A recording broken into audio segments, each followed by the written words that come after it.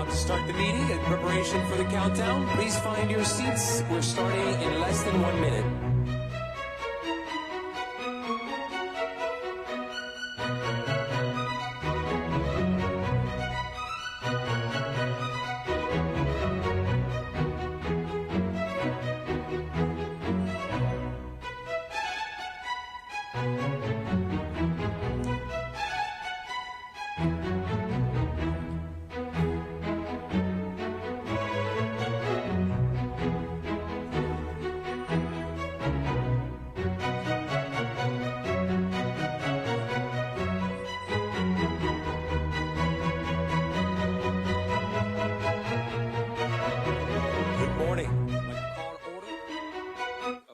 County TDT Citizen Advisory Task Force, and take this opportunity to thank this committee for all the hard work already and the hard work ahead. We have a full agenda this morning.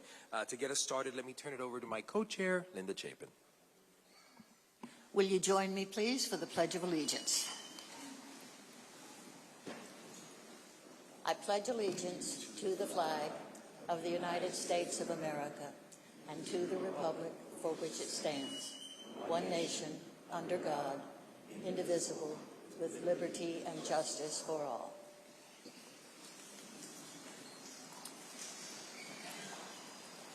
We'll move on to the roll call this morning, making sure all are present. Sergio Alvarez. Present. Rishi Baga. Here. Andre Berry. Present. Jacqueline Bazzuto. Present. Kimberly Boucher. Chip Byers. Tom Callan. Pete Clark. Present. Eric Clinton. Tina Demosthenes. Present. Joe Dunn. Present. Sarah El Badri. Doug Gomber. Vance Guthrie. Adrian Jackson. Present. Thomas Lynn. Present. Christopher Mayer. Here. Ed McKinney. Present.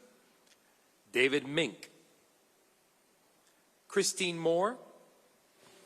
Chris Mueller. Arnando Oliveras. Tico Perez. Here. Michael Poole. Here. Fred Robinson. Present. Michael Santos. Present. Paul Shelton. Present. Robert Smith. Steve Stanford. Present. Stephen Smith. Jill Vaughn. Ella Wood. Good morning. Did we miss anyone? Thank you very much. Over to you, Madam Chair. I believe that does constitute a quorum. Okay. You only received the minutes late last evening, as did we, so I've not had a chance to read them, and I suspect you haven't. I think we're going to go past that approval of the minutes and come back to it right after lunch. So they should be at your place this morning, and we can get back to that later. And now, we are moving on. Thank you. Today we have another series of great presentations from the submitted interest indicator applications representing large TDT projects. For our first project this morning, the Dr. Phillips Center for the Performing Arts. For our first presentation, we will hear from Kathy Ramsberger, President and CEO for the Dr. Phillips Center for the Performing Arts. Mrs. Ramsberger, you will have 50 minutes for your presentation, and then we will open the floor for questions. Thank you for being here, Ms. Ramsberger. You are recognized.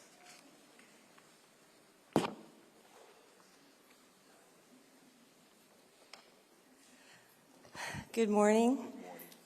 We're happy to be here today. I'd like to say thank you to our chairs, Chapin and Moreton.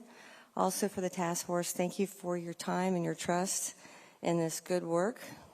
Also, thank you for volunteering. Before we get started, I would also like to just recognize our board of directors. Many of them are here today. Would you guys just stand up real quick? These are our donors that have been with us for years. They are also volunteers and donors of the project. Our staff is also here. Would you guys stand up real quick? Thank you. Thanks, guys. This work that you're seeing today in this master plan is a culmination of years of work of our board, our staff, as well as many participants in the art community, as well as most of our guests that come to the center. Okay. So I think that we'd like to very clearly answer the questions of the application. And we've added a few things in there because we also feel that one aspect of our project is we believe that there's a major community ROI, return on investment. So we run a very good business, but we also have a very strong, driven mission. Specifically, just in terms of the economic impact, we have now close to 900,000 people coming to the Arts Center every year. This coming year, we'll probably be at 1 million. Important. The other important aspect of this, we're 99% alive. There's something happening in the Arts Center every single day. We're at capacity in most of our small theaters and the large theaters, which means there's not a lot of room for any arts groups to grow or having new product come to Orlando.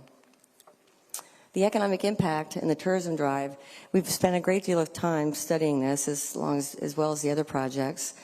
Tourism economics actually worked with us on this. A very established company that knows Orlando. They've done a great deal of work here. I think what's very important here is not only the annual economic impact, the jobs are pretty significant, just about 2,500 jobs. And those average wages are around $68,000 a year. And then the room nights are well established as well. I think this is also very, very important. This is our community return on investment. And how do you measure that? We measure it by not only what we invest in the work at the Arts Center.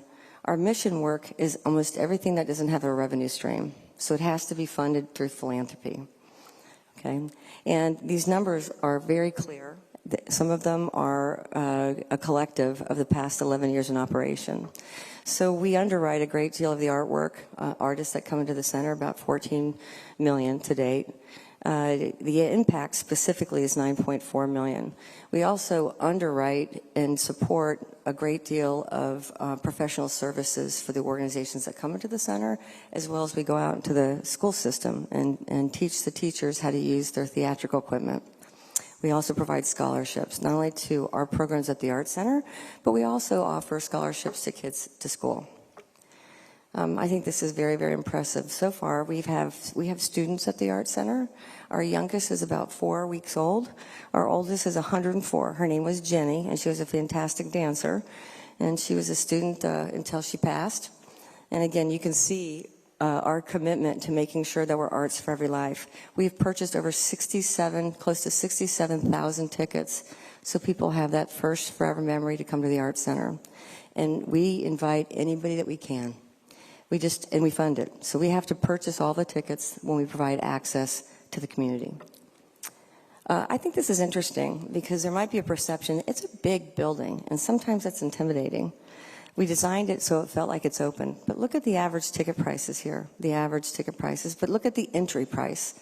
I wanted to show this not only by theaters, because some people say, I just want to go to Judson's, or I'd like to go to the community theater. The ticket prices for entry is low. And this perception of Broadway, because we sell them in big packages, is that they're unaffordable. But you can actually get a ticket to Broadway for $25. Mm-hmm.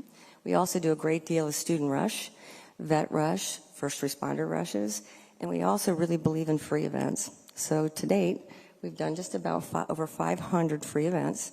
Our new master plan, our goal is to do an additional 1,000 free events a year. And so far for free events, we've got 415,000 people. I think the belief in philanthropy is important. Philanthropy gives a great personality to a city.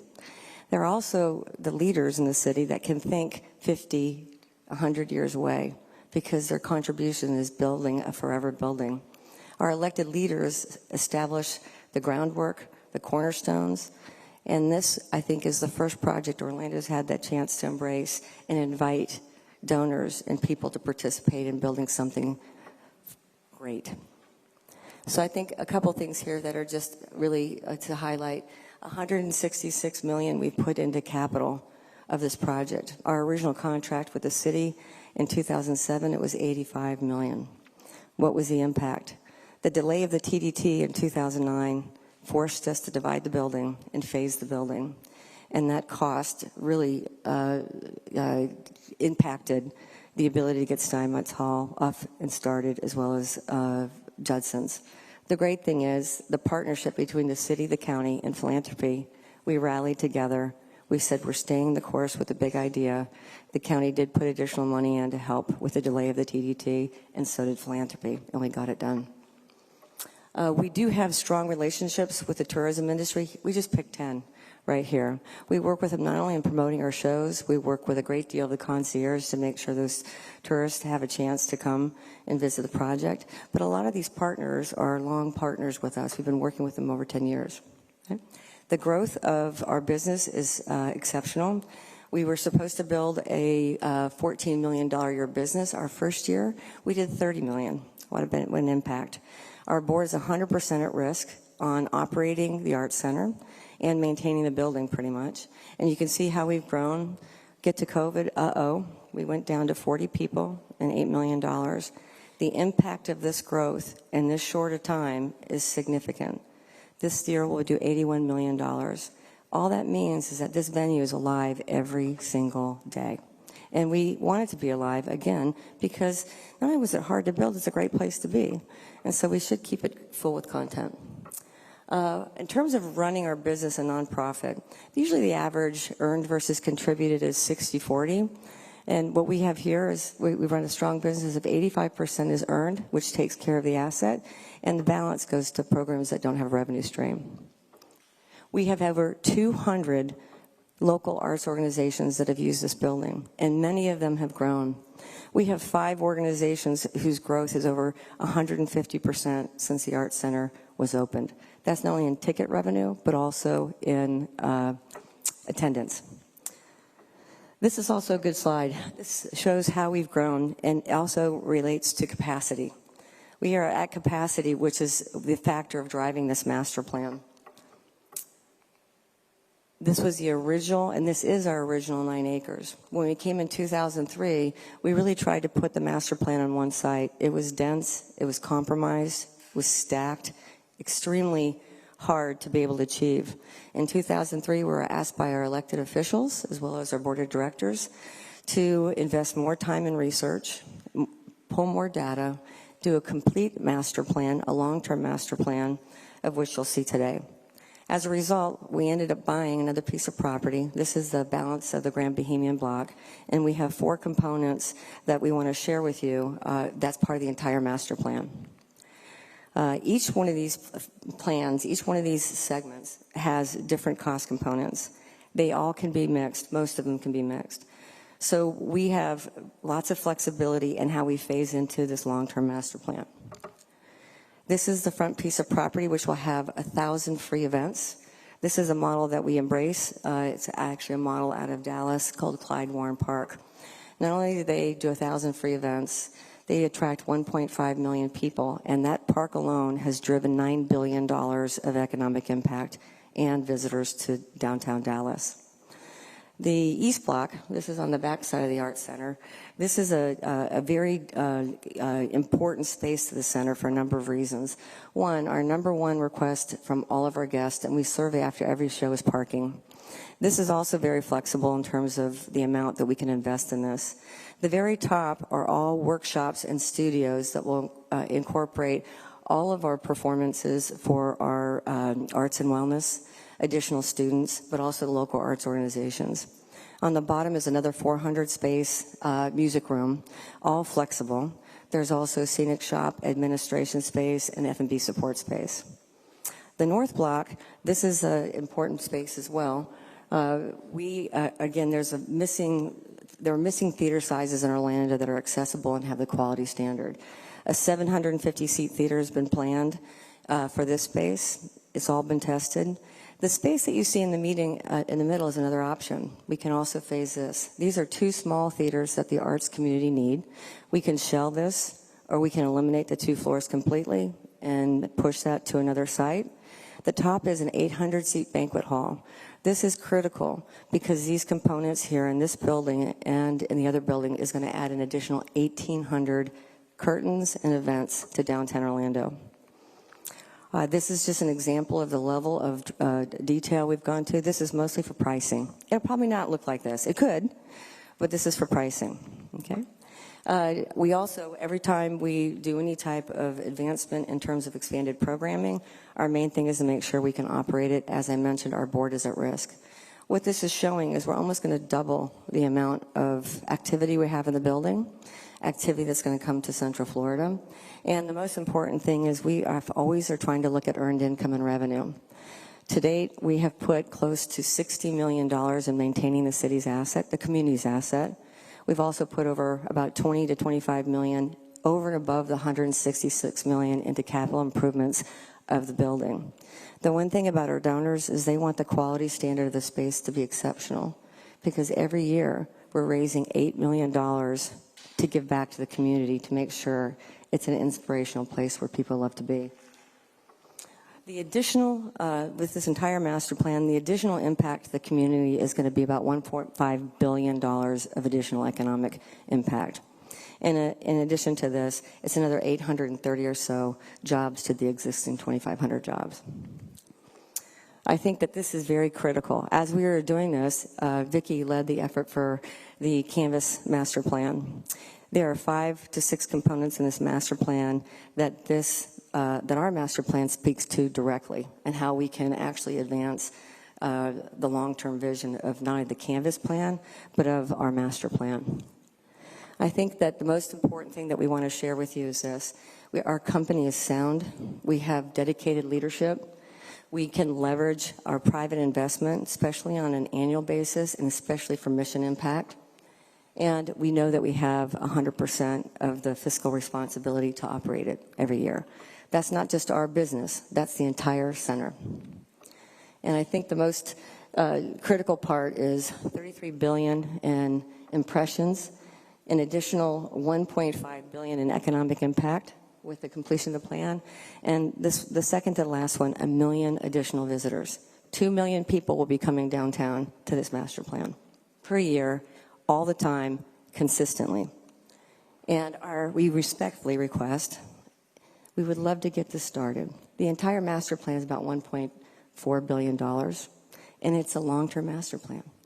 Not understanding or knowing how much money is available with the TDT, we respectfully respect, but could we get 50% started? The impact is going to be immediate, and we can get this done quickly because we're ready. It all can be phased, though. Okay? We have one quick thing that I'd like to share with you, and this is about our mission and our community and economic impact. This is our annual numbers. Art in a community is the heartbeat. It's the soul of the community. Art plays such a dramatic role in the well-being of we humans. It's like running through an open door. It's like finding what you're looking. There is so much going on right in front of our beautiful Dr. Phillips Center. Every season, Cultural centers have the opportunity to affect people's lives, and that is a unique power that Dr. Phillips Center has. we got a beautiful story. Every moment on and on. We got a beautiful story. Anytime you experience one performance, your life is changed just a little bit. Yet to come. The best is yet to come. Never felt The Dr. Phillips Center held its largest community give back to date. The force multiplying power of the Dr. Phillips Center is that it becomes a hub where the connectivity of all these other organizations that support Orlando's youth comes together.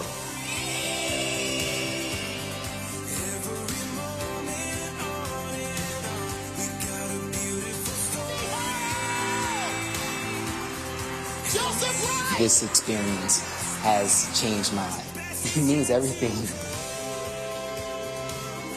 Cures are not just found in hospitals. The connecting of arts to wellness something will come out of this that will be life-changing for people. If you're in the room, you're in the band. It's like running through an open door. It's like finding what you're looking for. Hi, good morning. Welcome to camp. MJ, action. What was it like being on stage, MJ? No words. No words. The vision is building the best performing arts center ever.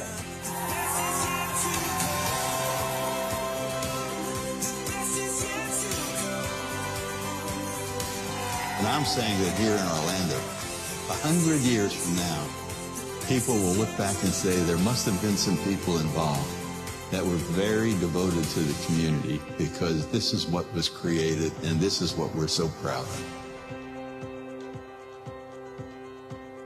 You have places where you worship, you have places of commerce, and you need places of joy. And I think this is it. Thank you, guys.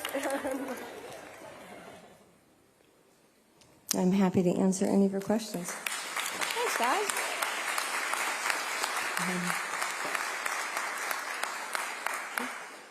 Thank you, Kathy. Excellent presentation. Thank you. We'll open the floor now for questions.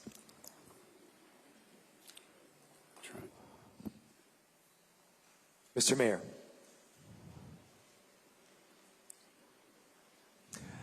I think we've got Ella ahead of you, but we'll come back to you. Oh, thank you. I think it's now landed on Mr. Poole. Thanks. Thanks, guys. It was a great presentation. Reading all of these applications, I would say by far yours is the most professionally done. Thank you. And the seriousness in which you took it. And you can tell that you and your staff and the board have taken the financial responsibility seriously. Really, really great. Thank you. The question I have is that your numbers, and I'm looking at it from an incremental standpoint. Right. That if I read it right, in number 4 of your answers, that you're increasing number of outside attendees by 50,000 outside the SMSA. Is that Right. correct? Mm-hmm. So is it correct to assume that most of the economic impact that is coming from within the SMSA, the Michael Pools of the world and others that are going to it are really coming from, the attendees are coming locally. So most of the money that we would spend here would benefit residents versus tourists. It's actually both, because a lot of our visitors are outside the region, where they would still have the spending, and a great deal of them spend the night here. I see that, but it's only your number to that Right. outside is only 50,000 of the million, so it's like 5%. Right. Only 5% of the new incremental is coming from outside the market versus inside. That's not a negative. I'm just trying to make sure I understand the analysis. Correct. Okay. Thank you. And just a reminder, only press the button once, and then I'll figure out who's up to queue based on the color. Michael.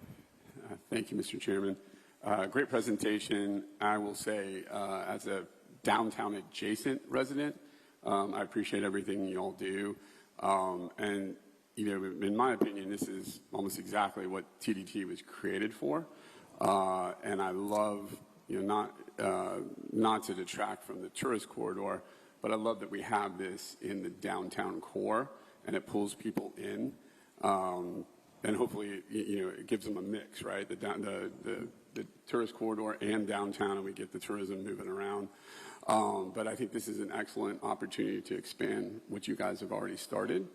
My quick question is, you know, you touched on it briefly, but I was curious if you could expand a little bit about the role that philanthropy plays in this initiative and how that plays into this. Sure. Previously, when we started the project in 2007, when that partnership came together with the city, the county, and philanthropy, before we were real, we said, let's do the capital collectively. So it was roughly a third, and a third. We then took 100% of the risk on design, construction, and operations. We also were to develop a hotel, an office tower, and a condominium. And from those developments, $6 million was going to come into the at-risk. $6 million was going to come into a trust to help sustain the city asset. When 2009 happened, we couldn't build the commercial development. So the role of philanthropy has been guaranteeing the operations of this venue without that commercial development revenue for 11 years since we've opened. And again, we have a 100-year contract, now 89-year contract, to operate the center with the board at risk. So if we don't make our numbers, our board members are the one that cuts a check. That's why this master plan has very key components on how we earn income. So one, philanthropy and the board, their business acumen is significant in terms of operation and risk and investment.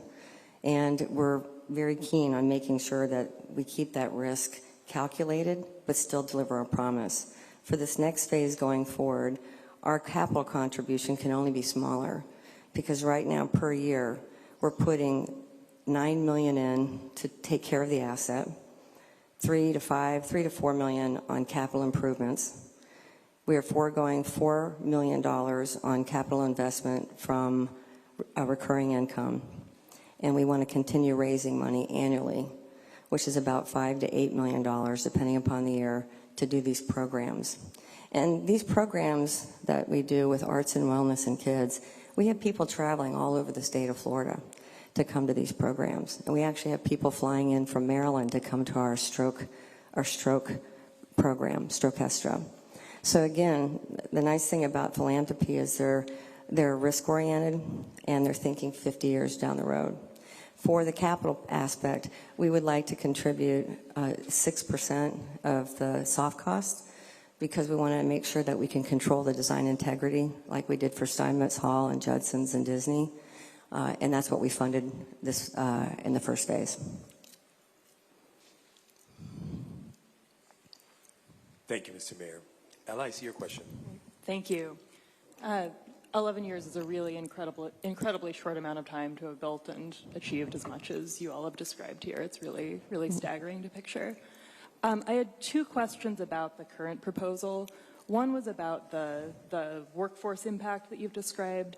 I know your application says that there will be 584 of those are direct jobs, but I wondered if you could describe a little more, break that down. How many of those are permanent jobs? How many are in the arts versus food and beverage or building jobs? Right. And my other question was, you're asking for a pretty significant amount of money. I know it weighs on all of us that we don't know how much we have to give out. If you receive less than this total amount, how will you prioritize the many different ideas that have come forward Great here? questions. In terms of jobs, it's an interesting venue because we have volunteers. We have hourly employees that work specifically on shows. We also have a huge food and beverage team. I don't know if you noticed up there, we're actually in the food and beverage business. We did 80,000 meals last year. It's important for us to keep our hourly staff. And so we need to keep that. That's one reason why we're motivated to keep the venue busy all the time, so we can keep those hourly employees working all the time. In terms of full-time employees, right now we have about 180 full-time employees. We have 180 part-time hourly employees, full-time hourly employees, and then we have our show employees as well. We also employ about 200 and 250 partnered companies. That's everything from the union, our F&B team, our valet, and some housekeeping we might service out. In terms of phasing, the funding that is available, and we understand there's other priorities. We just didn't know. I mean, we were hopeful that there was going to be $2 to $3 billion available, right? So we know that it's going to be less than that, and we know that there are other priorities. I think the main thing is we should get started. We have a building committee. We have a building board that wants to take risk. It's a great time for Orlando because people want to keep building and be aligned, just like behind this project. So whatever the funding that comes in, the more we can start now, actually, the more results we'll have sooner, but also from a cost perspective. We know from having to we had to force to divide the building. Dividing Steinmetz Hall because of the delay in the TDT task cost $160 million. And you know what? Our board was happy to participate. It's a forever project. So the sooner we can invest in it and see the results, the better. the longer we wait, there's more risk that it might not happen. Thank you. Jill Vaughn. First, I'd like to say thank you for all that you do for the community, and your level of excellence is incredible. You've made an incredible impact on Central Florida, so thank you for that. But I'd love for you to explain how you can also share, could you also share more about how the proposed expansion will affect the economic development in downtown Orlando as well? Sure. You know, the front piece of property is pretty critical in terms of a community gathering place with 1,000 free events. We really looked at that because if you look at Clyde Warren Park at United the City, is active and alive every day with free events. That's from Zumba to story time. Visitors come because it's a unique, remarkable park and has a small amphitheater. Ours is a performance amphitheater. So it'll be alive as much as possible. We just did the Front Yard Holiday Festival last year. This year, we're hoping to have 300,000 people attend that. And the goal is to have that to be the world's best holiday festival. That's the goal. So the more that we can get the infrastructure to do more, the more the economic drivers are downtown. The North Block will have 3 theaters in there. So if you go for 75% of occupancy, roughly probably 600 curtains in there, that's low occupancy. But also the event space, 800 person event space, that'll have 900 events. And believe me, we know the demand. We've hired market research to study the demand of downtown for additional convention space, but also meeting space. And there should be more than this one. There should be multiple spaces for gathering for conventions downtown. That's the North Block. The back block is important. One, parking is always a challenge. But those spaces in the back, again, there's more arts venues in there. So those creative studios, again, they'll be alive every day. That other 400-seat venue we know for Judson's is alive 6 days a week, right? And constantly programmed. So, Thank you. Sergio Alvarez. Hi, thank you for your presentation. My question has to do with prior TET contributions to your program. My understanding is that there is still some debt outstanding that the TET fund is used to service every year from prior investments in the center. So my question to you is, do you happen to know how much of the debt remains outstanding, and how long will it take for the TET to finish paying off the prior investments that have been made on the Dr. Phillips Center? I actually don't have that data handy. The county might have that, though, in the city. We could get back. Could I get back to you on that? Absolutely. Okay, before the end of the day, I'll have that answer for you. Thank you so much. Thank you, Rick. Thank you, Sergio. Tina Tomasini? Do I push it again? Yes. You're good. You can start speaking. Hello. I was looking on slide 4 and slide 25, trying to, because, you know, we have to rate it and rank it at the end of the day. Right. So those are like kind of tune into those. The additional impact on slide 25 seems to be for the whole master plan, and the funding that you're doing is maybe half the master plan. So is there some number maybe on slide 25 that's, or is it supposed to be the actual impact of the portion of the master plan that you're trying to implement? This one? Yeah. Okay. This is the impact of the new content, new program. So the existing economic impact are not in these numbers. Correct. So if we divide these up, it really depends upon which ones we do. So there's 4 main projects. There's the front part, the north block, the east block, and the inside of the Dr. Phillips Center also is included in this proposal.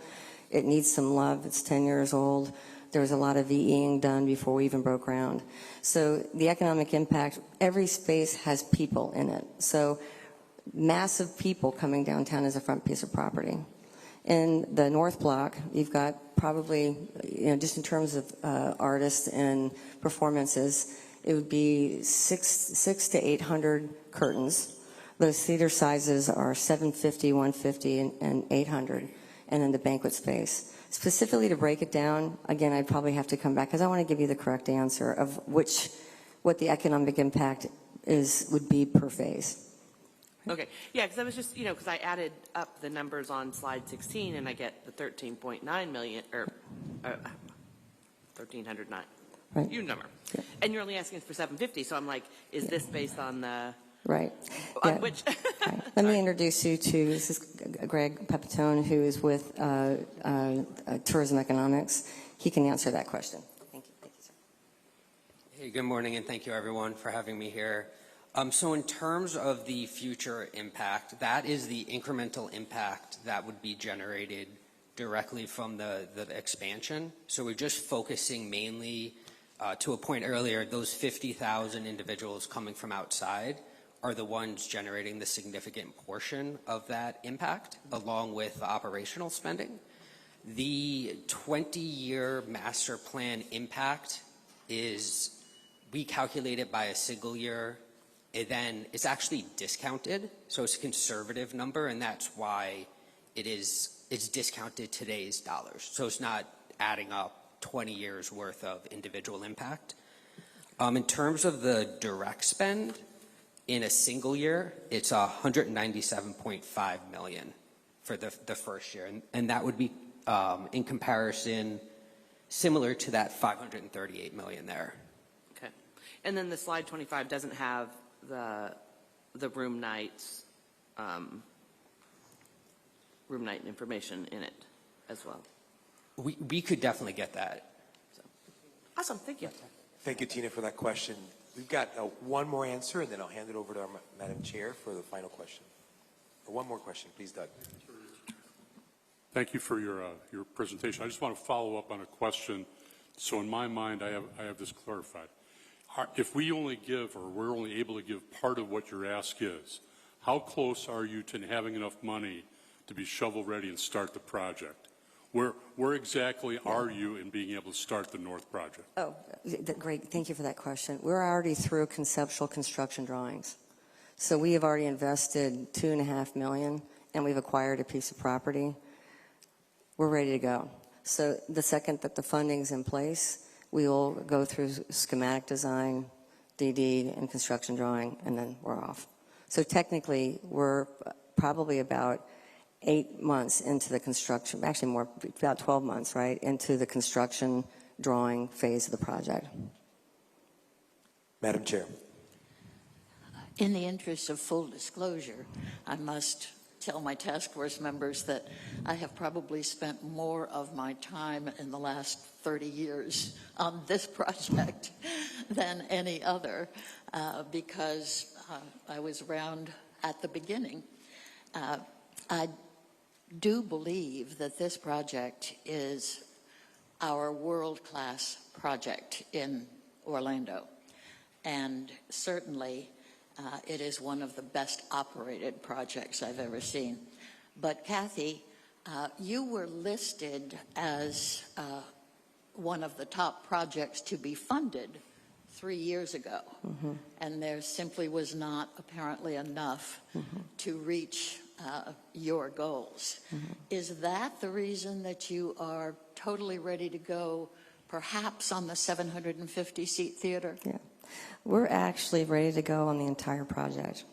That's how our board thinks. You're not going to break it down for us. We are ready to go on the entire project because we don't know what the funding availability is. And what we wanted to do is make sure that we had it designed and priced to a point of time that it can be done at any time with the same level of excellence.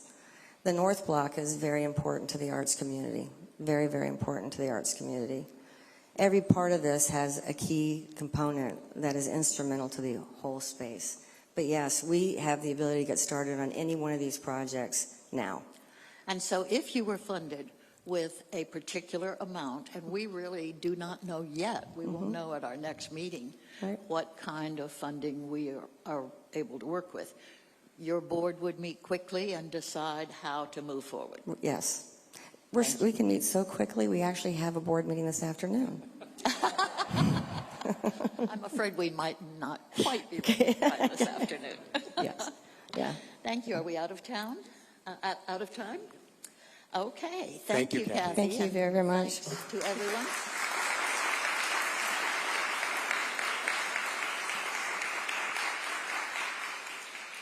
Our next project to be heard is from the University of Central Florida, and we will hear from Dr. Alexander Cartwright, who is the president, of course, of the University of Central Florida. While they come forward, I do want to tell you that Mayor Demings is recovering very nicely. He is at home, and he is watching this. So we must all be on our very best behavior. Dr. Cartwright, you are recognized. Good morning, and thank you so much. Thank you to everybody for your service on this important task force, and we appreciate being a part of this. Orange County has become one of the world's great visitor destinations because it understands something fundamental. Great destinations create great experiences. They give people reasons to visit, stay, and most importantly, return. And UCF is proud to be one of those places. And a university is different from almost any other destination because of the relationship that it builds with the people that attend it. That relationship doesn't just end when they leave. It grows over a lifetime.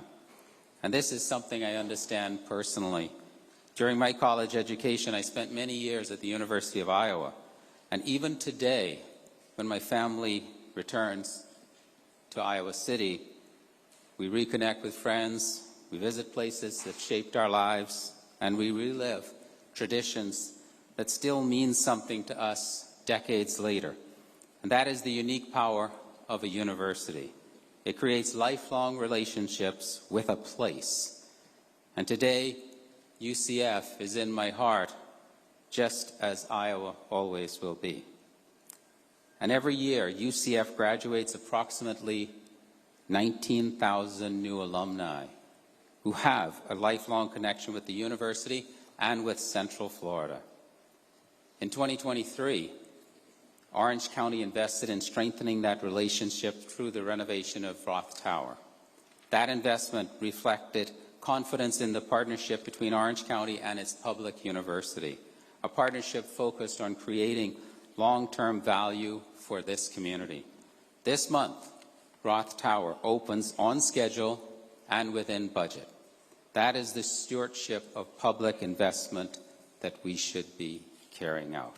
Today, we are not just asking for you to create a destination. We are asking for you to help us expand one that is already delivering measurable value for Orange County. UCF is a destination active every week of the year. More than 70,000 students, nearly 14,000 employees, an estimated $8.1 billion in annual economic impact. But our tourism value is not simply our size. It is the experiences powered by our people. Our campuses are filled with traditions, performances, research, championship athletics, concerts, and celebrations that are authentically UCF. Every year, more than 21,000 students and family members from outside Orange County visit for orientation. Dr. Cartwright, Yes. I'll interrupt just briefly to let the committee know that because the screen is glitching a little bit up front, you can also see the presentation by the president on the walls, the screens that are on the walls and the sides of the room. Okay. Families return for milestones like Family Weekend and Commencement. Researchers, conference attendees, and business leaders gather here to collaborate. Over the past 18 months, our one on-campus hotel generated more than 20,000 group room nights supporting these activities. Athletics and entertainment create another important visitor pathway. Across our athletics and entertainment venues, UCF hosts 568 events annually, welcoming nearly 1 million attendees. During football season alone, approximately 145,000 visitors travel from beyond a 50-mile radius to experience UCF football. And our football operations teams provide more than 146,000 hours of event support each year. Beyond any single event, alumni return year-round to reconnect with friends, traditions, and a university that remains an important part of their lives. Together, these activities generate recurring visitor demand that supports Orange County's tourism economy throughout the year. As Orlando's hometown university has matured, so has the opportunity to welcome visitors, host major events, and contribute even more to Orange County's visitor economy.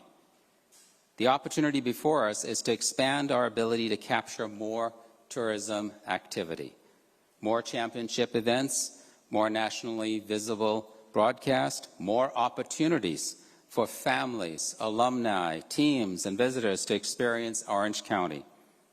Our strategy is built from demonstrated demand. Our supplemental materials provide additional context on current performance and share scenarios that illustrate what the proposed facilities can attract. Our goal today is to demonstrate that the opportunity is real, measurable, and built upon activity that already exists. Our request includes 3 complementary investments. Each addresses a different opportunity with the same destination strategy. The first strengthens our ability to host and showcase nationally visible events with event infrastructure that's uniquely Orlando and improves the fan and visitor experience. The second expands our ability to pursue championship-level soccer and track opportunities that bring athletes, families, coaches, and officials to Orange County across 2 independent event calendars. The third grows our ability to attract softball tournaments and championships that create repeat family travel and overnight visitation, with a facility designed to support larger tournaments, invitationals, and championship-level events. Each project creates its own value. Together, they strengthen a year-round tourism destination. The first investment builds on something UCF already has, a national stage. UCF produces nearly 150 nationally televised broadcasts annually and reaches audiences across the country. Big 12 football alone reaches an average audience of more than 1 million viewers per game. In addition to the 303,000 fans we welcome to the stadium each season, our visibility has grown, and our infrastructure must grow with it to match the digital and immersive experiences Orlando is known for. This investment would improve stadium infrastructure, visitor and fan seating, event production, and the overall visitor experience. This project creates the capability to host more sporting events and other opportunities that bring new visitors to Orange County, while delivering an enhanced and technology-first fan and visitor experience. As outlined in our supplemental materials, these capabilities could support a broader range of event opportunities across our entire athletics village, and specifically in the bounce house. This investment unlocks more of the potential of a destination that already exists. The second investment creates 2 opportunities from one proven base of demand. Today, UCF soccer and track and field share a single facility. Even within that shared space, current programming generates more than 5,000 visitors and 5,300 room nights. Dedicated facilities would allow us to build on that success. A soccer-specific stadium would position UCF to pursue more tournaments, championship events, high-profile matches, and training opportunities. A dedicated track and field complex would create new opportunities to host meets and competitions specifically designed for that sport. Comparable championship events demonstrate the opportunity. For example, the NCAA championship hosted by the University of North Florida generated significant visitor activity, including nearly 12,000 room nights over 4 days. This expansion would allow each venue to operate on its own schedule, and both could host events at the same time. 2 facilities, 2 independent calendars, more opportunities to drive visitation. The third investment presents another important opportunity in sports tourism. Softball events create a unique visitor experience because teams, parents, coaches, and supporters often travel together for multiple nights. UCF already sees that impact, with existing events generating more than 8,000 visitors and more than 6,600 room nights. A new stadium would allow us to build on proven demand. The proposed facility would grow seating capacity, creating room for larger crowds, tournaments, invitationals, and championship-level events. Like track and field, regional and national events drive room nights and economic impact. This investment would give UCF a softball venue with improved amenities for fans and families spending hours at the stadium. More capacity, a better experience, better position to host competitions that drive visitation to Orange County. Our proposal centers on a simple principle. Public investment deserves public accountability. We have approached this process with discipline and transparency, building on the vision for the Kenneth G. Dixon Athletics Village we first presented in 2023. We have provided supplemental materials to support independent analysis, and we welcome that review. Our standard is clear. Our community should know what this partnership delivers for Orange County. If approved, UCF is prepared to report annually on events hosted, non-local attendance, hotel activity, national exposure, and the public value created through this partnership. And we believe our record demonstrates that UCF does deliver for Orange County.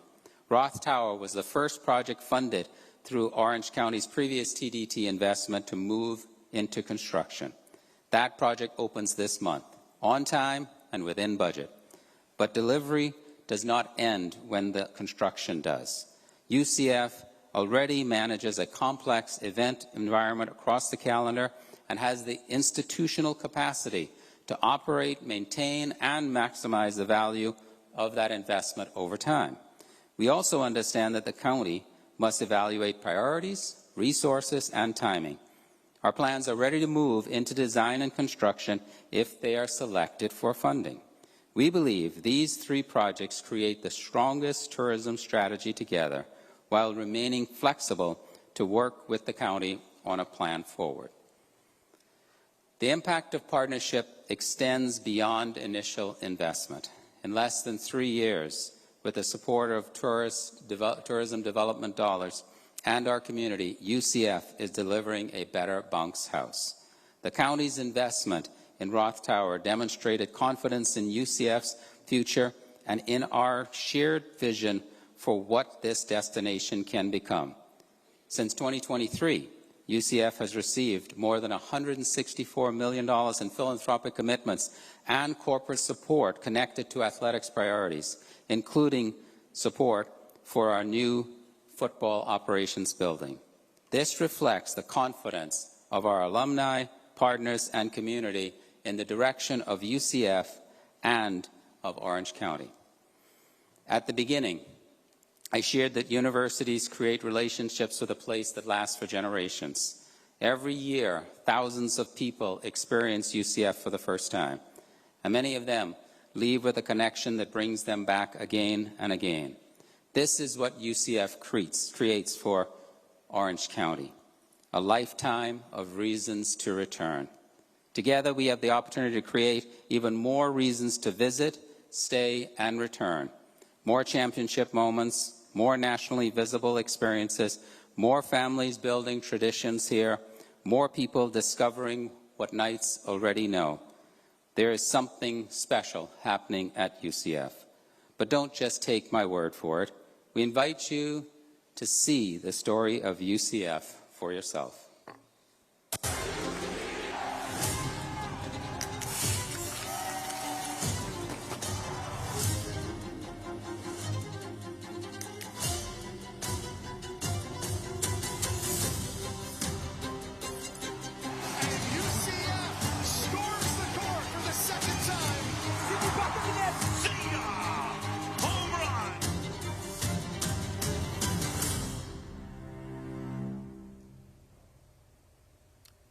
Thank you, and that concludes my presentation.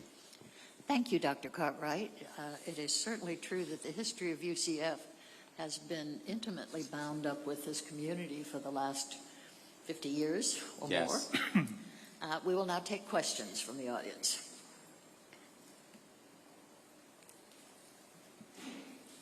Tico?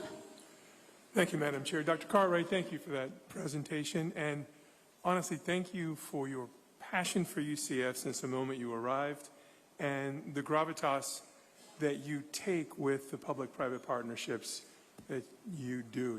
Your performance in these numbers are staggering. And if I had a checkbook that worked, I would write you a check for all of these things. I think, no, I truly, I think these projects are spectacular for advancing the university as well as tourism and moving forward. Unfortunately, we don't know how much money we have and we don't know what constraints we have. The beautiful thing about this project, from what I see, is you've got 3 proposals in there, and I think each of them stands on their own, that one is not dependent upon the other for going forward with the project.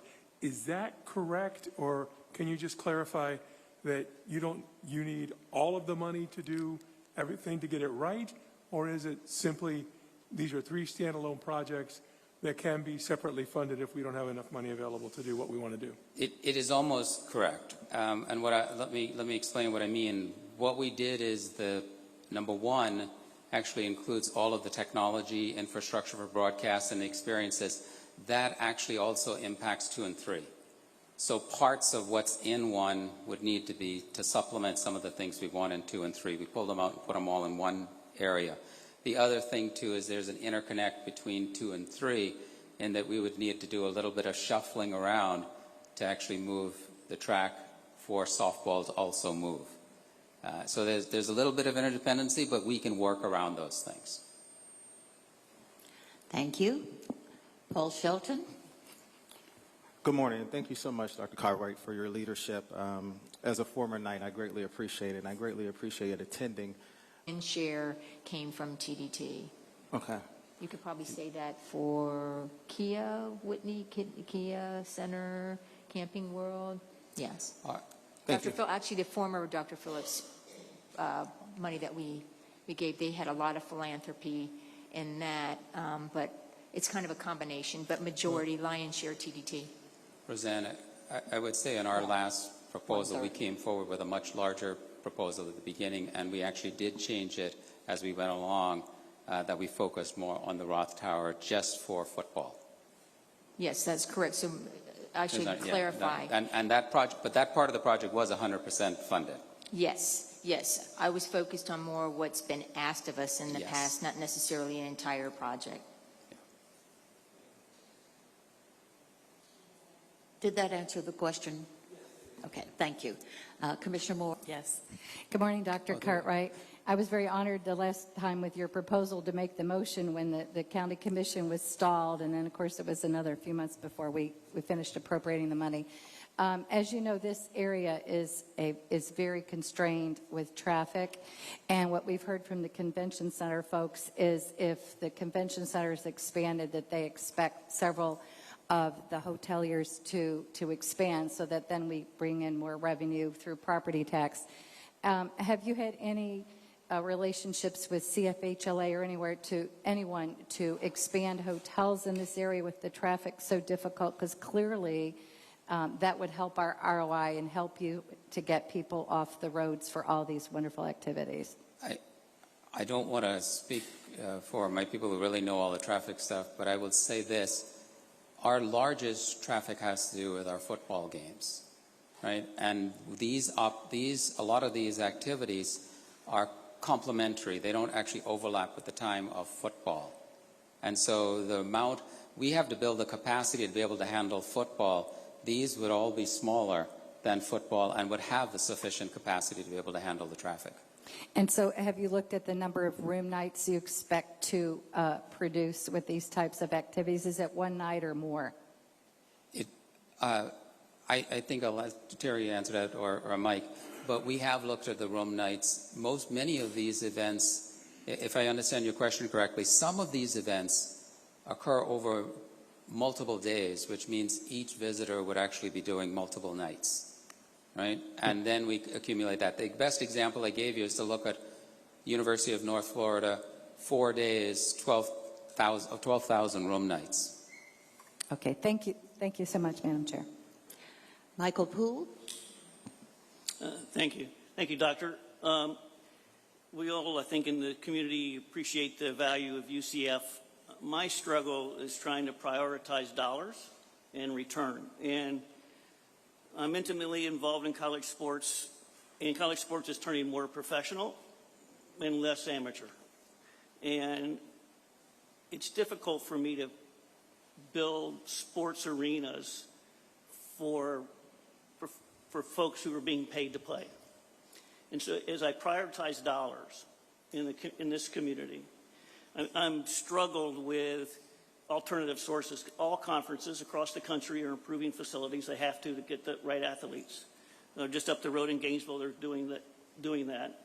And they're actually borrowing some of the money to make that happen versus asking for that, and they're getting it from alumni. What I don't see here is any effort on your part to borrow some of the money, fund it with ticket prices, get it from alumni, that other colleges across the conferences, all conferences, are doing, as opposed to relying on public dollars. And so I'm sitting here, just finished the Dr. Phillips presentation, and said, okay, I have $1. Where am I going with that dollar? So help me rationalize why you get that dollar versus why the Dr. Phillips. So I'll give you the concrete example of Roth Tower. $100 million came from the county. Since then, we've raised $164 million. That's complementary to that.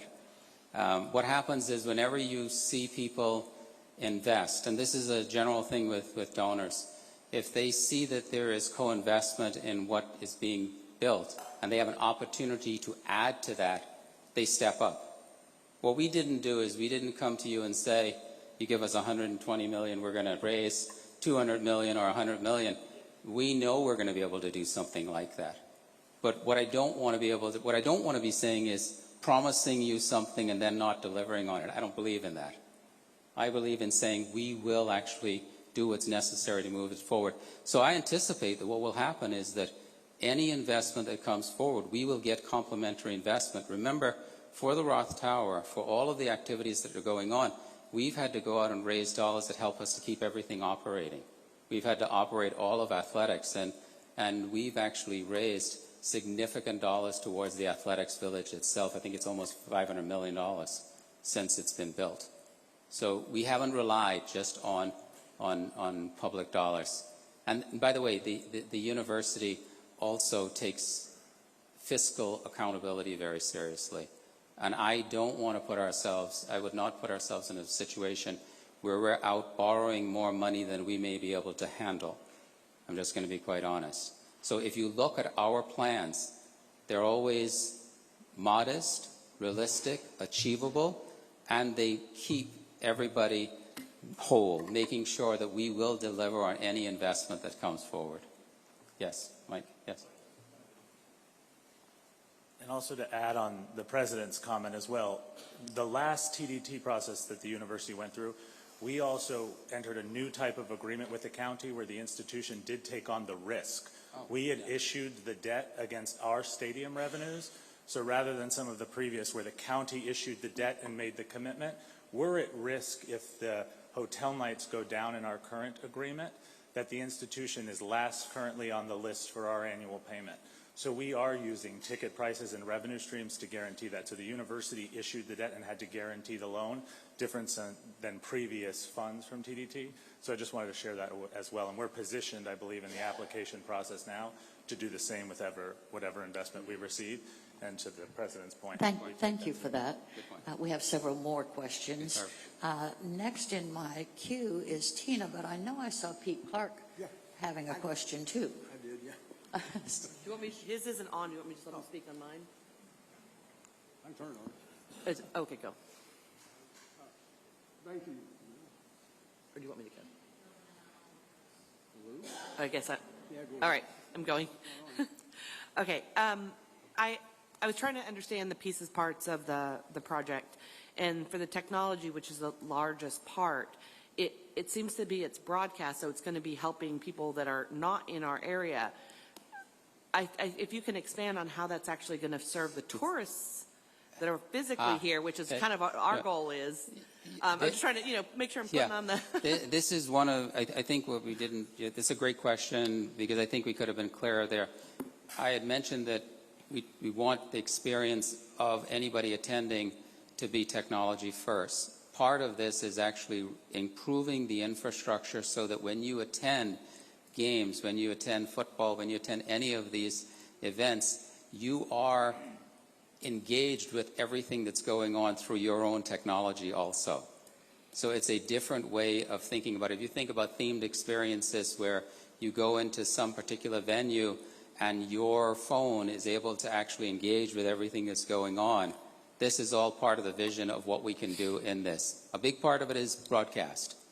And what we need to do is improve our ability to have what I would consider to be the highest professional quality broadcast, because that actually impacts people's visibility of our campus and of the activities, which then draws additional visitors to the region.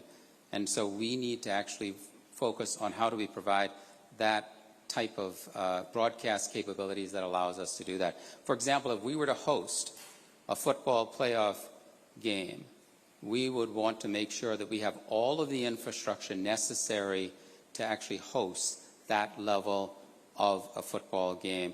And right now, I think we would have to go out and struggle to bring together all of the pieces that allows us to do that. This would actually build it in place, have us ready as we actually host any of those types of events. Anything else you'd like to add? Hi, and I'm Terry Mahajer, Vice President and Director of Athletics, and thank you. Good morning. I would just add on to him. He's on the board of directors of the Big 12, and we have our two broadcast partners are ESPN Networks and Fox Networks, the two largest sports networks in the world. We're the only conference that has that partnership.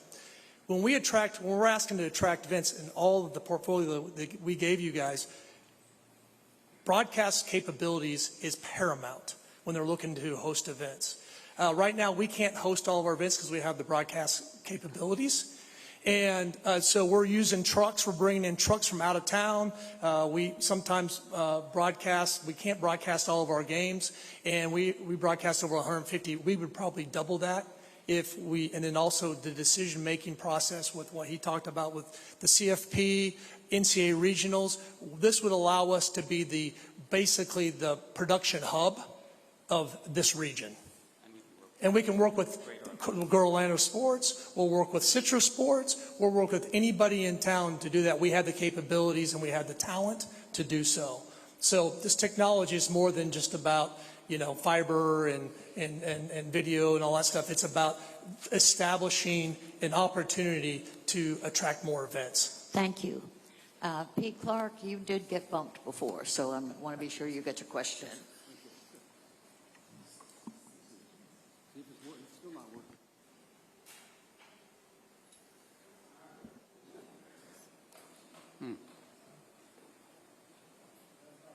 Go ahead. Press it again.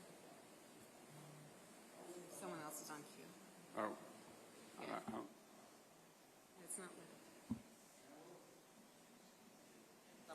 Here we go. Now finally. All right. Thank you very much. Thank you for the presentation. And unfortunately, you guys didn't have what I needed when I went to college, or I would have been a UCF alum. I went to West Florida instead. But a couple questions. Some of it's been answered. What I'm kind of curious about is your revenue, the Big 12 revenue stream. Is that being used for these facilities as well, or where does that money go? And would it be an offset, to the TDT funding? The other question is, we already have 2 soccer venues in town. We have City Soccer and we have this Camping World Stadium. So how would a third one benefit? I mean, what's the actual benefit to the community when we already have 2 venues? Yeah, on the first question about the budget, we do get funds from the conference at the conference distribution, and we get other funds too. We then use that to run the full operations of our athletics operation. That we have to be self-supporting as an athletics department in Florida. And so all of that money is actually allocated to running everything to do with athletics. We use it for the operations of the facilities you've already invested in. The Roth Tower, football games, all of that was actually supported through operations on an annual basis through those dollars. And your second question was, the other venues. I should probably let Terry answer that, but we've been working with our partners. He'd already mentioned it, Greater Orlando Sports, Citrus, Florida Citrus Sports. All of those, we work together saying, how do we attract competitions that would have multiple teams needing multiple venues? And that's actually how you really attract the much larger events. And we've already done some of that, so maybe an example of where we've done that with some of the other sports. Excuse me, we are almost out of time. Okay. And Rishi, I know you were waiting, and so I'm going to give you the next question. Thanks so much. And, Thank you. And in all transparency, not only am I a knight and a season ticket holder, but I also own a hospitality business in the UCF area. I was just very curious where on campus these proposed facilities we're looking at. Okay. If you can look at the map right there, football stadium, you can see right to the left of it is our track and soccer combined facility right now. You can't point to it. I don't know if Terry might be tall enough. There's softball. We would move softball up to the north, above the football. Yeah, where that field is up there. And then track would go where Terry was pointing, in this area. And then soccer would be where the combined soccer and track facility is right now. Thank you. I'm going to give Christopher the last question, unless Sarah, who was also in the queue, has something really quick. Chris, please be quick. We're giving you 2 more minutes. Okay. Thank you. Thank you, Dr. Cartwright. Thank you. Great presentation. And as a member of the CFX board, I will say thank you for your partnership. We appreciate working with you all on EPAS. My question is for staff. Reading through the presentation and watching it, it seems like some of the money that would be asked for is going to go towards advertising to a degree with the video and some of that. Is there room to put that in the bucket towards 40%? Could we potentially classify that, or is that a no-fly? I didn't hear all the question. Oh, sorry. Yeah, sorry, it's for staff. Sorry, okay. Yeah. That's tough for me to say right now. The devil's in the details on these things, so I'd kind of need to see what that actually looks like when it plays out. That was just a thought I had when I saw that. Maybe there's a piece of that we could put in there. Well, my overall thought is what they're asking for is largely capital improvements, right? They're not asking under the promotion of tourism bucket. They're asking for the capital bucket for stadiums. So we would not typically count that towards promotion of tourism, but that's what I'm saying. If there's something in there that looks like it's advertising, maybe. I don't know. President Cartwright, it's really cool to see a TDT-funded project within the time period of the last TDT task force to now be able to show completion. You guys are opening in this month. That is so awesome. As somebody who went to a university that has won national champions, I know what it means to have such an asset as part of your university culture. The last 2 weeks, you guys made some news about the bounce house that probably wasn't the kind of news you wanted. A construction worker fell from a TDT-funded from the TD-funded construction site. Can you talk a little bit about that and the welfare of that specific construction worker? And I mean, obviously, you guys have done 3 years of really great work. I just want to know a little bit more about that. I will hand that off to Terry, because I know Terry's been personally keeping track of this, so let him give you an update. Quickly, please. The day of the event, the person's in stable condition. I can't go into a lot of details, obviously, for medical purposes, but our construction folks and our EMTs handled it in an appropriate manner, and the person's in stable condition. I know accidents happen. I just wanted to ask. Yeah. Thank you. Thank you for asking. Thank you, Dr. Cartwright and UCF. We appreciate your presentation. We will now move on, and I'll turn it over to my co-chair in 1 second. I also, because I told you all to be on your best behavior, I must tell you, in the interest of full disclosure, that I worked at UCF for 10 years. But I am not on any boards, and I have no conflicts going forward because I have totally retired from public life. This is our last presentation before a break. At this moment, we will bring to the stage our next presenters are Ken Robinson, President and CEO of Dr. Phillips Charities, and Terry Prather, Chairman of the Dr. Phillips Charities, who will present on their project request. Thank you, Terry. Thank you, Ken. You are now recognized. Good morning. Good morning, Chair and members of the task force. I'm Terry Prather, Board Chair of Dr. Phillips Charities, and joining me is Ken Robinson, President and CEO of Dr. Phillips Charities. We're here to share with you our plan and why we believe this project is a great investment for Orange County. For those that may not know, Dr. Phillips Company and Charities have been a part of this community for over 100 years. From being the largest producer of citrus in the world at one time, to invest in over $270 million in projects and partnerships in our community. Today, our board and staff are the stewards of the Phillips family vision. And our mission is simple and clear. We create value that benefits our community. Successful culture museums, and I want to point out one in Charleston, South Carolina, with about 500,000 visitors over the past 3 years, in a market that draws only about 8 million visitors, compared to Orange County that draws over 76 million visitors. And how many times have we heard what matters most? Location, location, location. We know this strategy will expand tourism, and we will deliver a great product, and we have great partners. Now we'll turn it over to Ken to discuss project soundness and return on investment. Good morning, everybody, and thank you, Terry.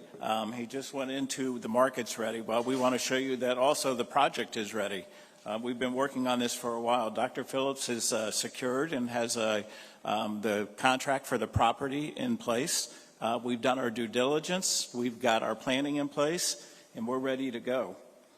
But just as importantly, the destination's got to be defined. And the campus is fully envisioned. We are creating an immersive cultural destination on 85 acres, with 10 acres dedicated to the visitor experience. When you look at this, you'll see 30,000 square foot museum, a campus with a full heritage trail and other activities that can take place. It can host up to 3,000 people at any given point in time. When you look at, everybody knows Central Florida, right? So Eatonville, as you're driving down I-4 eastbound towards Daytona, still get lost east and west. If you look over to the right after Lee Road, you'll see the Eatonville site. It's been vacant for some time. But imagine you're driving here 2 years from now, 3 years from now, 4 years from now. You're on I-4 and you look over, and what you see is a campus, a fully immersed, a fully activated town. You have the festival space in the middle that I said could host 3,000 people. Up on the top left, you have the Cultural Museum, 2 stories, right on Main Street, Kennedy Boulevard. But then go further and think about the Heritage Trail inside of the park itself and how that starts to get activated for year-round. And think about the campus overall. One of our great friends, John Rivers, says, a place to wonder, wander, and learn. We brought together some great partners, you know, Dr. Phillips and our history, but think of AOA, the Imagineering people from Disney. When you go to a theme park, they don't create the rides, they create the experience. They're all over the world. They happen to be here locally, but they're international, doing work in Middle East and Europe, and currently a great project in Tanzania for the Jane Goodall experience. Let me go back one. We also have Kimberly Horn, who does the nuts and bolts. We have CompSpring, who does the economic study. But probably most importantly, we have the advisory committee, some of which are here today. These are made up of people from the community, residents, former residents, stakeholders, who have a real vested interest in what happens in Eatonville. We've defined that we can't say what's best for Eatonville. We need this committee to guide us and tell us. We have a clear path to completion. We have the property under contract. We've done the design work. We can start the infrastructure and construction next year. After that, the festival space will open up in 2028. Museum and cultural will start right after that. It'll open up in 2030. But money's the important part, right? If you have a vision, if you have a plan, if you don't have the money, it's just dream. And so we've put together the money to make this project come together.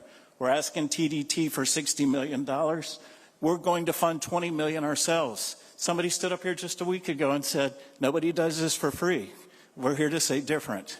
We're going to donate the land. We'll donate all of Dr. Phillips' services at no cost, and we'll donate $20 million to the project. And here's real jobs. 109 jobs once it's completed. 42,500 average wage. But we also will have benefits for them, so that adds another 8 to 10,000, so over 50,000 in a community where the average household income is 30,000. Well, during construction, 300 to 400 jobs, 93,600. These are real numbers developed by outside economists. We've done this before. We understand the local hiring. We're capable of it. Our focus will be on how do we get Eatonville ready for this project? How do we get the contractors and the employees in town ready for it? Train them up so that they can participate in this as well. In tourism, tourism's at the center of everything here. But we mentioned it's an 85-acre campus, 10 acres for tourism. So around that campus, we've already committed, Dr. Phillips has, to building an early education center free of charge for the community, to bringing quality health care into the community at no cost, and to bringing housing into the community.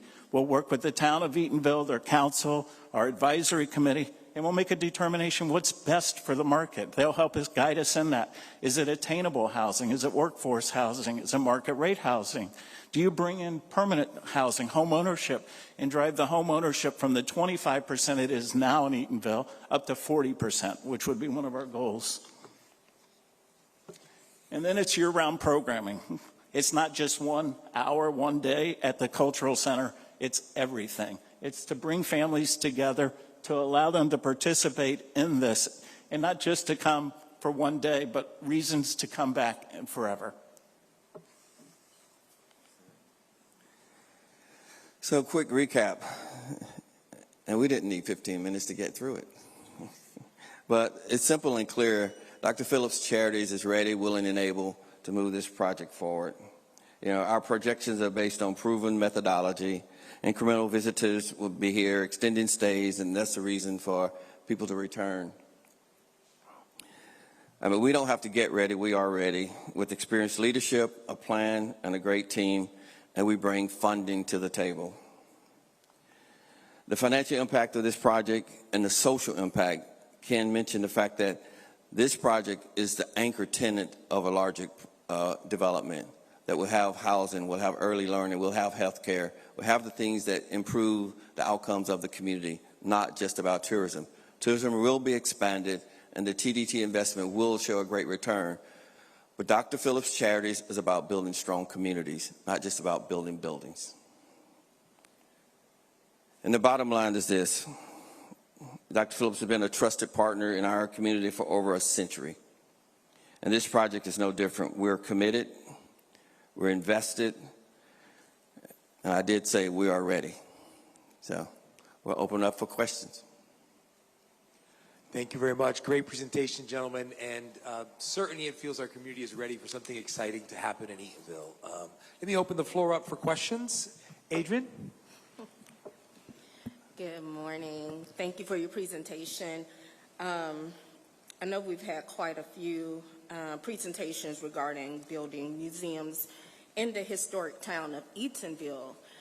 So I do have a couple of questions. My first question is, I know you touched on the involvement of the residents as it relates to employment and getting them ready. Can you give me a little bit about how your plan to help get those residents ready for employment?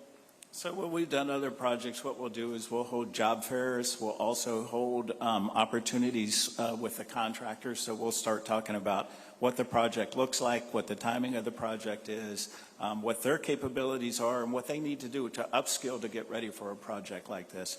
And we'll do multiples of those. It'll probably be 3 to 4 of them in total. Okay. I think I have about 2 more. In addition to that, I do want to thank you all for your transparency and your ongoing commitment to keeping us involved. For example, the event that will take place tonight. During those events, will this kind of information be communicated with the residents, getting them ready to be prepared for these job fairs, et cetera?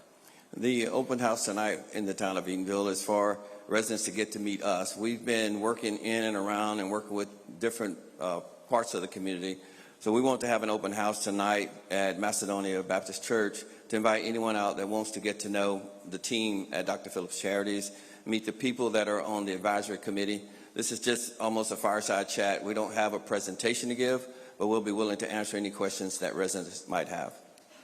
Thank you. And my last question is, I know that there's an advisory committee that's already been established, and just in reference to the same questions that I've asked the previous presenters, outside of this advisory committee, I know that this project is going to go forward, but in that process, if any of the other applicants aren't able to go forward at this time, would you all be willing to kind of include them on that advisory?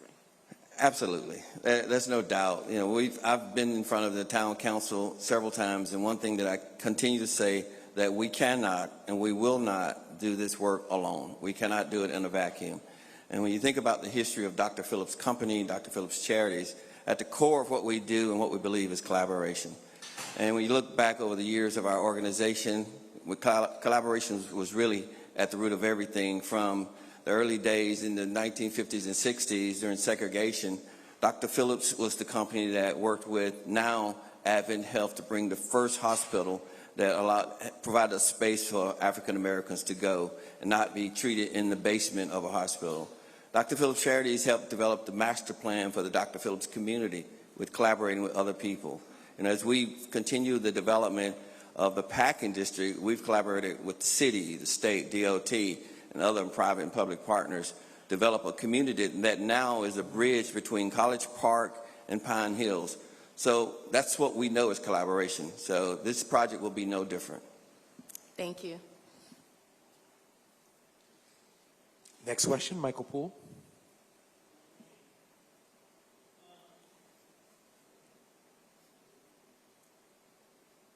There we go. We're on. Thanks so much. I admire your goal. I have been in the South, been to most of museums like the Charleston and what you're talking about, and having a wife who speaks annually at the Zora Neale Hurston events in South Florida every year and attending them, really excited about the objective. You say this is an anchor for this project, and it appears that this is a not-for-profit part of a for-profit project because you're doing housing and stuff. And so what I'm trying to understand is this project enhances those other projects where money is made. Well, can I just, before you interrupt, I would just like to get my question out along with my statement. That'd be great. That was the statement. So what I'm trying to understand is that there's going to be money made on the housing and other facilities. Two questions in a financial sense. One, are you guaranteeing the profitable operation of this museum? Because there's nothing about operating budget in this project. There's nothing. There's no, how is it going to be funded? How are you going to support it? Are you going to make a guarantee to that? Two is if we're going to, if this anchor project is enhancing all the rest of the projects and has some for-profit nature to it, would you be willing to give the county some of those funds? The trickle that we're going to get from the hotel rooms is a trickle. It's a rivet of money. And so I'm looking that if we're going to enhance value for somebody else on a for-profit basis, there ought to be something coming back to the community more significant. Much like the next presenter, the Dreamers, is doing something like that. It'd be great to see a component in your project. Okay, I think I got your question. And our plan is definitely not a dream. It's reality. And we made a commitment to Orange County Public Schools when we created this acquisition of the property that we are committed to the town of Eatonville. This project, we think, is a game changer and becomes a catalytic project when it comes to changing the financial model of the town. Anything that happens when it comes to what you call for-profit developers that come into the picture, they have to go through Dr. Phillips Charities. And if their motive is sheerly to make profit and extract wealth from the community, they won't be our partner. We're about building a stronger community, and we made that commitment to the residents of Eatonville. So this is very important to have this anchor project. It enhances tourism, it grows tourism, and it will be a project that changes the landscape in the town of Eatonville. I don't know if that's what you're looking for. The operating, what we're planning to do, we're going to go through an RFQ process, an RFP process to select an operator. And in that plan, the operator will have to develop the funding strategy. And very few museums that I'm aware of operate in the black. There's always a fundraising component. We plan that this project will be no different. Dr. Phillips Charities has, again, invested over $270 million in this community, and we don't have any reasons to think that we're going to walk away from this project. Thank you. Thank you for that question and that answer. Next question, Tina. Hey there. Thank you so much for the presentation. Hotels in hotels in Altamont, and there are hotels right there in Maitland, less than 5 minutes from this site. So there's plenty of hotels. Long term, we'd love to see, but it'll have to get developed and be 5 to 10 years down the road, but we didn't want to put that into the presentation at this time. Thank you. Tico? Thank you, Mr. Chair. And I don't know if this is for Terry or Ken, but first, thanks for a great presentation. We've heard a lot of museums in Eatonville, but this has clearly been the tightest with the land in place, knowing where it's going to go and knowing what's going to happen. My question is, we've heard presentations from at least one other group that is getting funding to do festivals and events and things like that. From what I'm looking at and when I read, your proposal is for the museum and the build out of the space, but you're not looking for any operating dollars to do any of those festivals or events or parties on that 3,000 person space? That's correct. We're not looking for operating dollars for festivals. What we're doing is creating a place for them to live. And when we turn this property over, part of it will go to the town of Eatonville. We'll make sure that there's money to operate it for a number of years, 5 to 10 years, so it can stabilize. Thank you for that. Mr. Thomas Lynn. Thank you, Mr. Chair. Gentlemen, thank you for your presentation here. And the only question I had was that did the company or do you guys do an earlier studies with the residents of Eatonville to see what would be advantageous for the community, for everyone, the youth, the senior residents? I mean, where do you base your studies off there for the museum? I think your question is, what do we base our plan on? Where do we get information? There's been a number of engagements going on within the town of Eatonville. I think some residents will say they've been over-engaged. But we funded some work through Polis Institute many years ago to work on some planning and get feedback from residents. We've also worked closely with architecture firm Baker Barrios, who spent about 18 months engaged with the residents, developing what they defined as a master plan versus a development plan. And that master plan went a long ways in informing us as an organization of what we could and should do. One of the things that was clear as the Baker Barrios was working on the master plan, that at some point, someone had to execute on the plan. Like so many community master plans that end up sitting on the shelf, this one probably would have. But we as a board, many years ago, decided that we want to be more engaged in community and invest more in community. And Eatonville is one of those places that has gone decades without investment. And we're willing to step up and make some investments. Thank you, sir. Thank you for that question. Ella Wood. There we go. Thank you. I strongly support my Winter Park colleagues' question and point about the revenue share idea and how we make sure that, that the cities and counties involved in these projects get something back from these commercial enterprises. So I just wanted to underscore that idea. But I also wanted to ask, I'm thrilled to hear you all talking about your openness and eagerness for community outreach and partnerships, but I think we're all struggling a little bit with the fact that we have still ended up here with these many different projects. I know the use of this site has been a source of some controversy and really divided opinions. And I wondered, could you just give us your analysis of why there hasn't been more unity around your project so far, and what is... Why is there not yet unity around your project, and can you give us some evidence that you're doing things differently or you've made progress to head that direction? I want to hit a couple points there. So you talked about moving money back to the tourism. Dr. Phillips has made a commitment. We won't make a penny off of this project. So if a site goes to a home builder so that there's home ownership, we'll make certain that, one, it's at the right price point. And number two, any value that's from the sale of the land will go back into the project somewhere, somehow within the town of Eatonville. So there isn't a profit motive. The reason we're involved in this is because there was profit motive with other developers. We wanted to protect this land. That's our purpose inside that. Do you want to hit the rest of her? And I'm trying to think the rest was about unity. And yeah. What's changing or going to change to bring together more consensus around this project?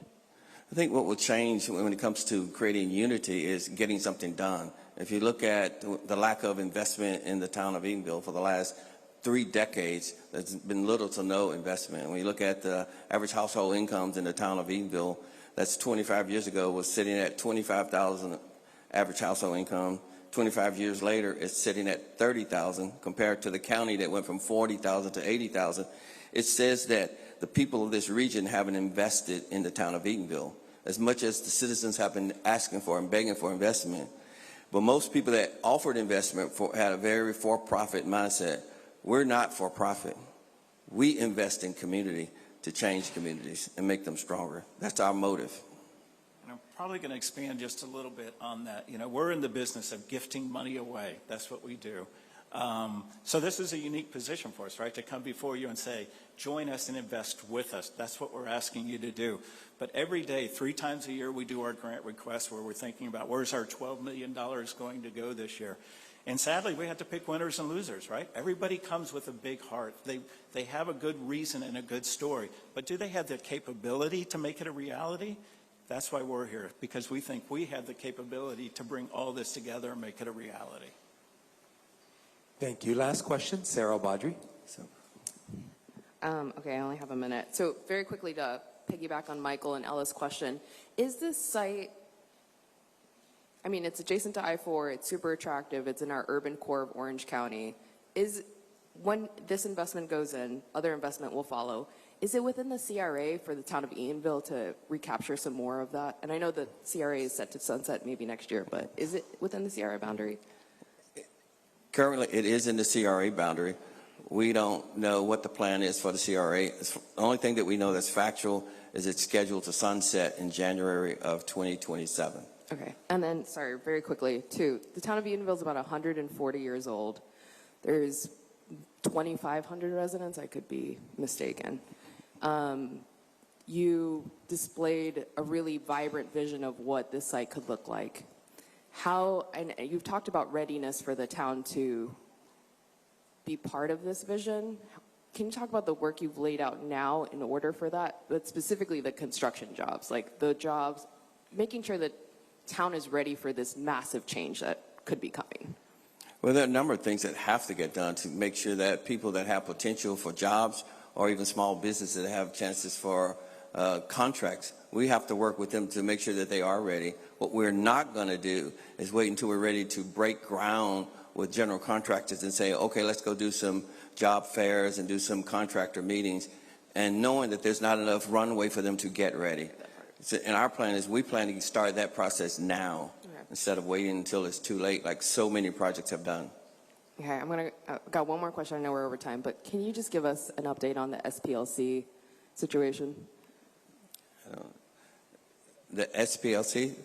Southern Poverty Law That's Center. something between the Southern Poverty Law Center and Orange County Public Schools, and it's not between Dr. Phillips Charities and SPLC. Does that in any way affect your land? We don't believe so. We're going to close on the land sometime this month, and so we'll move forward with this. And no matter what, Dr. Phillips is moving forward for the benefit of the town of Eatonville. We're committed to bringing infrastructure in there, to bringing health care, to bringing early education, housing into the community that so desperately needs it and has been left behind. Thank you.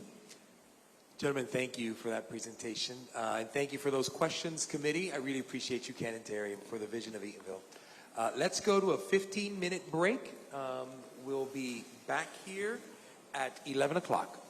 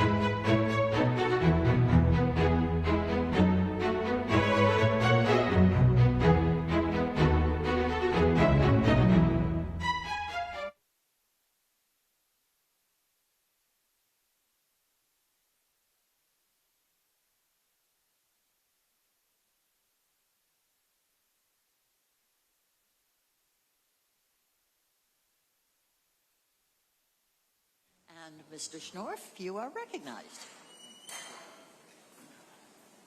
Good morning, and thank you so much for the opportunity to present today. My name is Andrew Hrdliska.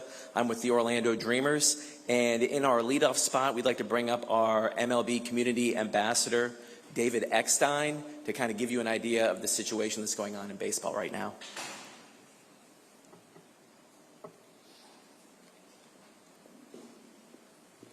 Okay. There we go. Hi, I'm David Eckstein, two-time MLB All-Star, two-time World Series champ, and the 2006 World Series MVP. I'm also a Central Florida native, and I'm proud to call Orlando my home. I mean, look at me. Everyone always told me I wasn't tall enough, strong enough, fast enough, and more importantly, talented enough to be a Major League Baseball player. But at the end of the day, I was just enough and was able to prove them wrong. My secret sauce, it was team. I didn't do it alone, but I was also the ultimate teammate. I worked hard every single day because I did not want to let my teammates down. I am honored to be a part of the Orlando Dreamers team. I know we can bring a Major League Baseball franchise to Orlando, but we need you to help us. We're ready to ask you to be on our team. We want to build a meaningful public-private partnership on stadium construction financing. If you say yes, we truly believe we'll have a Major League Baseball team here in Orlando by the end of the decade. And as your ultimate teammate, I will work hard every day so I can bring you home one of these. I have 2 World Series rings, and I'm ready to add a third. Thank you. Thank you, David. We had the opportunity 3 years back to present my late partner, Pat Williams, who you all know. He's unfortunately not able to be here with us today, but his son, Austin, is. So, Austin, if you'd raise your hand. So, thanks for allowing us the opportunity to present. We plan to use baseball to build a better Orlando. We're absolutely convinced that we are the front runner to be the next MLB location. We've arranged in excess of $2 billion in private funding towards stadium construction and team acquisition. We also plan to divert hundreds of millions of dollars from on-site revenues over 30 years back to Orange County to be used for the critical needs that everyone is talking about: transportation, workforce housing, and so forth. We're unconditionally committed to do that through a community benefits agreement with Orange County. Unlike some of the other situations in competing cities, Orlando has a distinct advantage because of the Orange County Tourist Development Tax being the largest of any pot that can be used for tourism in the country. Major League Baseball is going to add 2 teams in the next 15 to 24 months. We can't tell you exactly when that time is going to be, but we would guess we'll probably announce the 2 winning cities sometime in the middle of 2028. We have put together the leadership, the financial resources, the vision to be one of those 2 cities that are selected. This is also about much more than baseball. We're going to generate many, many thousands of jobs, as you'll see later in the presentation, as well as I mentioned, directing millions, hundreds of millions of dollars back for critical needs in Orange County. We are ready to partner with Orange County.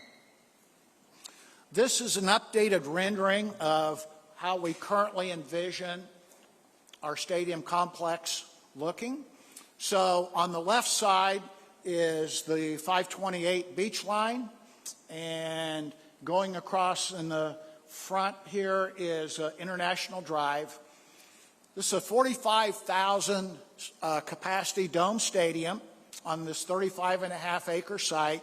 3 attached hotel towers, and we'll have some further renderings as I go through the presentation.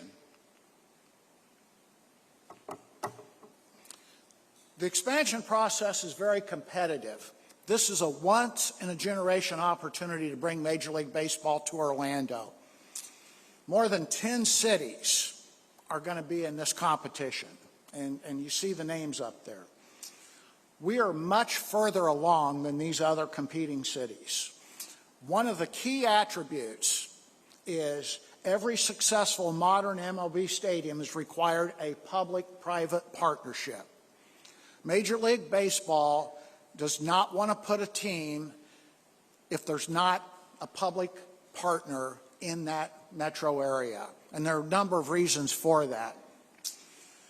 The other interesting thing is if you look, who is Orange County and Orlando's primary competition? We would probably suggest it's Las Vegas.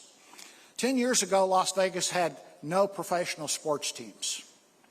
So they have 3 now, and they will probably be the next candidate to get an NBA expansion. So they're going to have all 4 of the top 4 primary leagues represented: NFL, NHL, NBA, MLB. We need to learn from that lesson. And by the way, those sports teams have been very, very successful. And we think the common ingredient there is tourism. We will get double the number of tourists this year that Las Vegas gets. If you want to look at a comparative analysis of the public-private partnerships, historically, the public side has funded 58% of Major League Baseball stadiums. The private side, 42%. The interesting thing as you look at this list is if you look at the level of commitments from these metro areas relative to the amount of tourist development tax that they generate, much, much higher percentages than what the Dreamers are requesting from Orange County. And you see another competing area with Orlando on that list with Nashville at the next to the bottom. They're building a new NFL stadium there, and the public participation there is $1.2 billion. We're so proud to announce the support from multiple key stakeholders here. Mike Scott, absolutely hitting the ball out of the park. That's a picture of him at our Orlando Dreamers downtown headquarters. And so pleased to have Visit Orlando, the African American Chamber, the Asian American Chamber, OEP, of course, Anna Escamani, and others I think we will be announcing shortly. So we've talked a little bit about the private investment that we're going to be making here. This will be the largest private investment in a county-owned stadium in the history of Major League Baseball. We're doing this in concert with Vision 2050.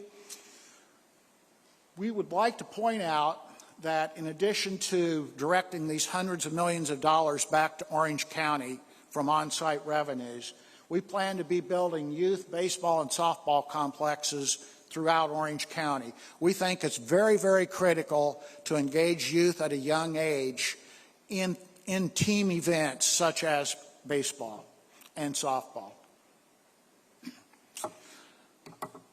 We will have definite priority given to local vendors and contractors and suppliers as we build our stadium and the other amenities on this complex, and certainly with a focus on local hiring and workforce development. We also intend to be the first LEED Platinum certified professional sports stadium in the state of Florida. This is a rendering looking down the 528 beach line east. So you notice the bridge there, and on the far left side is a conceptual rendering of a future rail station. So our plan is to have a double-decker bridge across the 528 with the top level being for pedestrians and the lower level being a vehicle bridge. The intent here is to mitigate any transportation issues for game day, for concert events, and so forth. And we will be working in conjunction with the relevant different agencies on this. So I emphasize this is just our initial conceptual rendering. The plan would be for our walkway to have a covering on it, which isn't shown here because this is a very, very recent rendering. But the intent would be people could come in to the rail station and have a covered walkway all the way over into the stadium complex. So in the event of rain or whatever, leave your umbrellas at home. We will plan to enter into a community benefits agreement with Orange County. We've not had substantive discussions at this point, but we certainly look forward to that. We will have partnerships with multiple not-for-profits. We're going to be very, very active in the local school system. We talked a little bit about our plan for mitigating traffic, particularly on game days and other large events that are going to be there. We also will dedicate special low-price tickets, including $10 tickets throughout the season for Orange County residents. So this is not going to be a stadium and a baseball experience that's only for corporate America. You know, we want to have all of Orange County people attending games. The catalyst here, we believe, we're confident you're going to see more than 1 million rides annually to and from that local rail station as a result of our dedicated effort here, not only to build a baseball stadium, but the other amenities that will go with that. We're early stages of designing traffic flow. There's obviously going to be a comprehensive traffic study that's completed, but very, very front of our mind is mitigation of traffic concerns. And at the end of the day, we believe our complex, our stadium, is going to be a driving force to support lots of revenues for that planned rail station, which we believe is desperately needed. We're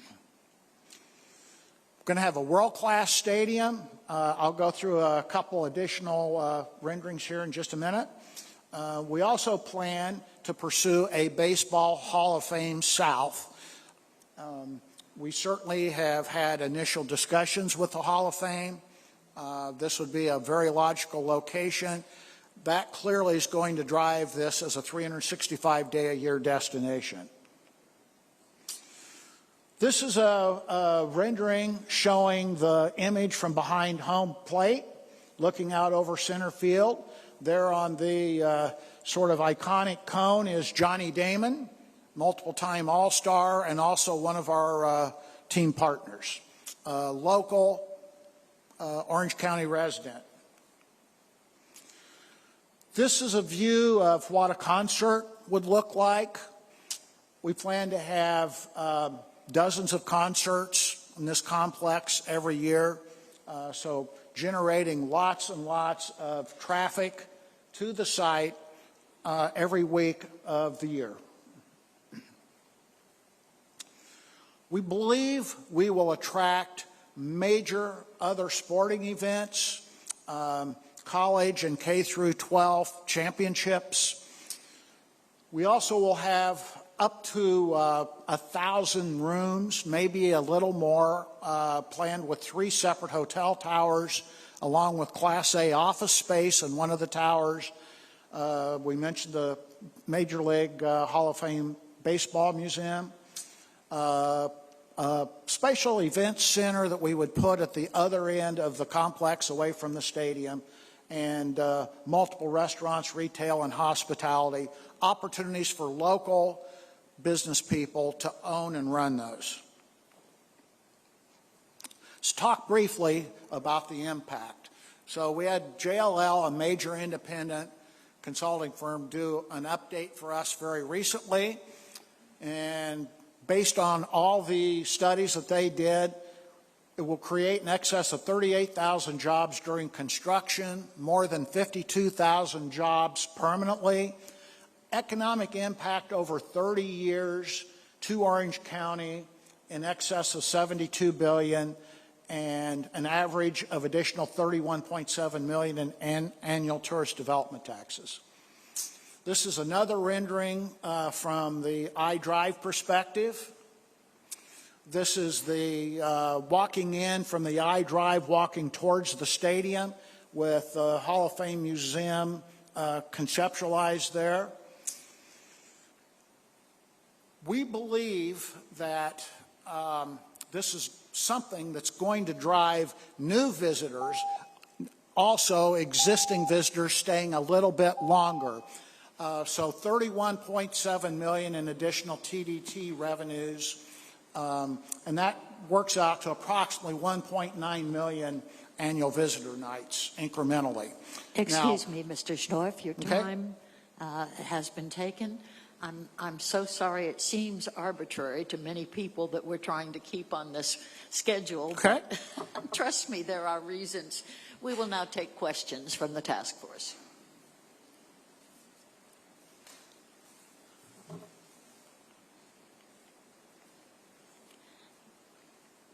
Pete Clark.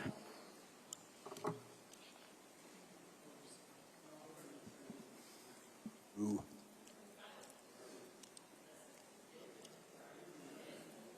Now we're good, right? Okay, we're good. Thank you. I think I would have put the Florida flag there instead of the Texas flag. That's just a comment.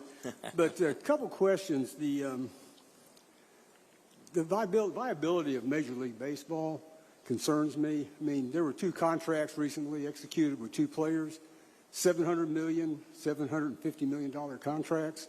Is that sustainable? Are you thinking of kind of replicating what they did in Atlanta with their battery district, as far as generating revenues? I asked this when soccer came to town when I was on the board. If you're asking us to fund almost $1 billion, would it not be fair to make Orange County a part of the partnership, part of the ownership group, and let us have a seat at the table?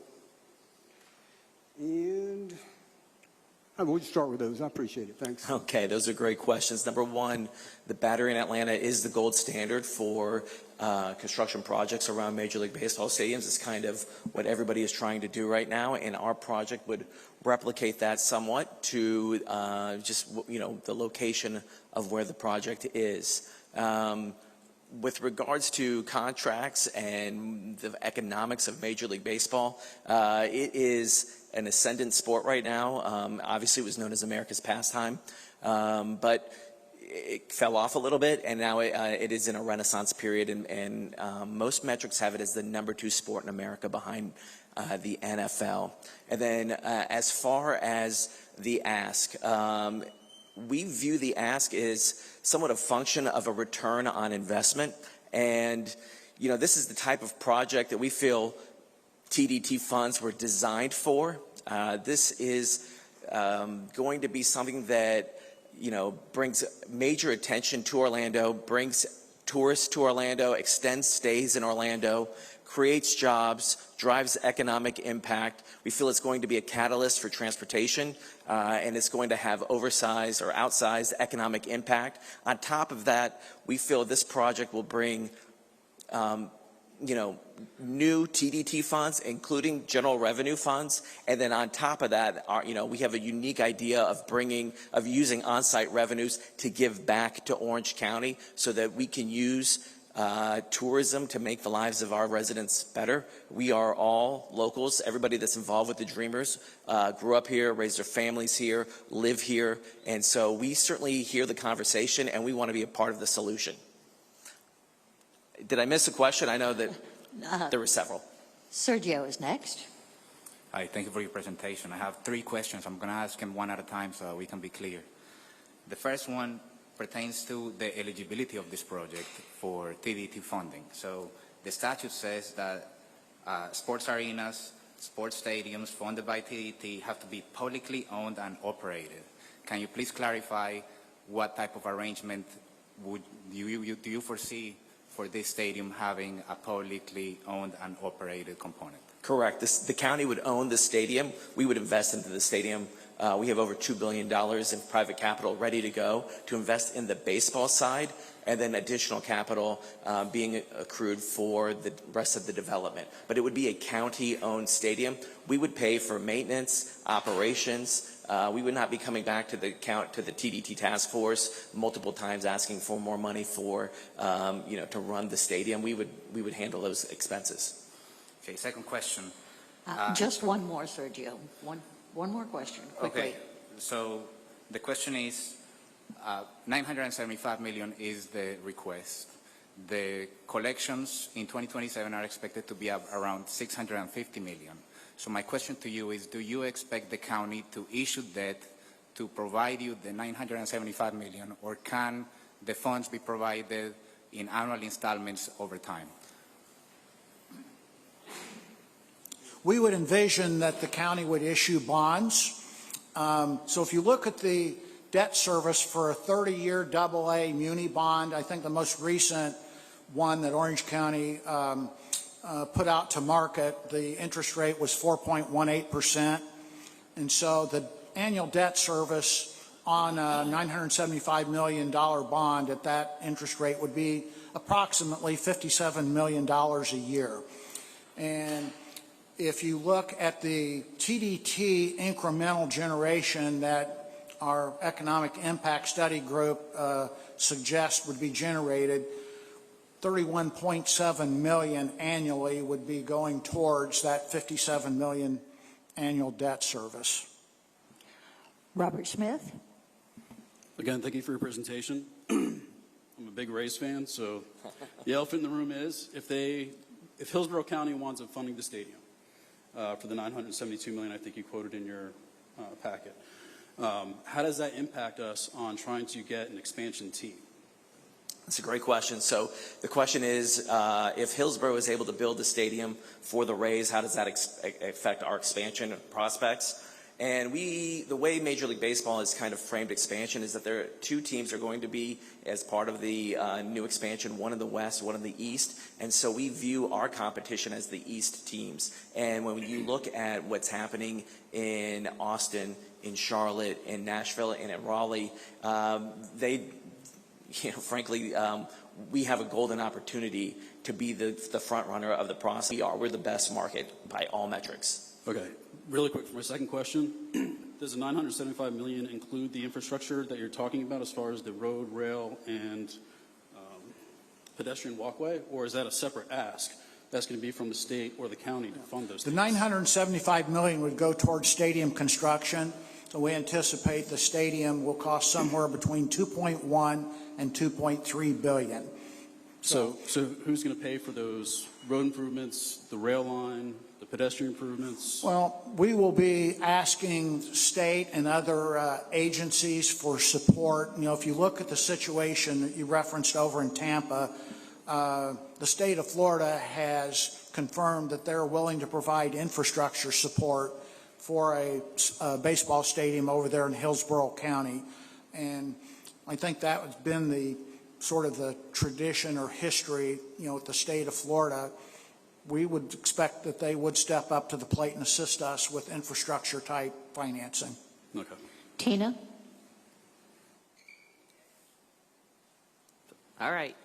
I think I've kind of been consistent in my line of questioning about I'm really struggling with these projects that don't have sites. And when the county mentioned the site previously, they said that they had other plans for it, that it wasn't a viable site for the others to use. I'm assuming that's the same question.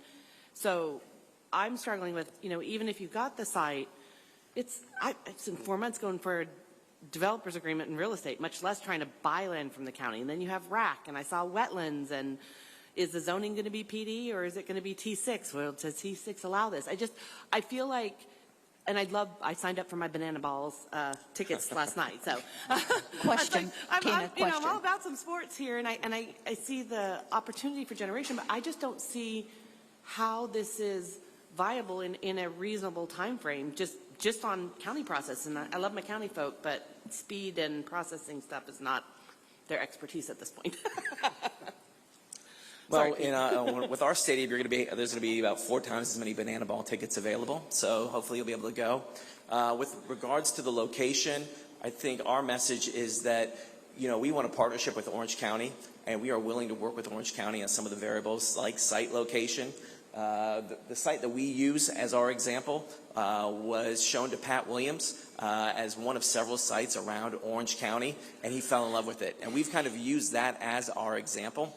But again, we want to continue the conversation with Orange County about how we can make an impact. And if it's decided that that's not the best location, we are certainly willing to work with the county on location. I'm going to jump to Jill Vaughn now.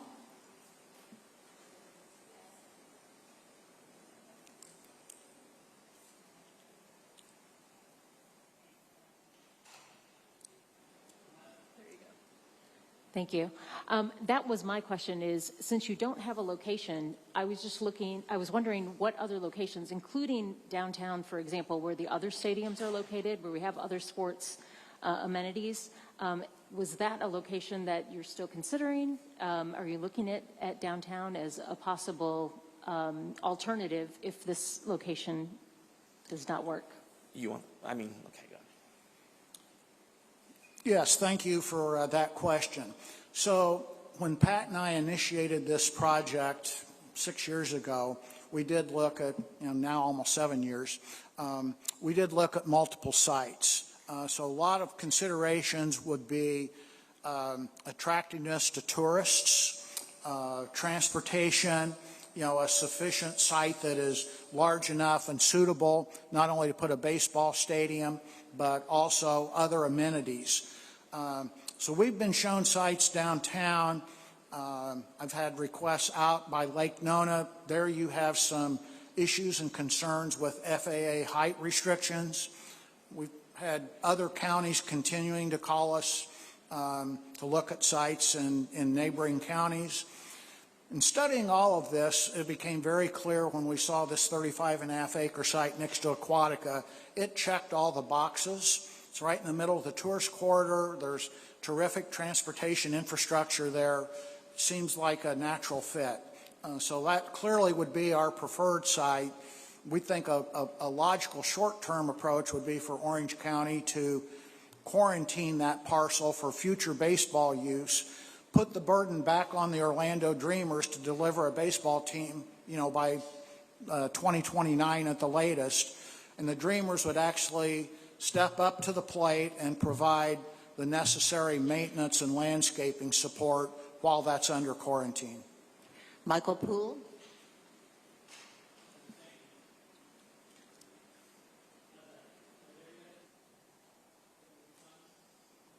There we go.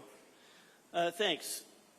One, I appreciate your capitalistic approach to this request, and also recognition in the community that we are in dire need of improved transportation and affordable housing, and your offer of giving some of those proceeds are there. I really, genuinely, and being a capitalist, I think it's fantastic. This is a unique request because we're actually going into business for a for-profit venture. Owning a Major League Baseball team is a for-profit. Your investors are expecting a return on their money. And I can tell, I know that because I know some of the investors.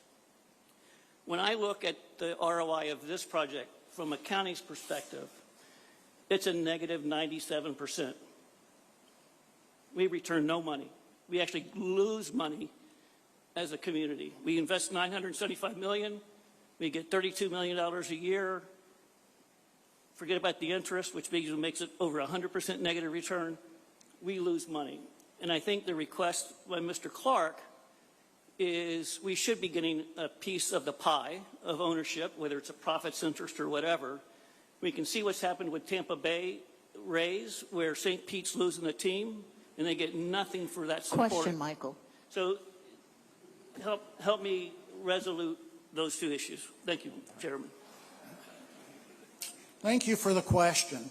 So the first thing we would indicate is this is going to create 38,000 jobs during construction. These are high-paying jobs, as you saw from a previous presentation. well in excess of 50,000 permanent jobs, more than $72 billion of economic impact over 30 years to Orange County, in addition to the Dreamers diverting hundreds of millions of dollars back to Orange County from on-site revenues for use for transportation and other critical needs. So what we would suggest would be take our return on investment from our independent study, subject all the applicants to a similar type analysis, and you'll unconditionally reach the conclusion that this is by far the best return on investment of any opportunity that you have. You know, I've spent a lifetime doing this type of work for major projects across the world, and not just sports, but all kinds of different things. There's a very, very specific technical way one goes about doing these types of financial studies. It's very complex. It takes a lot of time, and we appreciate the fact that the task force was faced with reviewing, you know, dozens of projects in a very short time frame and didn't really have the time and resources to be able to go through all of that. Ella? Thank you. I wanted to follow up on this really intriguing idea of, you know, the same benefits, the revenue that the community could get back, which is exciting to see in some of these projects. That revenue share that you're picturing for the county, do you have a vision of where it would go to? Could it be used for housing, for transportation? Would you seek to channel it towards some of the infrastructure improvements you see for the stadium, or would you give up control? And how much would it be? How would you structure it? Would it come from revenue from the whole thing? Can you just put some meat on those bones? That's a great question. I think the best way to answer that is that we are meeting with all the community stakeholders, whether they're Orange County officials or local, groups, chambers. What is their input, and what do they think is the best? We're certainly open to ideas. We've come with our own ideas on ways we can redirect the funds from which sort of revenue sources. But quickly, but we are open. Right now it's critical needs is what we say. Everybody's talking transportation and workforce housing. We certainly believe in that as well. But we would want the community to have a stake in where those funds go. Last question, CJ. Thank you, Madam Chair. I appreciate the presentation, and I appreciate your clarification on the property being transferable conceivably, not specifically married to that. That's a big question I had. All about ROI. I know a couple comments on ROI, and my question was, how recently was that study completed by JLL citing the $72 billion? The JLL study was completed this year, about 3 months ago. It added in a lot of what the development will be. So it was including the programming like concerts and other events that will happen at the facility. They have a rigorous method of coming up with these numbers, and they are in line with other studies that have come out this year. Okay.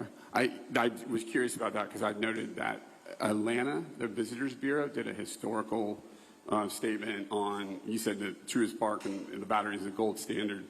Their historical data, when that opened in 2017, they got $2.7 billion of economic impact in 1 year, and that's in their records. So I was just curious, and that would actually check out because that's about $82 billion.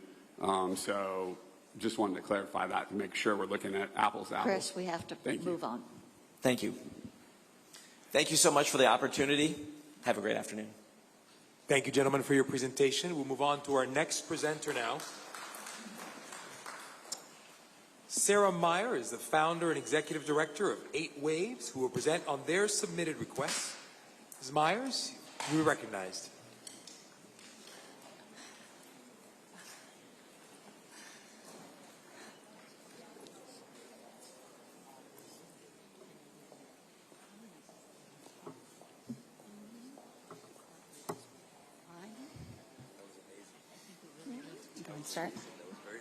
Do I start? Oh, okay. Good afternoon, everyone. I wanted to start with just a very brief story. I want you to think about a little girl flying home after visiting Central Florida. Her mom asked that classic question, you know, the question that a lot of us parents ask, what was your favorite part of this vacation? And that little girl points to her tutu that she made at the I Am Children's Museum through the Creative Lab. And she says, Mom, I want to be a fashion designer. The entire Children's Museum is built around what children can become, what they can learn, whether it is a quality or a career.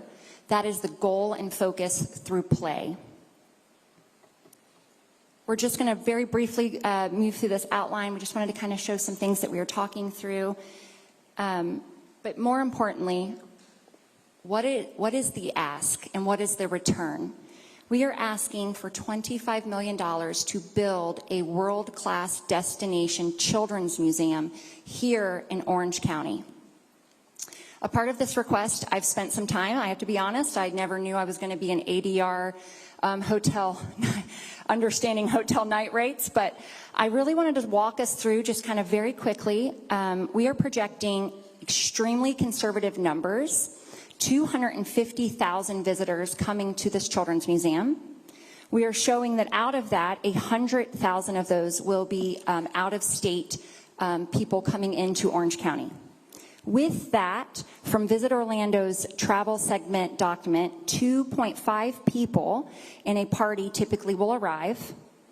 And then on the average stay, coming in for a cultural experience trip, they typically stay 2.9 nights via Visit Orlando. So with that math, we're conservatively saying we don't want to take up all those days. We want to be fair. That we're saying let's take up 1.2, on average. So with that, we're showing a result of 48,000 new 48,000 hotel rooms that will be booked because of this children's museum being built, and annually. A little background on the Children's Museum. This is going to be built as a world-class destination children's museum. We're going to get into a bit of why and how, but mainly right now, this children's museum is an abundance of play through real-world experiences. The opportunity to be indoor and as well as outdoor. We have extensive trails being built connecting to the West Orange Trail, offering ecotourism. We also have an historic home that has been donated to us, as well as a partnership with the City of Winter Garden with land about 2.7 acres right off of Plant Street.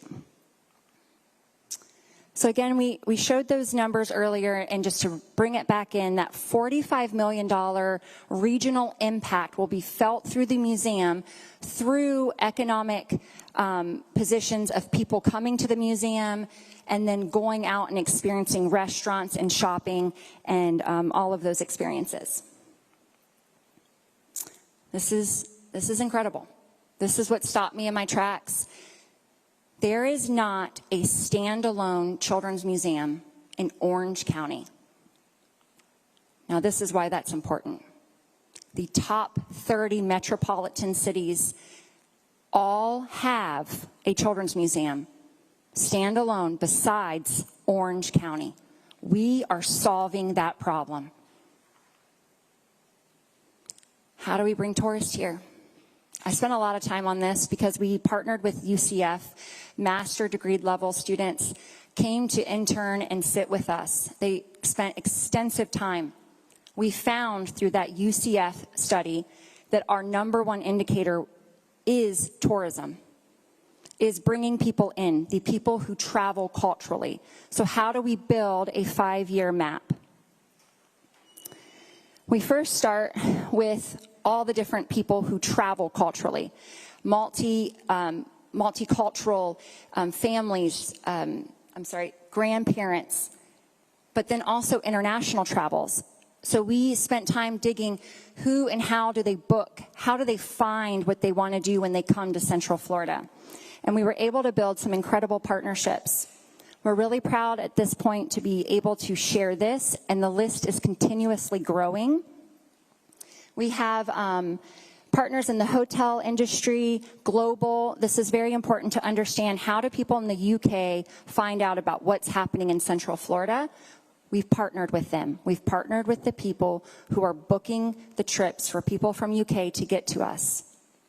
But then we're taking it a little bit further, and then I had to start thinking, how are people going to get to the Children's Museum? If they're staying at a hotel, how do they actually come? And through our incredible relationship with Pegasus, Go Pegasus, we are providing shuttle buses. And not only does this allow less cars on the road, but I think we can all agree less time sitting in a red light is very helpful.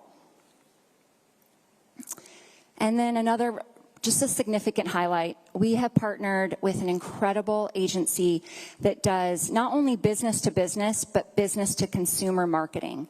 They are one of the world's largest leading multicultural tourism, and they communicate through all different channels, but their main focus is to help bring people to Central Florida from Brazil.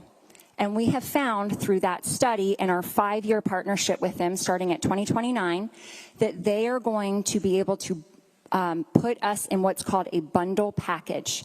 And this bundle package allows us to basically become the best of the best experience.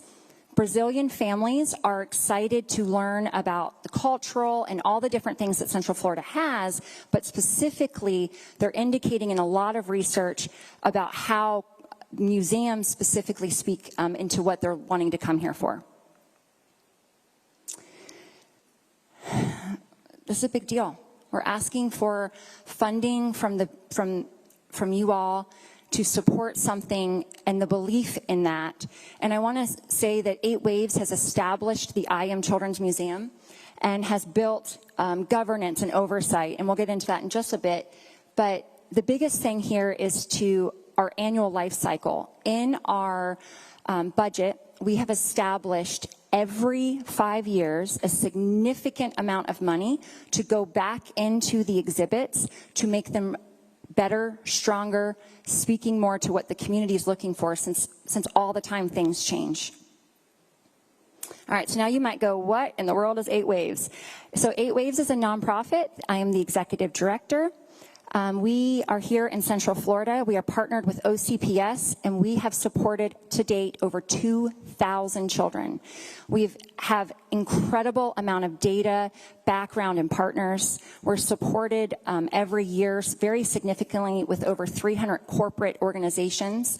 Our primary focus at 8 Waves is to help the at-risk child with free tutoring within the school system. Because of that, really set forth a mission to create the I Am Children's Museum as the social enterprise. It is the initiative behind 8 Waves. 8 Waves is the legal entity. And then the permanent public asset. This is incredibly important. This is going to be a nationally recognized children's museum. That is our vision. I have spent the past 2.5 years traveling to 36 states. We have 36 partnering children's museums sewing in to the good practices, what to do, and we are building iconic exhibits that will only be found here in Central Florida. Where we're at with our project, we are basically shovel ready, which is just like so exciting that I can share this today. So not only is the land, the confirmation of the house, we have received $80,000 from the CRA. This is a part of our moving that historic house and creating a really incredible exhibit for the children to enter into it. And as you can see, the timeline just keeps moving. We tried to build a very realistic timeline that would speak into potential delays or potential permits. And so by 2030, we will be opening the doors. We want the best practice. If I'm going to put my name or 8 Waves name to anything, it needs to be perfected. It needs to be thought through. And so through that, I thought, what about the accreditation? And found that only 1% of children's museums are accredited. And out of that, our partner in St. Pete, Great Explorations Children's Museum, is one of those that is accredited. Not only are they partnering with us from this point on, but building our complete infrastructure of operations so that we too can become accredited. We have a great team behind us. As you see these beautiful, amazing, smiling faces, thank you for a lot of them here with us today. They are standing next to us as we drive this home. They are believing in the mission. They are believing in the fact that children are going to find their voices from all over the world through this museum. We began 2 years ago, but as this projects today, where we stand today and what we're asking for today is $25 million to support the infrastructure and the build out for tourists to come to this center. We're asking for the space to be just absolutely incredible, so when these tourists come to us, we can then have the experience that they deserve. We have a private campaign. We've not only gone through feasibility studies from either our exhibits to fundraising to really understand what and how are we going to raise the money. And we found that our top most incredible feature for what the Children's Museum offers is national corporate companies. The momentum is in motion, and the exciting part of City of Winter Garden and the mayor and different people providing insight and passion for this project is only going to increase as the more we become public. We have stayed incredibly private simply for the fact that we wanted to prove before I show. We're built to operate without funding. Our pro forma, our operating budgets have been reviewed by all different aspects from economics to children's museums and found that, in fact, our numbers are extremely conservative over and over again. This is going to be a kind of close call. Obviously, there's a ton of line items left off there, but really just wanted to provide a pro forma for you all to kind of grasp where the Children's Museum is going to exist and how much money annually we plan to bring in. The total construction investment, as the ask for you all today is $25 million, but as we then break off the entire project, we were able to review the different components of 200 potential construction workers that are going to engage within this project. And this is immediately starting next year. Excited to share that the partnerships that we also have, of course, are in Winter Garden because that is where the museum will exist. And I think it's really important to consider the thought of creating tourism corridors that are throughout Orange County because people who are traveling want the opportunity to see something else. And so because we are off the West Orange Trail and really diving into that ecotourism between our outdoor exhibit space and the trail systems, we are able to create a connection and a multicultural map to connect all of downtown Winter Garden into incredible opportunities. The museum will have 21 full-time careers. And that is on the lower number. We just, again, are just trying to be extremely conservative in all that we do. But I want to highlight here the 5,000 annual career. 8 Waves stands to help students that live here locally push in and find their voice and become professionals in Orange County. There's really no economic number that we can actually equivalent to that. But what I can say is our partnership with Lake Sumter Community College, Valencia, and others, we have found internships have been so incredible a part of this project, and we believe that this is going to be a huge asset to our region to have local higher educational opportunities for students to have opportunities to intern, whether it's marketing, hospitality, early childhood education, and more. So the 250,000 annual visitors is a benchmark that is conservative. If we look at other museums in Central Florida, the Science Center has an incredible draw and does an incredible mission. And we're using an extremely conservative number because we wanted to validate this position and not make it seem so far out of reach. It's saying that we know that the economic impact here is going to be greater than what you're seeing.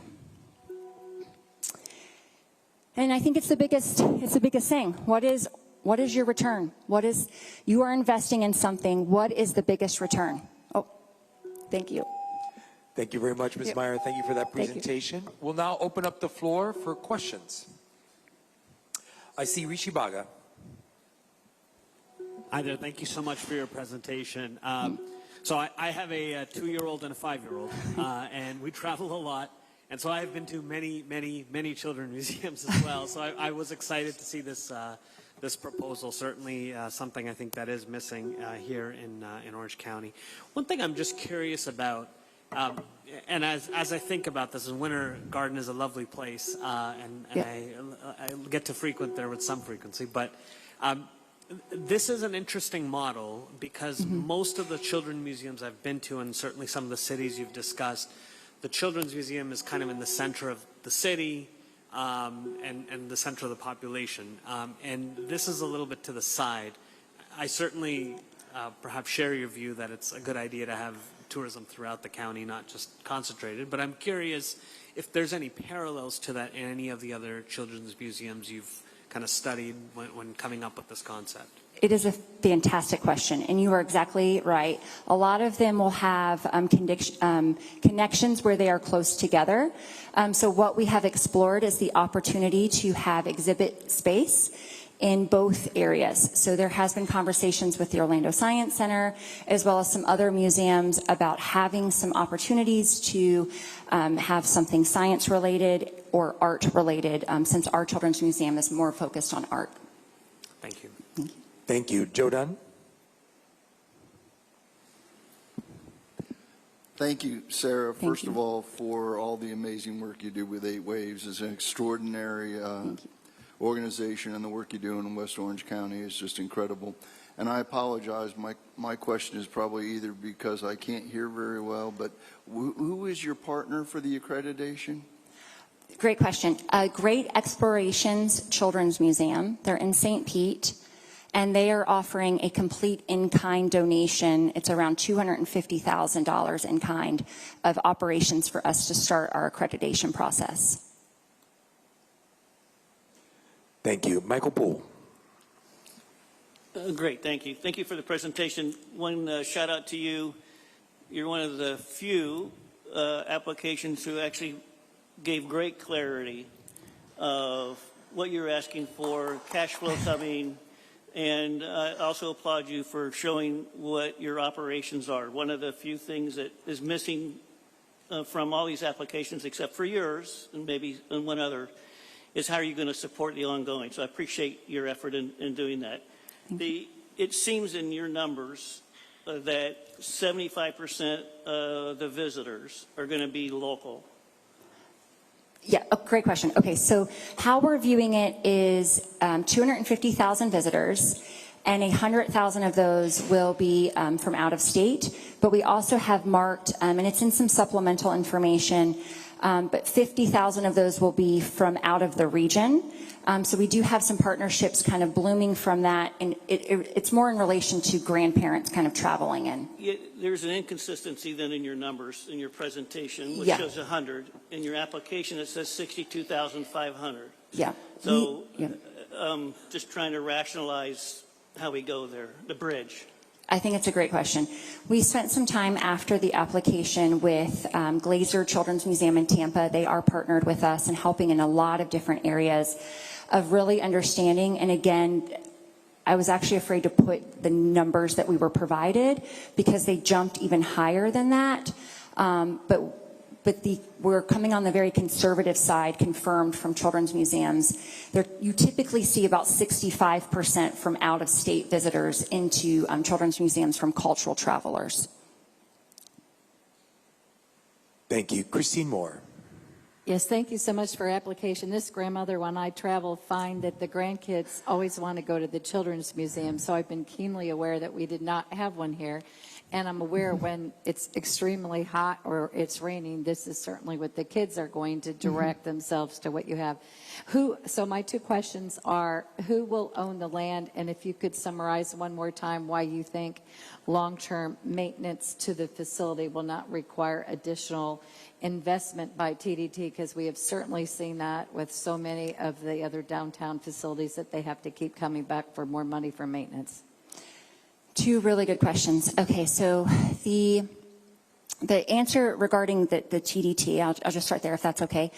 Wholeheartedly, we have spent years in research and time in traveling.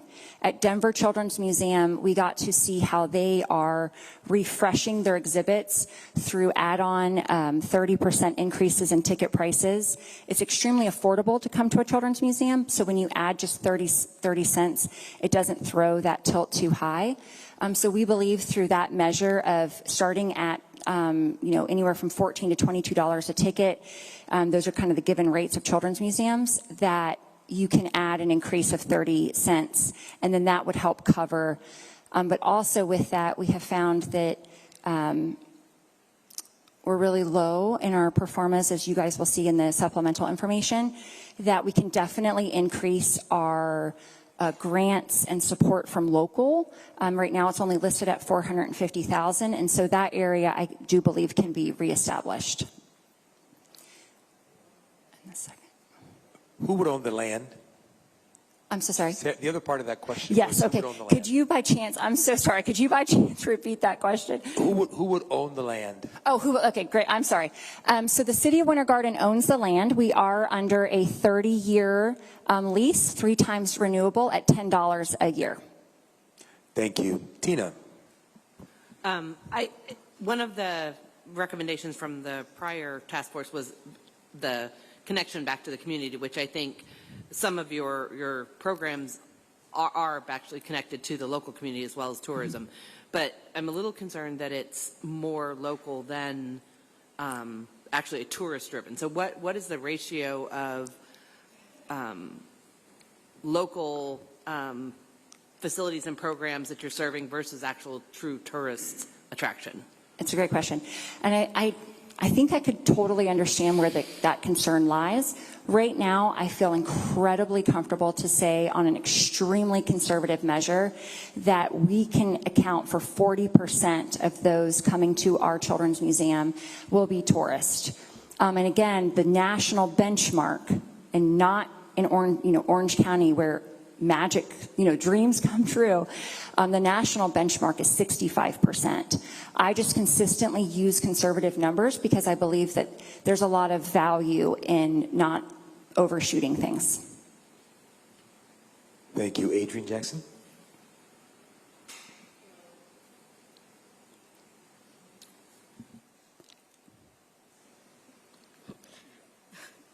Thank you. Just have a few questions. As an early childhood educator, I think this is a great idea for locals, but just as Tina said, and I don't think I quite received an understanding, what will drive the tourists to come back? I know, and just to give you an example, a previous presenter described being able to create avatars where tourists will always be able to pick up where they left off on the previous visit. So can you just give me an idea of what will... Absolutely. So we actually did a market study, not only for people that live out of state, but in state, and then also people that live within West Orange County. And we found that 72.1% of the people who live out of state said that when they travel to Central Florida, they would like things to be different and matching the actual season that they're in. So each time that we have thought through each exhibit and processed what and how does this add the education element, how does it add the play element, we, and the best example I could give in the magic world of, the child's town, the pretend experience that the child would go through, that would then relate to be seasonal. So then it would be kind of that fresh, new, so it's never the same. But there is definitely the core exhibit, such as our Tree of Possibilities. It will be our iconic exhibit.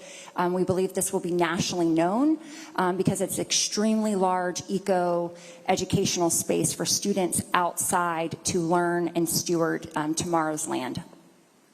Thank you.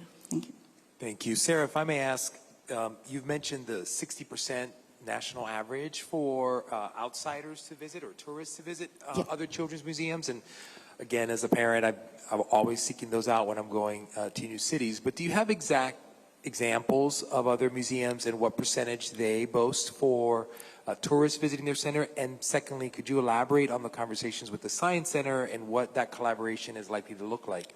Absolutely. So we have Glazer Children's Museum, and I believe it might be in the supplemental information. If not, I will absolutely have it shared with you all. We, in partnership, they have shown us where their visitors come from, and 65% of their visitors are out of state. They are tourists coming into the museum. And out of that, there's a significant portion of grandparents bringing their children. So the 36 benchmark children's museums, we're able to collect all of that data and gather it together. And you probably are wondering, why is she not using that 60%? Why would she do that? I just really believe in always lowering it down, that we can then show you on the back end of just how fantastic this was, but with not fluffing. And then in the Science Center, for that question, and thank you so much for that, it's extremely informal conversations. It happened with some leaderships and just some concepts. And the thought was that if the Science Center had space within the Children's Museum to really highlight what the Science Center has to offer, it could be a great opportunity. Is Glazer in a downtown area or in outskirts like this one? I'm so sorry? Is Glazer in a downtown area? The Glazer Children's Museum you're citing has 60%? Oh, yeah, I'm sorry. Glazer is a children's museum in downtown Tampa. Got it. Thank you. Sarah? Okay. I am one of those parents that will travel to bring my kid to an activity within a regional space I'll leave a county to go bring my child to visit a place. I almost feel like this might be so successful that you have to potentially expand. You talked about this partnership with the city of Winter Garden. I'm looking at the site. It looks constrained. If you were so successful that you might need to grow, what would that look like? I love this question. Thank you. We have actually spent a lot of time dreaming. One of our very large families a family that's supporting us in a large way had this concern. And so we spent time in Great Explorations, which is a St. Pete Children's Museum, the one that is accredited. They had this issue, and they grew from their one spot. They kept that spot, and then they were able to grow to a different corridor in the area, and that is a part of our plan. This is a really new up-and-coming children's museum model. Our target would be in an area that it could best support, such as either Lake Nona or downtown Orlando, Winter Park, and so we would expand at that point as a second offering and offer completely different exhibits there. Got it. Yeah, it just feels like when we have convention centers and families coming by, they're always asking, what else do I do with our kids in addition to the theme parks and other amenities, but something educational sounds awesome. So thank you. Thank you. Thank you very much for that question, Sarah. As we transition now, I think we will, I'll hand it over to my chair before we go to lunch. Do you want to do that now? Sarah, thank you so much for your presentation. Appreciate it. Thank you, Sarah. Would this be a good time? Roseanne says, let's go to lunch. Okay, go to lunch. I didn't see the time. I wasn't watching the time. Sorry. You don't want this to miss out on their lunch. No.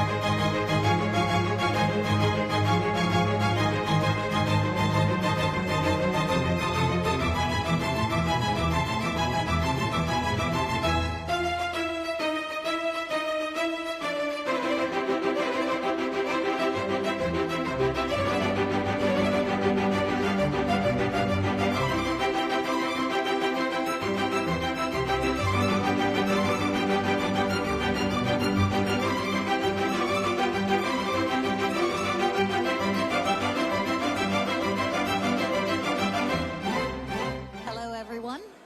I think you did a great job squeezing lunch into about 17 minutes. Thank you for that. Our next, ladies and gentlemen, we're going back to presentations. Let me have your attention. Thank you, Joe. The next presenter is Marlon Daniels, who is the Chief Administrative Officer for the town of Eatonville. And they are going to present on their project. Mr. Daniels, you are recognized. Good morning, Chair, co-chairs, task force. Thank you for the opportunity for the historic town of Eatonville to be able to present to you today. Just minutes from downtown Orlando sits a quiet little place that was formed on August 15th, 1887, and that's the historic town of Eatonville. Eatonville became the nation's oldest incorporated African-American municipality, a town built by free men, sustained by faith and family. For nearly 139 years, next week we make 139 years, this history has drawn visitors to Orange County, not only locally, but globally. To walk the streets and to experience a living cultural landscape, that's no other destination can replicate or manufacture. That's historic Eatonville. Today, we're here to present the Eatonville Heritage Tourist District.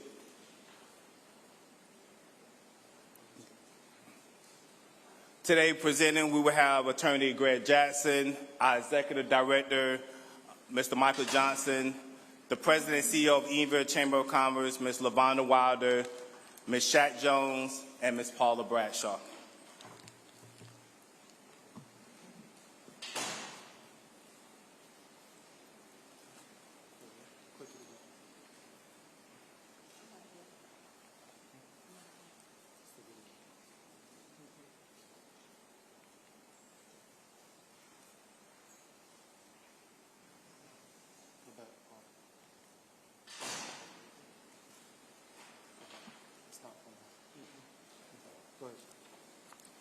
Pardon us, during this time there was supposed to be a video playing. Is the presentation PowerPoint friendly for the actual video by any chance?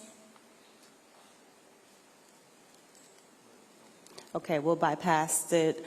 In that video was a beautiful presentation of Eatonville. It gave you some history of it. It showed you some areas.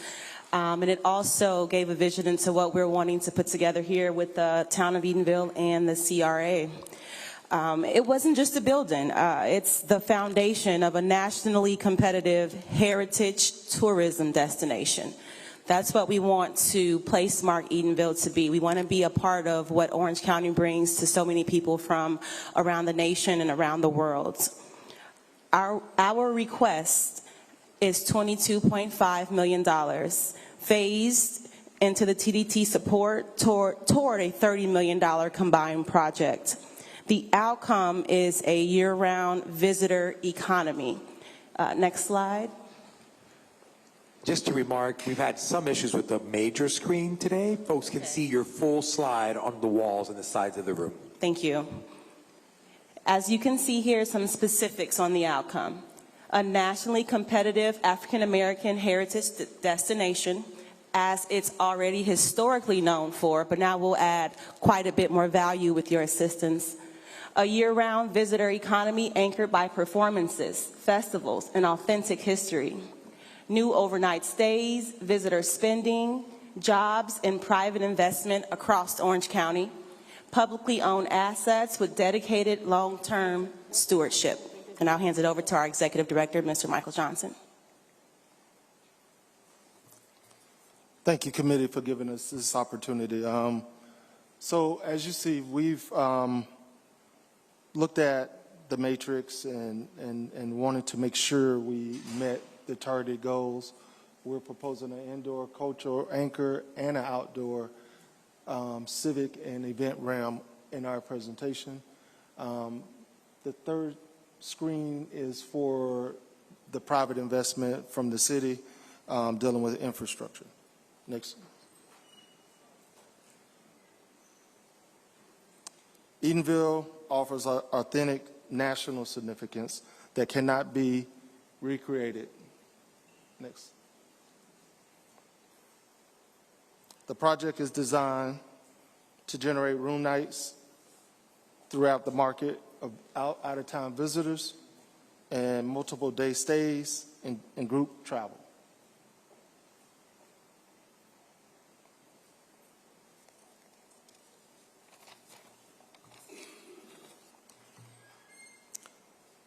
The district creates a 12-month demand on tourism in quarterly increments, and this highlights that 12-month schedule. The project is structured around the 25% requirement non-TDT share, exceeding the threshold once documented. So we're requesting the $22.5 million to meet these targeted goals, and the non-TDT share is $7.5 million, and that deals with the municipal parking and some other infrastructure needs.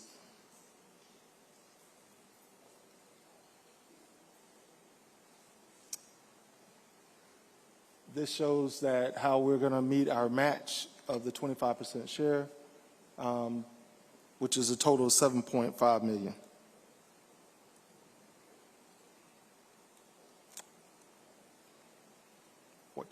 Lavonda.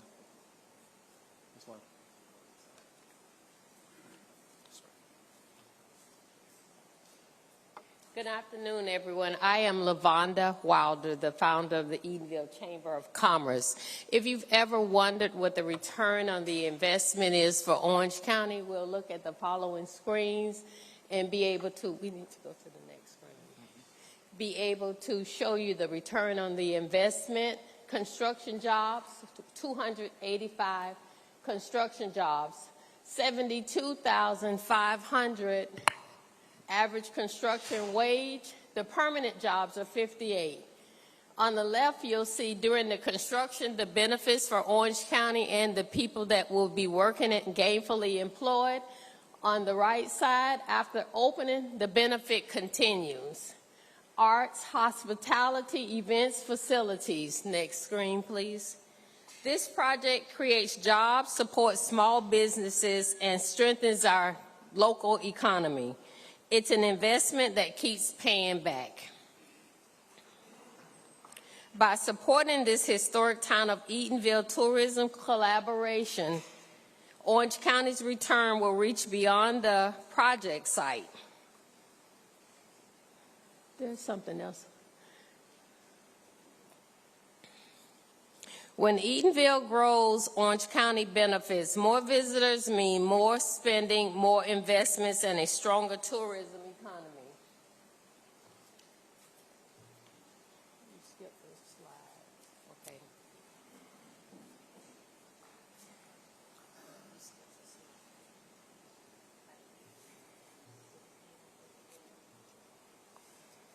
So for the committee, I know there's been some questions regarding the sunsetting of the CRA. What has happened? Something's going wrong here. Yeah, you skipped the slide when I was speaking. You having some technical difficulties? We apologize for the major screen. It is operating on the side screens. Okay. So at this time, I'll invite Attorney Greg Jackson to come up, please. Good afternoon. One of the questions that I believe that I've heard throughout the presentations is what happens when the CRA, Community Redevelopment Agency for the town of Edenville, sunsets. If the CRA were to sunset, and I'm going to talk a little bit more about that here in a moment, if it were to sunset, and I believe it's apropos that you have the CAO as well as the executive director here, any projects that are initiated by the CRA then reverts back to the town. So there's no issue with regards to how this project continues because it is reverted back to the town as Chapter 163, Part 3 tells us. However, I think that it is also important to note that the town of Edenville CRA does not sunset in 2027. The town of Edenville CRA sunsets in 2045. The reason why that takes place is because the town of Edenville has two funding sources, one being Orange County, one being the town of Edenville. If Orange County decides that it no longer wants to be a funding source, the town of Eatonville, in its resolution of 2025-12, has extended the lifespan of the CRA to 2045, which it is allowed to do per the statute. So the questions with regards as to whether or not the CRA is going to sunset in 2027, the short answer to that is no, it does not sunset. The town of Eatonville has, on its own, per the statute, voted to extend the CRA. However, again, at the point in 2045 when it does sunset, what happens is any properties, any projects revert back to the town. And again, it's apropos that you have the CAO and the CRA executive director standing here in concert to show that that's the relationship between the town and the CRA. Thank you. For any additional slide reference, just know the committee all have your slides printed out, and you can just refer to slides or slide numbers. Okay, next slide.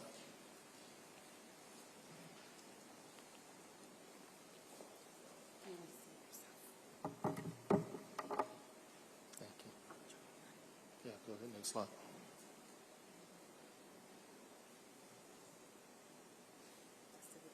Yep.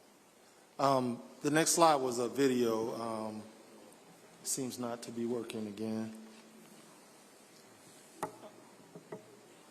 But that video was just a confirmation of how we've worked with Visit Orlando to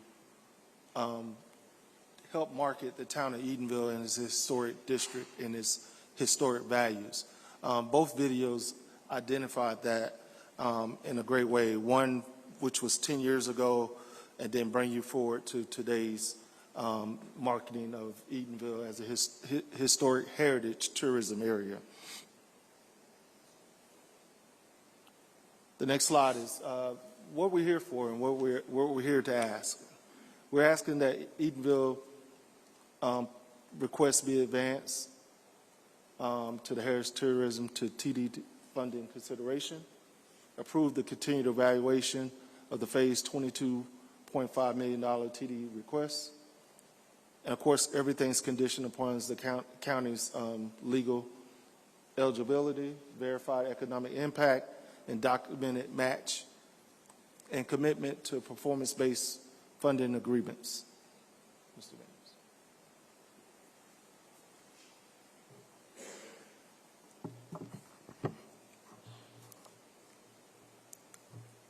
The videos really would have shown how the culture of Eatonville is and how it has been. As I said, 139 years ago, Eatonville was founded, and it has become that destination.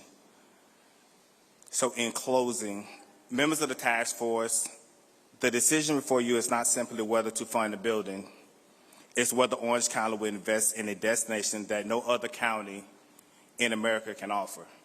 No one else can say that they have the oldest African-American municipality in America. Orlando is the theme park capital of the world, and the strength is also an opportunity. Culture and heritage tourism is one of the fastest growing travel segments, and those visitors stay a lot longer than people just coming in.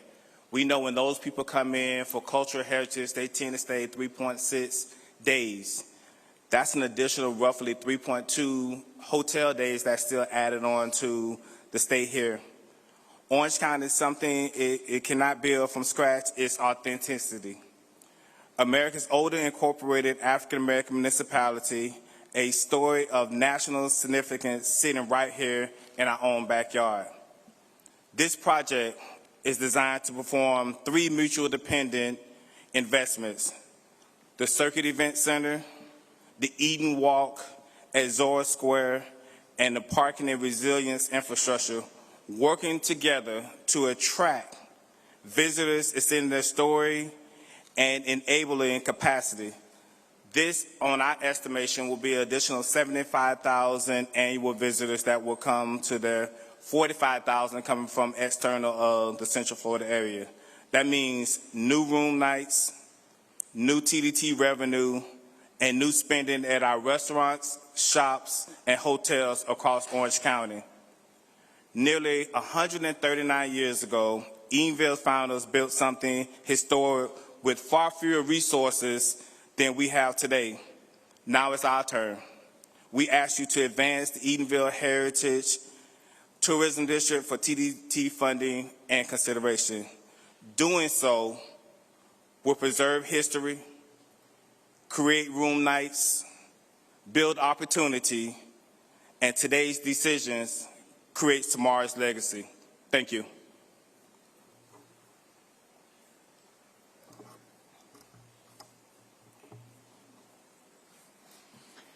I feel so badly that the screen messed you all up. And if you'd like to take a few minutes while we break for questions to look at your slides and refer back to any, we have them all in front of us, printed. And so if you're concerned that we might have missed something because of the failure of our technology, please call our attention to it and we'll do our best to make it up to you. In the meantime, we can go ahead and begin questions, and I will call.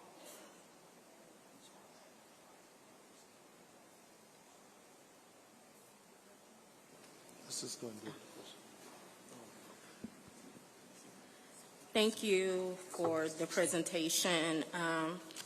Really sad we couldn't see the video and get a glimpse of what's to come.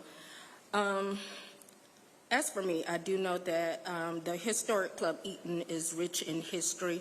I'm excited to see where this goes, glad to see the milestones that have been achieved along the way. Thank you for explaining what happens if the CRA sunsets. It's great to know that it would still continue. Another concern was that some of the items that were listed in the initial application may not be TDT eligible, which may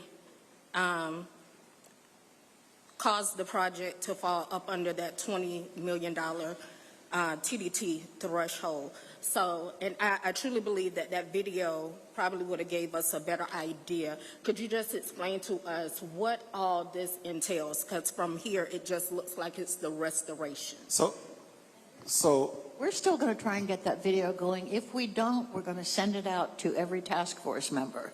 Thank you. Thank you. So the $22.5 million request is solely for TDT allowable expenses, which are brick and mortar projects. One dealing with the Eden Walk outdoor auditorium and the completion of the Circuit Performing Arts and Entertainment venue itself. The infrastructure concerns are already separate, and they're already funded, really, through the town and town grants that the town have. So we were specific to separate the $7.5 million 25% match away from the actual ask. The solid ask is $22.5 million for brick and mortar projects.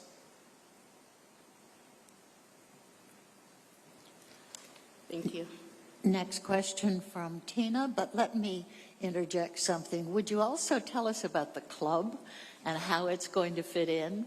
Because I must say, when my husband and I came back to Orlando in '68, we used to go down there and love that music. It was really something special. So it originally was Club Eaton. It was built in 1948. And through times, it started out as a social club, then an entertainment club, and it had multiple particular uses for the community. It had been closed down for, about 7 years now? And it started to deteriorate. So we were able to approach the state and obtain a $1 million grant to start the renovations of that property. But we didn't want it to be a club. We wanted to create a venue within the town of Edenville and turn it into a performing arts and entertainment center. Thank you. Yes.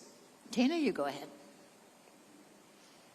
Thank you so much. I was kind of going on to the questions, and I'm sure you got the questions from the county attorney's office about the ownership and operations and how that works. And if you could please expand on that and how it actually meets the criteria, like who's it owned by, who's going to operate it, and kind of tell us how it's going to fit into the criteria, because that's kind of our biggest, one of our big check boxes there.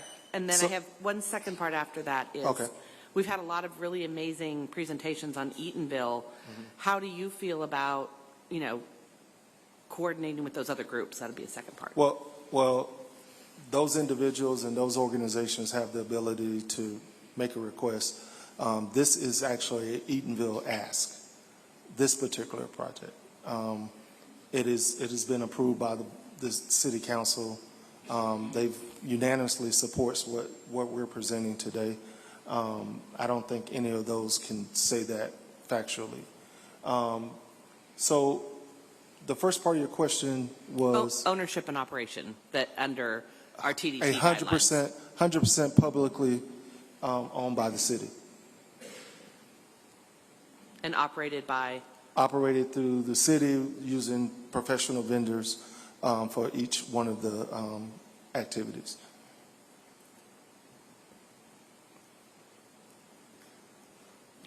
Is that okay, Gina? Yeah, I guess maybe Whitney can tell us if that operated by vendors is actually, is that? A nonprofit? Yes. Sergio?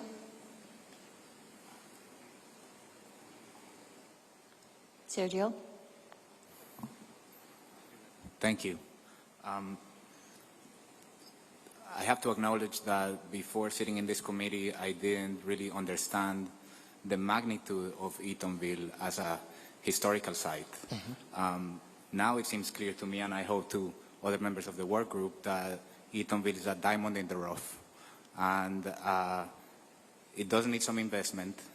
And it is good to see so many projects, so many initiatives seeking funding from this work group.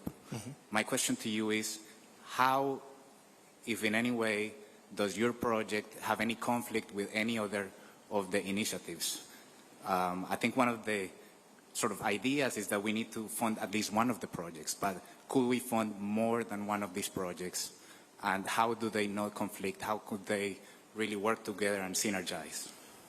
So our project has nothing to do with a museum. Absolutely nothing. This is creating an outdoor, indoor auditorium which meets the TDT requirements. Museum is not something we're pursuing. And so there's really no conflicts that exist. Maybe piggybacking on the other side of Sergio's question, maybe not so much conflict, but have there been conversations about collaboration? Are these ideas or projects synergistic in your mind in any way? So the Circuit Performing Arts Center has already received investment, is in progress right now today. This funding request will help speed up that.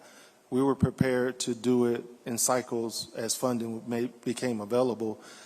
This opportunity presented itself, so we decided to just try to go all in now.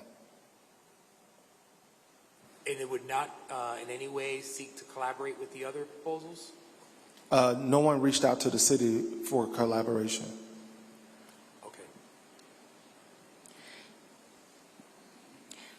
Forgive me, I might have been so distracted by the technology that I missed something. Yes. But where would the different activities be located within the city? So this is actually one campus. These two properties sit right beside each other. One's an existing structure, as you've been there a long time ago. And the other parcel is vacant land, which we own the majority of. So we know exactly where Yes. things would be located. Yes, I do. Adrienne?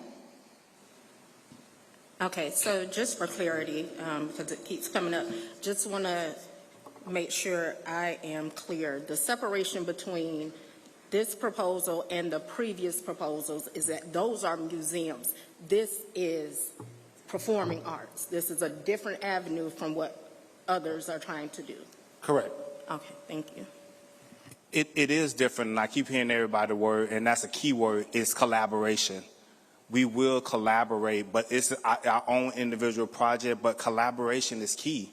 if we are to make this truly a true project for the historic town of Eatonville, we all must come together and collaborate on the collective issue in order to have the tourism to make a great impact on the historic town of Eatonville. Are there any more questions? Excuse me. Yes, go ahead. Something about collaborations. As a matter of fact, we've already started collaborating. We have the historic town of Eatonville here, and we have the CRA, we have the Chamber of Commerce here, and we're all working together collaboratively to make this come to fruition. So we put our presentation together to let you know that we've already started working together, because sometimes we have a reputation of not working together. But this is a collaboration between the 4 entities in the historic town of Eatonville. And is there a collaboration with Ms. Nathiri and the festival? And have you had any conversations with the people who are working on the Hungerford property? I'm going to speak towards the PEC, the Preserve Eatonville Community. We adopted in 2021, I believe, a MOU that we would work collaborative together. And we've been doing that. And she has expressed, if this project goes forward, some opportunity for her to be a part of that going forward. So we're fine. And from the town aspect, we have been in talks with, we talked to Representative Antone, Dr. Phillips chaired this. We have had those talks. But bringing something collaborative to say, hey, this is a total master plan, that has not happened, but we look forward to the opportunities. Thank you. Any more questions?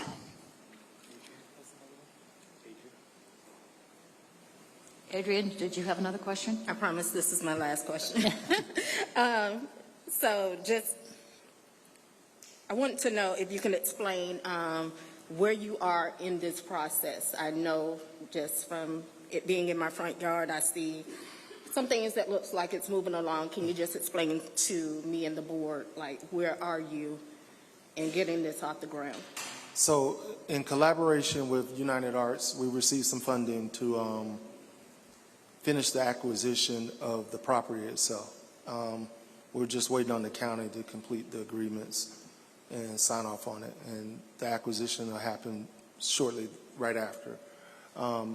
We're working with the state Division of Historical Resources through an African American Cultural History grant, and that's $1 million. That is ongoing right now today as we speak. So we're reaching out to multiple sources to make this project happen. And as I stated before, this was just a great opportunity, instead of piecemealing it step by step as originally planned, to probably just try to see if we can get the funding to do it all at one time. Okay, so it's safe to say you're shovel ready and ready to move It's shovel forward? ready, and it's actively going on right now today. Thank you. Yes. All right. Thank you so much for your presentation. And I think we should take, that's okay. I'm going to suggest to the task force members that if we're not able to look at the big screen, we need to decide whether, each of you needs to decide whether you're going to be looking at the printed out PowerPoints, or whether you want to turn your chair and look at the side screens, which do seem to be operating satisfactorily, because I do want to apologize to the city of Eatonville. That was most unfortunate. It was a presentation that we have and we'll be going over again, and we're going to get that video one way or another. So what I can do is my staff will send it out to the county, and they can distribute the video. I've been assured that we Okay. are going to get it to the Okay. task force members. I appreciate it. Thank you. Yes, indeed, and thank you. Thank you. Thank you very much for that presentation. Our next presenter is Craig Shadrick, City Manager for the City of Ocoee, who will present on their submitted project. Thank you, Mr. Shadrick. Forgive me if I'm getting that pronunciation wrong. Welcome to the stage. You are recognized. While they're setting up, I should just say some of the issues we're having is when we have to pull videos off of YouTube, and that's giving us our tech. It's interacting with YouTube, is that's giving is causing some of the problems here. So we're hoping that OCOEs will work. And if not, then we will take a break and reset the system. Thank you. You're recognized. Thank you and good afternoon. Again, my name is Craig Shadricks. I'm the city manager for the city of Ocoee. And I want to recognize our team very quickly. We have with us today Mayor Rusty Johnson, who actually hunted doves on the site we're talking about a long, long time ago, and he's been with us ever since. Working with me today will be Andrew Yeast, who is the Executive Director of the North Florida PGA, Alfredo Ortiz, who is the CEO of First Tee Central Florida, Nathan Logan, who is a Senior Designer with Bow Welling Design, and last but not least, Robert Utze, who is a Senior Project Executive with ZHA Consultants. So what are we asking for? Our request today is for 4 spaces that are all going to be event and conference related, and they include programming space for events for the North Florida PGA and First Tee of Central Florida. They include additional hospitality, event, and conference space that will be used for those organizations and many others, and the accompanying accessory plaza and Himalayan green space that are also considered event spaces. So we've looked at the qualification criteria here. What we're asking for is conference space, programming space, hospitality space, and event space. The facility will be owned and operated by the city of Ocoee. We have already spent approximately $8 million advancing this project and have funded a master plan that was developed. We anticipate the city will spend an additional $35 million developing the golf course aspects of the project, and we have conducted our own legal review in-house. And just to point out a couple of underscores here, the city will own and operate the facility, and we are not asking for any money relating to golf or green space. So what I'm really excited to talk to you about is the master plan that we've developed, and I hope you can all see the screens because we're going to show you some exciting things. The city will be taking on most of the undertaking in green that you see, and we're only talking about 3 spaces. So what is the city doing? We're doing a technology driving range, a lit short course, and improvements to the 18-hole course. We break ground on the driving range in 3 weeks, okay? Those spaces are all going to serve their own purpose and will be enhanced by what we're asking for today, which is the conference and hospitality and the additional event programming space and accompanying plaza. So I'm going to turn it over to Nathan, who's going to share from Bow Welling Design, which is one of the top design firms for golf in America, why this is important. Thanks, Greg. So we are a full-service golf course design and land planning firm. We've done over 135 of these golf-type experiences around the world, and what we are seeing is a shift in the way people engage in and want to experience the game of golf, and how the golf world has responded to that. So, gone are the days where you show up to a stuffy club, play 18 holes, and then go home. People are wanting a more social, vibrant experience, one that involves a strong food and beverage component and is surrounded by a variety of golf experiences. Things like short courses, putting courses, technology ranges, and of course the typical 18-hole golf experience. And they're willing to travel for it. So golf has realized that guests come for the round but stay for the company, and design now serves the staying as much as the swinging. And so, Bow Welling Design, me and my team, will be involved in the design and the development of some of the golf elements that will be invested in by the city, and that will support the success of what we are here today asking you to invest in. And so these are just some recently completed short courses that we did. There's many more that we've done around the world, but there's one project in particular I wanted to point out, and that's called the Patch.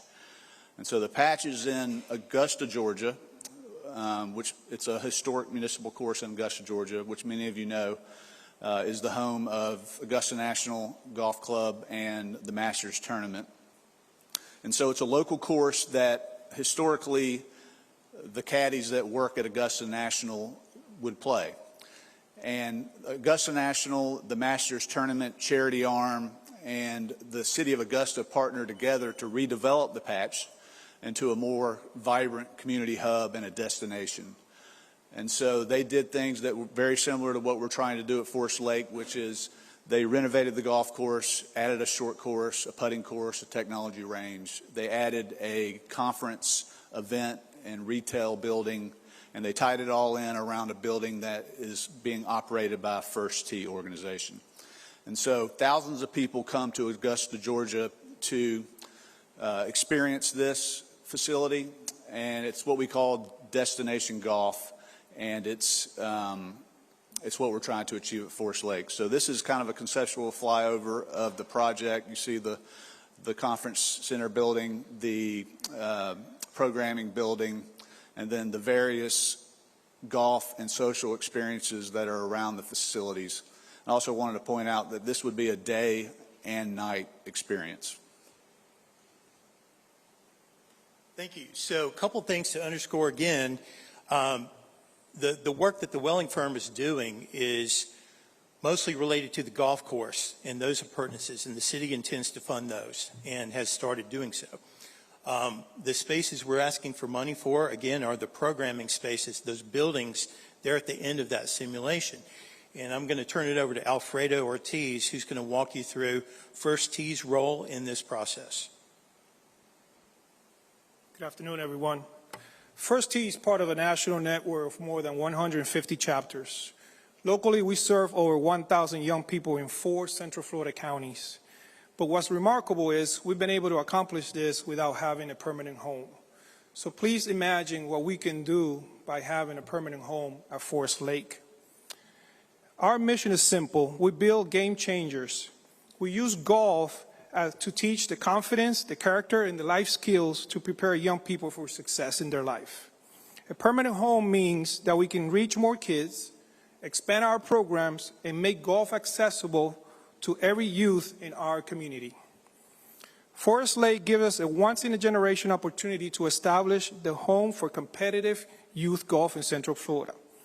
By hosting regional and national tournaments, camps, and championships, we'll attract the families and visitors from across the nation to generate significant economic impact, positioning Central Florida as the nation's premier destination for junior golf. The National Golf Foundation reported, golf generates more than $30 billion annually in tourism-related expenditures, and approximately another $10 billion can be tacked on when it comes to merchandise, food and beverages spent by traveling golfers. We have an amazing opportunity here. Thanks for your consideration. Thank you, Alfredo. My name's Andrew Yeast, and I'm the Executive Director of the North Florida PGA. The North Florida PGA is one of 41 PGA sections across the country. We're the 3rd largest geographically and the 4th largest by membership, serving more than 1,800 PGA professionals and associates across 45 counties throughout Central and North Florida. Our responsibility is to serve these PGA professionals through education, professional development, governance, championships, and meetings that bring our members together and grow the game of golf throughout the section. Our organization conducts approximately 60 events each year, but our impact extends well beyond golf tournaments. Through our PGA Reach Foundation, our PGA Hope program has served more than 650 military veterans, and the program uses golf as a form of therapy to improve physical and mental well-being while reducing social isolation and fostering a strong sense of community among our veterans. Additionally, we also conduct our drive, chip, and putt local and regional qualifiers, along with junior championships that introduce young people to the game while bringing families from across the country into our communities. Each year, our annual meeting alone brings together more than 200 PGA professionals and industry leaders for multiple days of education and networking, staying right here in Central Florida and dining at our local restaurants and supporting our local businesses. But why is this project important? This vision extends far beyond the North Florida PGA and First Tee. By bringing together these 3 organizations, the vision of a best-in-class facility, becomes a regional destination capable of attracting regional and national championships and a catalyst for additional development. It's not just about creating another building or another home. It's about creating a year-round regional hub that serves our community and expands opportunities while also drawing visitors. Thank you for your consideration. Thank you, Andrew. So to kind of summarize the involvement that we will have with First Tee and North Florida PGA, we're talking about an annual economic impact of approximately $10.1 million, just with the events that they're bringing. Next slide. Okay, so let's turn our attention a little bit because we're asking for money for 2 conference event spaces. The first being the one that would house most of the programming for First Tee and PGA. The other one would be inclusive of hospitality and additional event space, and it's equally as important. A few years ago, the city commissioned Charles Johnson Associates out of Chicago to do a event space study for the city, and we updated it a couple years ago. And what we learned was that there is a huge donut hole on the west side of Orange County for small to medium-sized conferences. Okay, so in addition to all the room nights and the economic impact that First Tee and PGA bring, there's a whole nother aspect of this that we can market. And conservatively, the Johnson Associates folks estimate an additional 300 event nights per year. So this space would serve as additional conference space, overflow for some of the larger PGA and First Tee events.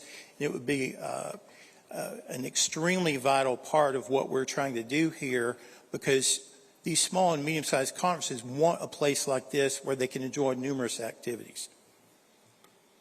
Okay, and as you can see, these buildings are actual buildings that would be representative of what the programming event space for First Tee and North Florida would look like. And we also had on the previous slide the buildings that would be the additional conference space. Next. So I'm going to turn it over to Robert Usey, who's going to go over the budget. Hi, good afternoon.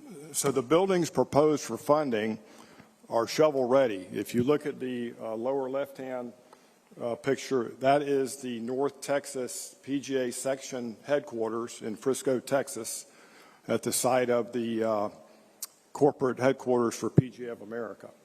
And on the right is the hospitality and conference space at the porch in Augusta, Georgia.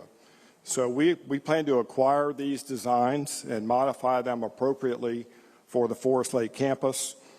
We've benchmarked the budget based on historical data and data from those buildings. So this budget includes design, construction, furniture, fixtures, and equipment as well. We will reserve in our budget 3.5% of our annual revenue for maintenance and 1.5% for capital. So the timeline, because of the approach that we're taking 2 existing buildings that have been built. We will be able to achieve the design in 4 months. We will build both buildings at the same time and be able to leverage the market, and we feel like we'll gain some savings doing that, and then we'll be able to occupy by the summer of 2028. Thank you. So, as a quick recap on the return on investment for the funds we're requesting, you're talking about 10,900 visitors coming just on First Tee and PGA alone. That doesn't count the additional conference market that I alluded to. Roughly 17,200 room nights from those 2 organizations that contribute to annual visitor spending of $10.1 million. Job creation, we put a little further down the list. We'll be creating approximately 85 permanent jobs at a $62,000 average salary, and an additional 70 permanent part-time jobs that would be roughly $23 an hour. And you can see we have 165 construction jobs. But that's just the very early level numeric aspects of ROI, which we agree are very strong. The big thing about this project, it is a generational project. And if you haven't seen any of the places like the Patch or PGA Frisco, look them up online. They're transformational. And with the programming that we have, we're going to be touching lives in every aspect and spectrum, ranging from disadvantaged children to veterans to neurodivergent children to corporations that want to come and have a conference. So this truly is something that will become a nice community amenity, but so much more. And we appreciate you looking at our criteria. Thank you. Thank you very much for that presentation. We'll now open up the floor for questions. I see first Mr. Rishibaga. Thank you so much for the presentation. I know I'm not the only one who had this question. What is a Himalayan park? Okay, we rushed through the presentation. On one of the last slides, you saw a huge digital monitor. We're talking like almost a movie screen.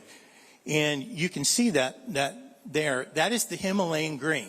Now, Himalayan green is a term derived from Scotland, okay, back in the old country. Because of the undulation of it, it got that term. This is actually the one in Frisco, Texas, and it's a major part of the conference and event space that's used by the Omni Hotel there. And as you can see, there are a lot of organizations that have conferences there that actually include components that get people outside. And so that's on the conference and tourism aspect of it. On the local municipality, Central Florida community amenity aspect of it, when it's not in use for one of these conference or PGA events, we're going to be able to have movie nights and invite people. The public can come and enjoy it for free, but it is an actual event appurtenance to the project. And that's a great question. Thank you. Thank you. Mr. Chris Meyer. Thank you, Mr. Chairman. Great presentation. Concept's really unique, and I think it's a real opportunity for the community. I did have one question, though, and a concern. We have, out on the west side of the county, we have Orange County National, which is owned by Orange County. And I'm curious, how do you feel the impact will be to Orange County? Is this going to operate at the detriment to that facility? I'm glad you asked that. Excuse me. We don't view this site as being in direct competition for the very reasons that Mr. Logan from Bow Welling discussed. We're creating something different, not just an 18-hole destination golf course. Now, we are creating a really nice 18-hole golf course, and we plan to host a lot of national and regional events. But the lighted short course, the technology driving range, and the conference and event space make it something far different. So we're not really, competing with it in the world of golf per se. Forest Lake does 63,000 rounds a year already, and that's a low average. That doesn't count the people that come in late and get to play. So that number stands on itself in competition with the rest of the courses in the market as it is, and those people want more. They don't want to just come play golf anymore, and that's separate and apart from the tourism numbers that we presented. But that's a great question. Thank you. Thank you. Mr. Michael Poole. Great. Thanks. This whole thing about golf, I'm finally feeling like I'm getting old enough to start playing. So when I look at the numbers that you gave us, the 17,000 hotel rooms and stuff, my calculation is that it's going to increase TDT revenues by about $300,000 a year. Is that about right? On the hotel, excuse me. I'm just looking at TDT just revenue. on TDT revenue, that's about right. That's correct. Right. All right. So that's about a 1% return on our money annually. And it's a negative ROI, but on an annual basis, it's about 1%. Just want to make sure I'm reading that right. And then is it the city of Ocoee going to guarantee and underwrite any operating losses of this facility? Yes, we are. Okay. Thank you. Absolutely. To your point about the TDT revenue, I would only add that that's still just scratching the surface, and I feel like I should go ahead and tell the group. We're in talks with the developer next door who plans to bring a really nice hotel product next to the site, and we have 2 other hotel sites that are in the feasibility study for the area that is a radius of about a half mile from the site, but there should be a hotel coming right next door that will have additional event space. So I think it's a very conservative number. Thank you. Doug Gomber.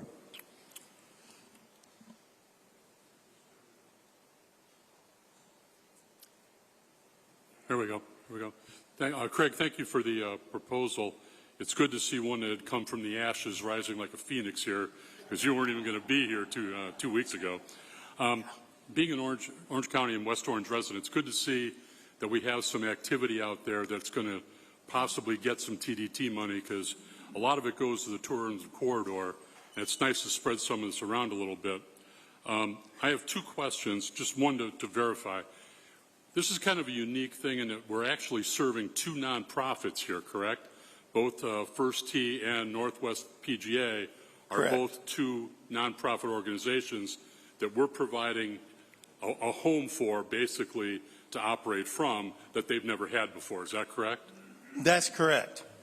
Okay. Neither has a headquarters, and again, if we had more presentation time, it would have been great to share with you what's happening in other states. The model before you has been replicated very successfully, and I could go on and on about the hotel nights that these other places in the country are generating. We chose intentionally to go conservative on our estimates. Felt like it was the appropriate thing to do. And my other comment is just a pyramid on what Michael said as far as the stake in. The city already has skin in this game, correct? Because the overall project, this is only a small portion of that. The rest of the golf course and everything, the city of Ocoee is going to take care of all that, correct? That's correct. Excuse me, I'm sorry, I'm losing my voice. The city's already spent approximately $8 million, like I said. We plan to undertake an additional $35 million. We are not using ad valorem revenue for anybody that's in the room that cares about such. We are planning to secure those funds by other means, and the Commission's already taken action on the resolutions indicating their intention to take on additional bond debt. Thank you, Doug. Tico Perez. There we go. Thank you, Mr. Chairman. A couple of questions. The first one is easy. Number one, does Himalayan Park mean we have to sit on the ground like this, like the picture? Because, yeah, that's not good for a lot of That's funny. guys like us. Number two, more importantly, 2 real questions. Number one, I've been to West Orange a lot. I don't know where your hotel capacity is. So you said the developer next door may be building something and others. Do you have capacity in the area to support what I know you're going to bring? Because my number 2 question, which is the real purpose of this, is I'm so excited about this because of the opportunity to bring a different kind of tourism, youth golf tourism, collegiate golf tourism, PGA Pro Court. All sorts of opportunities open up for a different kind of tourism supporting a different portion of our county, and I love that. But can you just spend a minute and give us a sense of the size of the market for this youth golf tourism and the other things that we're anticipating you're going to do? Okay, excuse me, 2 things.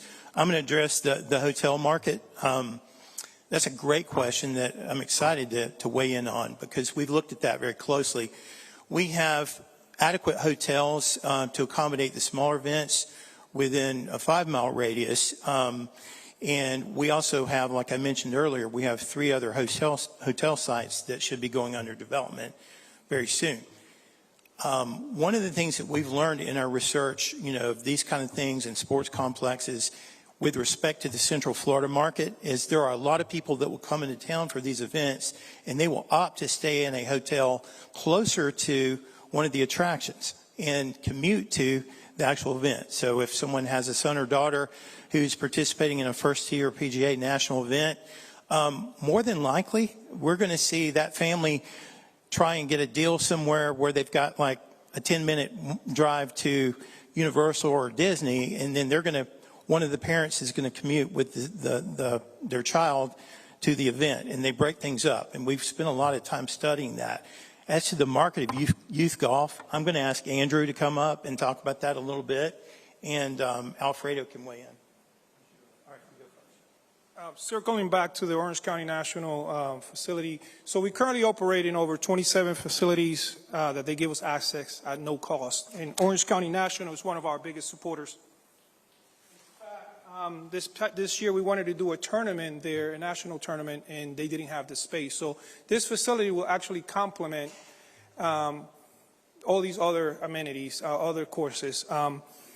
Youth golf is a huge market. Yes, we host collegiate, we host adult competitions, but when it comes to youth sports, the current tournaments that are happening are literally just renting these facilities. So now us having a hub, a home, they will be excited about it because they can count on year to year of a facility that is going to be available for them. We are getting a lot of interest from international participants. It's a system called World Ranking, and for them to get recruited and by these universities in the States, they have to go through this tournament, and we are wanting to host events like that. So the opportunity is amazing, and then we can leverage the economic impact we're going to get to then impact the local community by subsidizing our local youth in our programs. I'll go ahead and move on to the next questions to make sure you don't run out of time and can address them all. So, Sergio Alvarez. Thank you. My question is, you spoke about places like Augusta that bring, they have this really high-profile tournament. What would it take to bring a high-profile pro tournament to Orange County? I'm glad you asked that. We definitely want to bring a qualifying event at a minimum. I'm going to let Andrew come up and field that one. Thank you for the question. Orange County already has a very high-profile professional event at the Arnold Palmer Invitational at Bay Hill, a long-standing event on the PGA Tour. So that market share of those professional events are already here. We certainly believe that as Forest Lake and the campus gets developed, that really becomes an additional opportunity to, whether it's have corporate events out there during that week to continue to spur that activity in Orange County. Thank you. Mr. Thomas Lynn. Thank you, Mr. Chair, and thank you, gentlemen, for your presentation. Just a quick question here. I've been bouncing on the slides here, and your estimate for annual visitors was about 11,000, or is that just one slide here? Okay. Yeah, and let me qualify that. That's just based on the programming for First Tee and North Florida PGA. That does not include the additional market programming we would do. We know there is a huge market here. We have the studies to back it up, and we chose not to include that because we feel like it stands on itself, but we'll be marketing the venue to small and medium-sized conferences. For example, in discussion with Mr. Johnson with Johnson Consulting, he gave an example of a small John Deere conference. He said these guys, they don't want to come down to stay at the hotels at Disney and Universal because they have to pay for the catering there, and it costs roughly 30% more money. He said an event in hospitality and convention space out here on the west side like this would be able to capture a huge market that is currently opting to go elsewhere because of cost. So, those are very conservative numbers, to your point. That's roughly 11,000 visitors with the events that we shared with you. But again, that's conservative, very conservative. Yeah, thank you for some clarification here. Thank you, gentlemen, for a good presentation. Appreciate you. Any One final last words in comment. your last 2 minutes? Sorry. I just wanted to direct your attention. We took great care in looking at your criteria, and we self-scored, and we appreciate the time to present today, and hope you'll consider this in accordance with the criteria. Thank you. Thank you. We'll move on now to our next presentation. I'll turn it over to my co-chair. And we are going to hear from the Orange County Public Schools, but a couple of things between now and then. First of all, I want to thank our staff for getting the big screen back for us. It's a lot easier.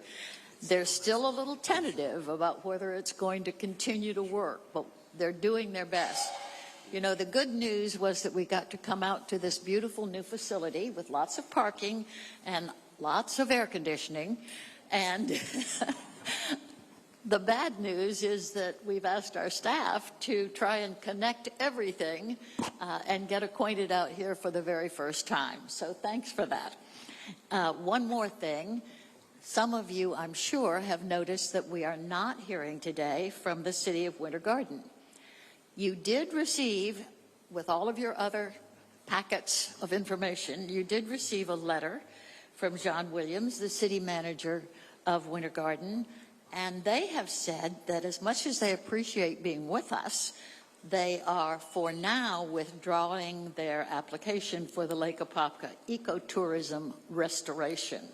They looked carefully at what Whitney told them about the legal requirements, and they want to emphasize that they're strongly supportive of the proposed ecotourism and natural resources tourism infrastructure project. Got that? And they will be back and look forward to learning more about that opportunity. So now we are going to hear from Jose Fernandez, a board member with the Foundation for Orange County Public Schools, who will present on our final project for the day. We have more work after that, but this is the final project we will be hearing. Thank you, Mr. Fernandez, and you are recognized to proceed. Good afternoon, Madam Mayor. Good afternoon, Mr. Chairman. Good afternoon, members of the task force.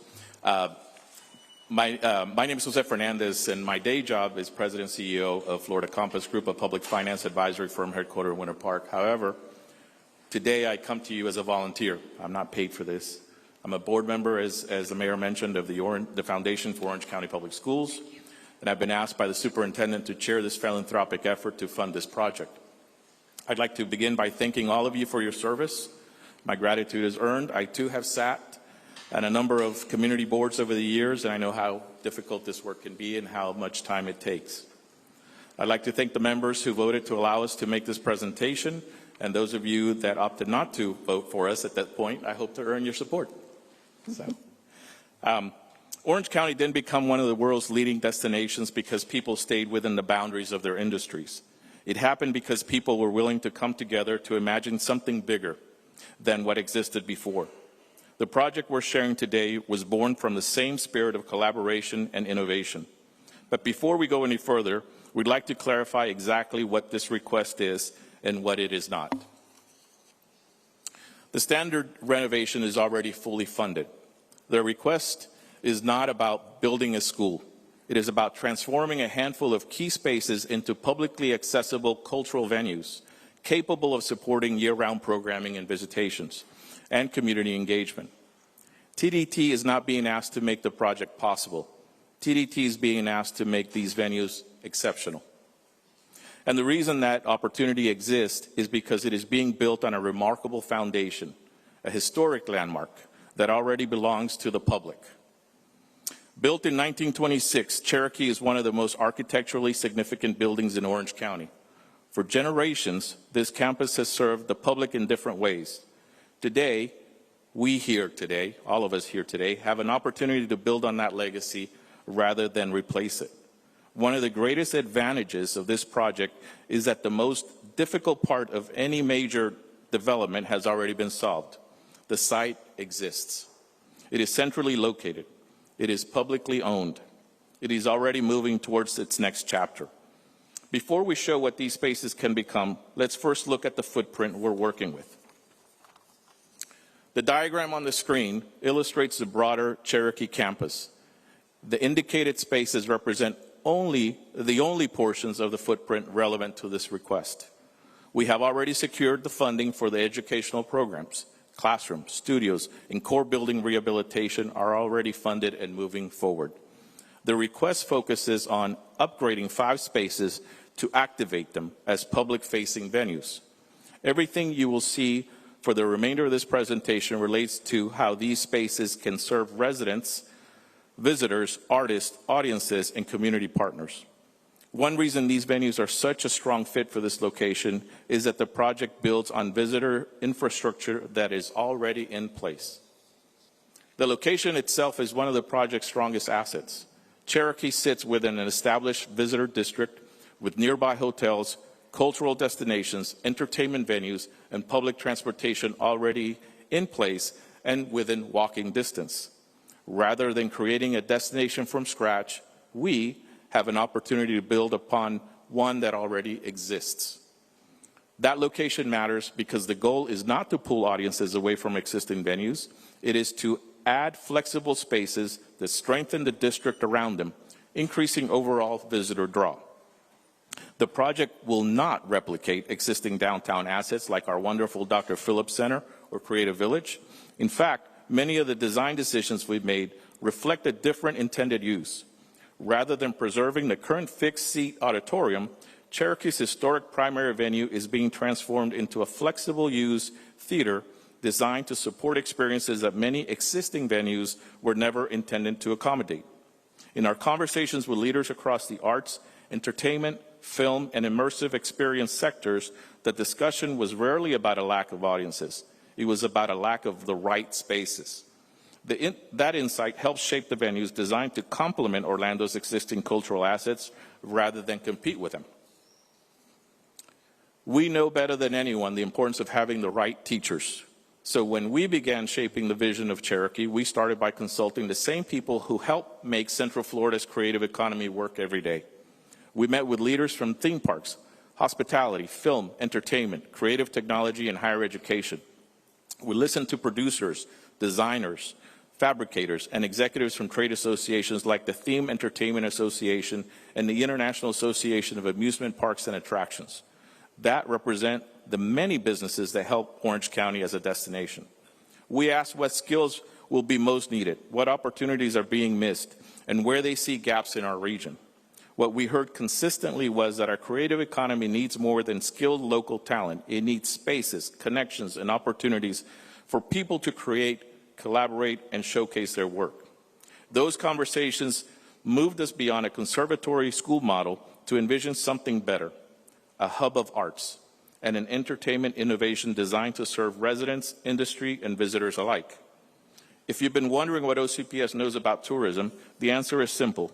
Enough to know we should listen to the people who know the most. We built this vision with the guidance of individuals like Scott Gill, who challenged us to think beyond traditional education, spaces, and consider how environments themselves can inspire creativity, engagement, and more memorable audience moments.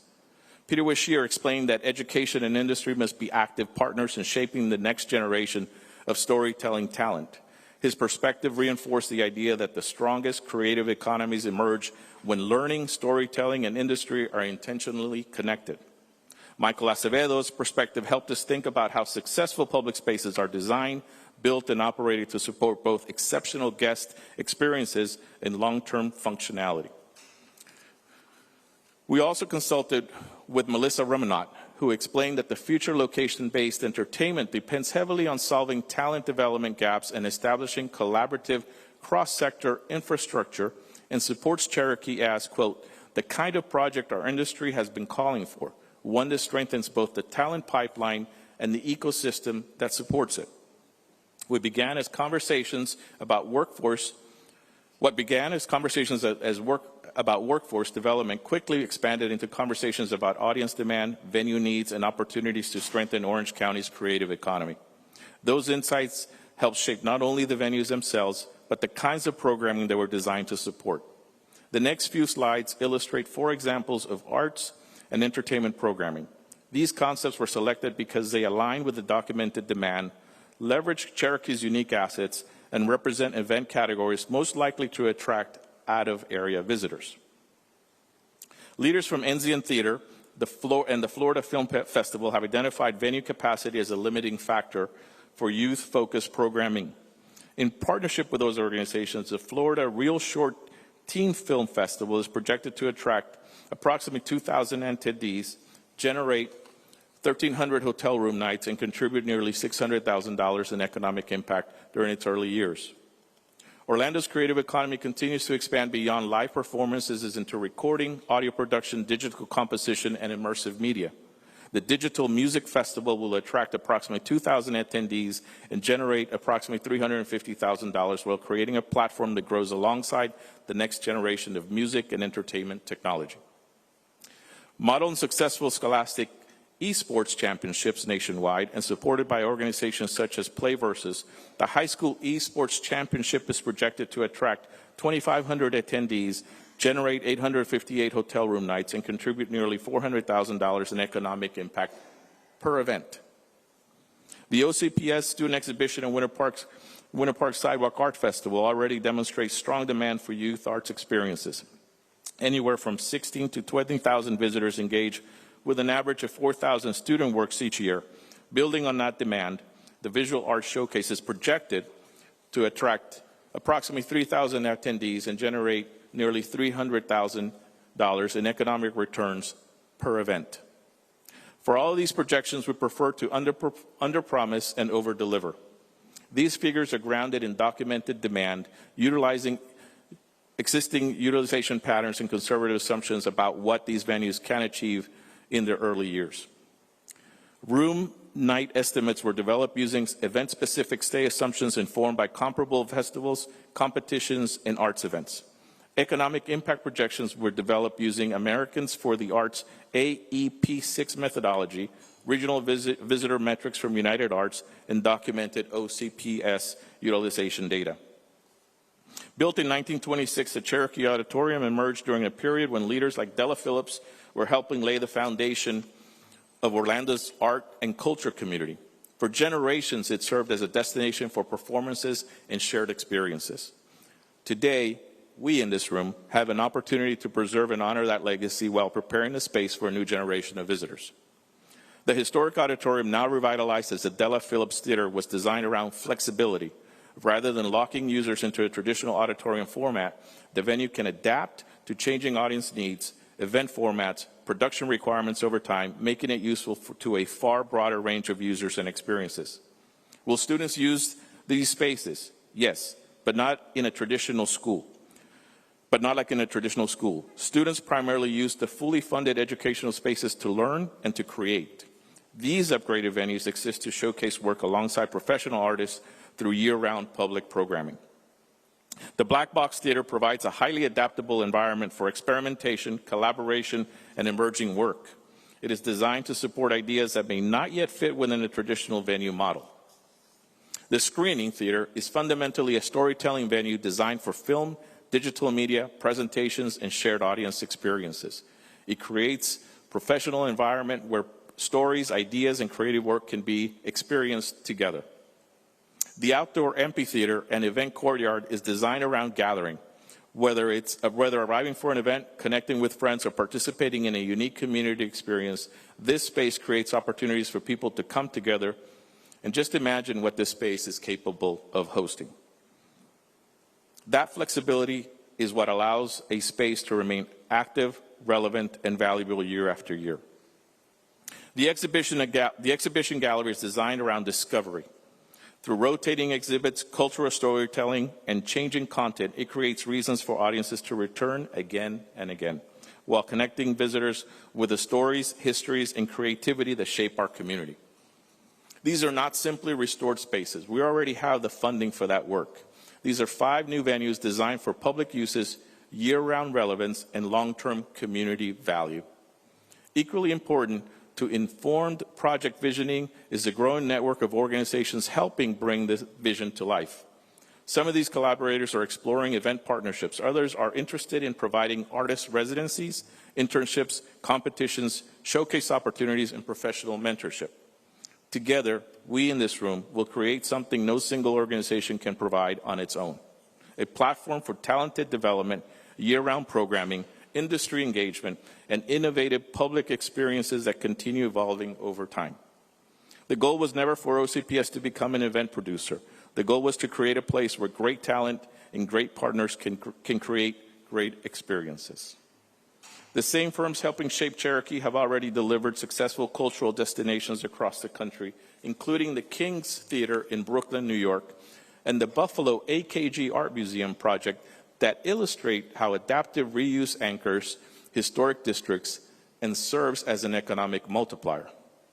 As one example of successful art showcases events, we'd like to highlight SCAD, who we've been working very closely with. Sidewalks Art Festival, which started in 1981, has grown into Savannah's largest single-day outdoor event. What began as a neighborhood school exhibit of approximately 40 student artists now offers 800 artist registrations that sell out within the first hour. This event hosts food vendors, music performances, and sponsorship activations, and drives visitor spending across the region. We'd welcome the opportunity to explain how our additional assets, like our transparent governance process, centuries-long experience hosting large-scale events, and our atypical broad marketing reach makes OCPS a solid and dependable partner, but we're out of time. So we welcome questions about these strengths in the Q&A. Our tourism component is durable rather than aspirational. OCPS will include commitments of any eventual funding agreement regarding public availability, tourism-oriented programming, external marketing, event levels, reporting, and similar requirements. That's our story. Thank you again for the opportunity for us to share it. We hope you will take away some of the enthusiasm we've been hearing from our partners and investors in Cherokee. The team will now be glad to answer any questions you may have. Thank you very much. Thank you, Mr. Fernandez, and I'm sure the task force has questions for you, but I'd like to ask for just a little bit more information for myself. Talk to me about what funding has been committed for this project from the school system, from any of your partners. Is there philanthropy involved? I see you have a Della Phillips Theater. Is that a philanthropic? Yes, Mayor. And Dr. Harold Border from OCPS is here, who will correct me with any mistakes. And You've if you want asked to come us up for here a too. certain amount. I'd just like to know what's Absolutely. already committed. Go ahead.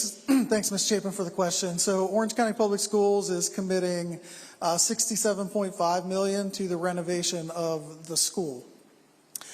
In philanthropic efforts, we do have commitments from Dr. Phillips Charity, and we also have another commitment that we're not able to go public with yet, but we are closing in on $4 million of commitments. We also have had multiple other conversations that we are positive about as the first business quarter ends with individuals who are looking to be part of the project as well. Thank you.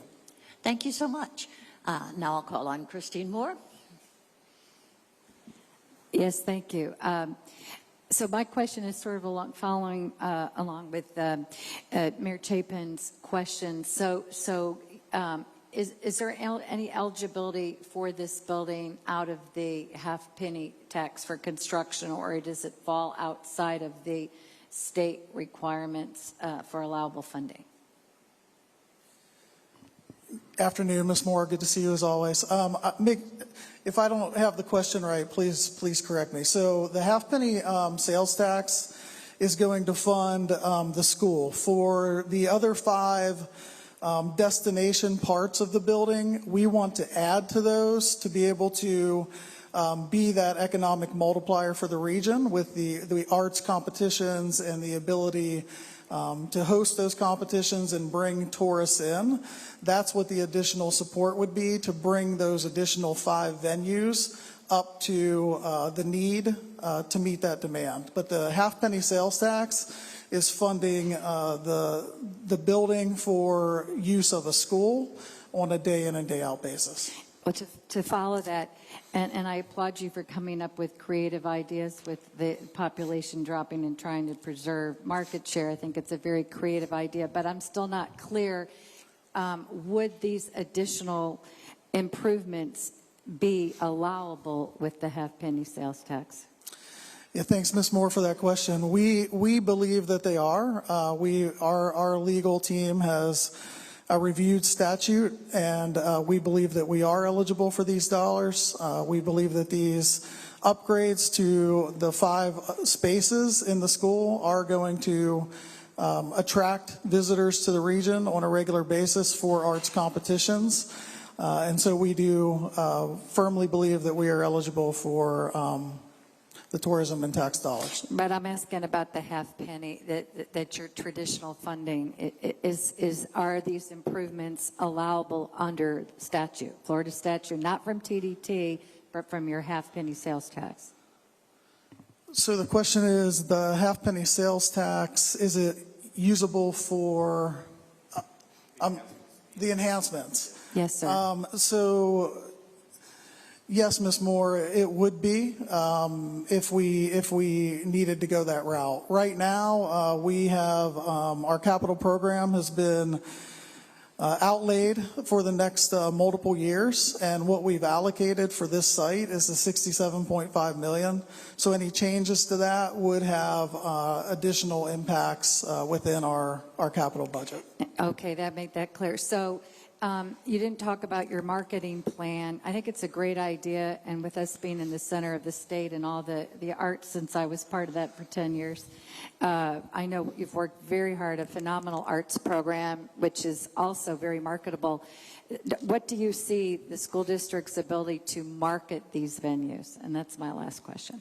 Yeah, thanks, Ms. Moore. So I think, and Sandra Dunlap's going to add on here as well, but you know, for us in public education, we've entered a new area in the last 2 years. Public education is no longer a monopoly, and we embrace that. Families have choice, and we know that in public education, we have to market our schools. So in the same way that we have taken on the marketing of our schools on a day in and day out basis, we have that same ability to extend that marketing to the marketing of these venues for the extracurricular and co-curricular events. Chris Meyer? Sandra, you want to add? If I may add to the question about market reach, our OCPS website in the summer months had 194 impressions every 30 minutes. The social media followership we have at Facebook is 73,000 followers, Instagram has 52,000 followers, and LinkedIn has over 50,000 followers. This gives us a atypically broad market for sharing out information about events and promoting these public opportunities for us to do ticketed and non-ticketed events. So does that hopefully answer this question? If I could add one more thing, Ms. Moore, is that I have spent quite a bit of time working on this project, at the school board, and I have met the leaders in the arts sector in the school district, and they are leaders in our state. They are involved at the state level on a number of organizations and have leadership roles on that. So we have a built-in infrastructure there for activities to come by. Our goal is to have the majority of the statewide arts competitions at this venue. And all of us have had children. We've gone to these events where you travel and you bring, the siblings and the grandparents, and although you don't want your kid to lose on Sunday, it'd be all right because you get home a little early, right? I mean, we've all been there. But the reality is that that's the built-in infrastructure that we have in place. Chris? Thank you, Madam Chair. Thank you for the presentation. Great questions, Christine. My question is, I drive by the school a lot, so I'm excited about the renovation regardless. Kudos on that. It's a beautiful building. My question is, your proximity to Dr. Phillips. We heard from our friends at Dr. Phillips earlier this morning, and their proposed phases, expansions, facilities, meeting rooms, event space, the close proximity, are you guys going to cannibalize each other, or is there a market for both these types of venues in that proximity in downtown? Oh, we absolutely believe in working together on those and enhanced working together and being an extension of each other. We actually, on our board of the foundation, we actually have a representative of Dr. Phillips Center there. So there's already activities that we host at the Dr. Phillips Center. So we believe that we will continue to build on that relationship and really augment the offerings that we can have for the artists in the community. Adrienne?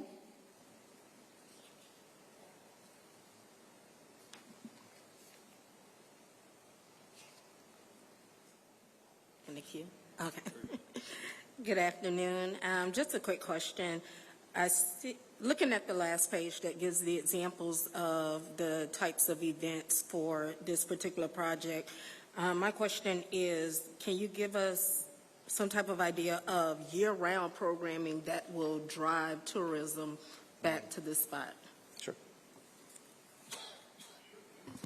Thank you for the question. We do have some numbers about year-round programming at our existing facilities, which is what we are using to give a very conservative estimate of what we'll be able to host at this facility. Just last year, we had, the last 2 fiscal years, we had 11,000 reservations 41,000 event dates in our high school facilities across the district.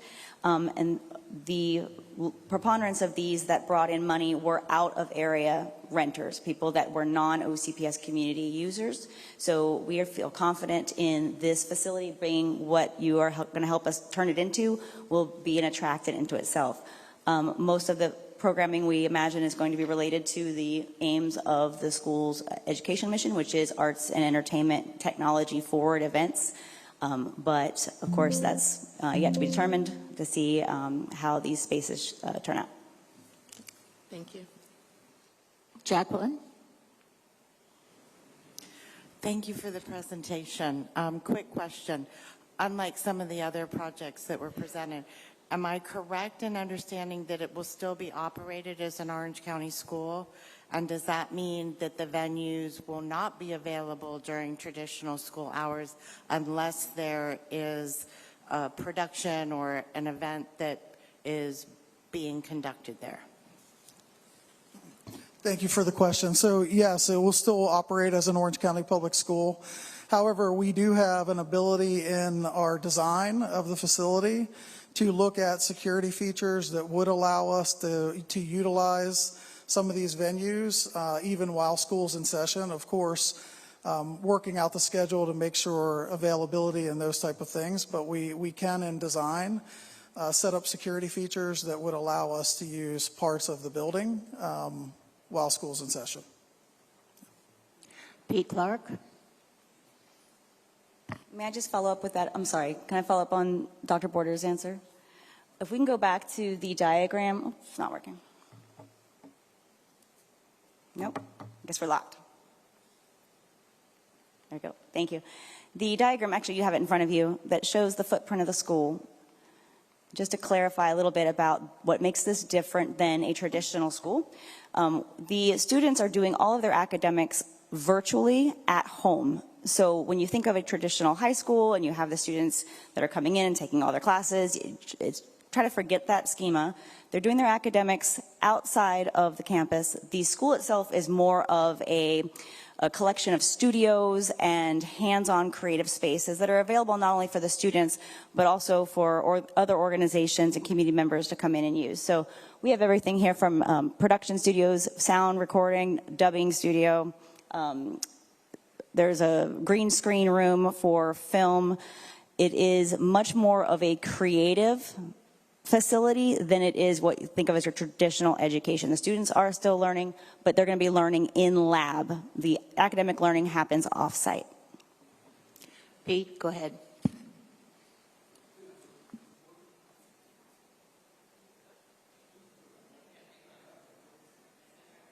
Okay, I'm good, thanks.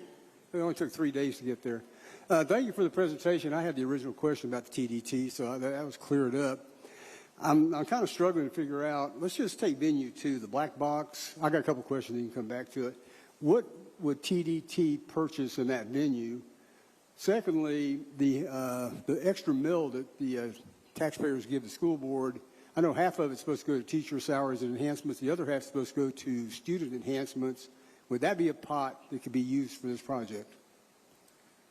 Sure. So I will. I'm glad you asked that question. I'm waiting for you're going to show the differences. But going back to what the half-cent tax pays, I wanted to clarify that. And so there's a certain standard, and correct me again, Dr. Border, if I'm wrong, but there's a certain standard that OCPS funds the schools for, from a perspective of infrastructure and programs.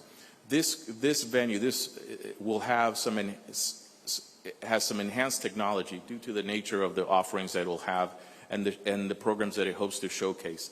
So there's a difference in cost on the technology, the lighting, all of the other components that these venues will have, and that's what we're asking to be funded through the TDT.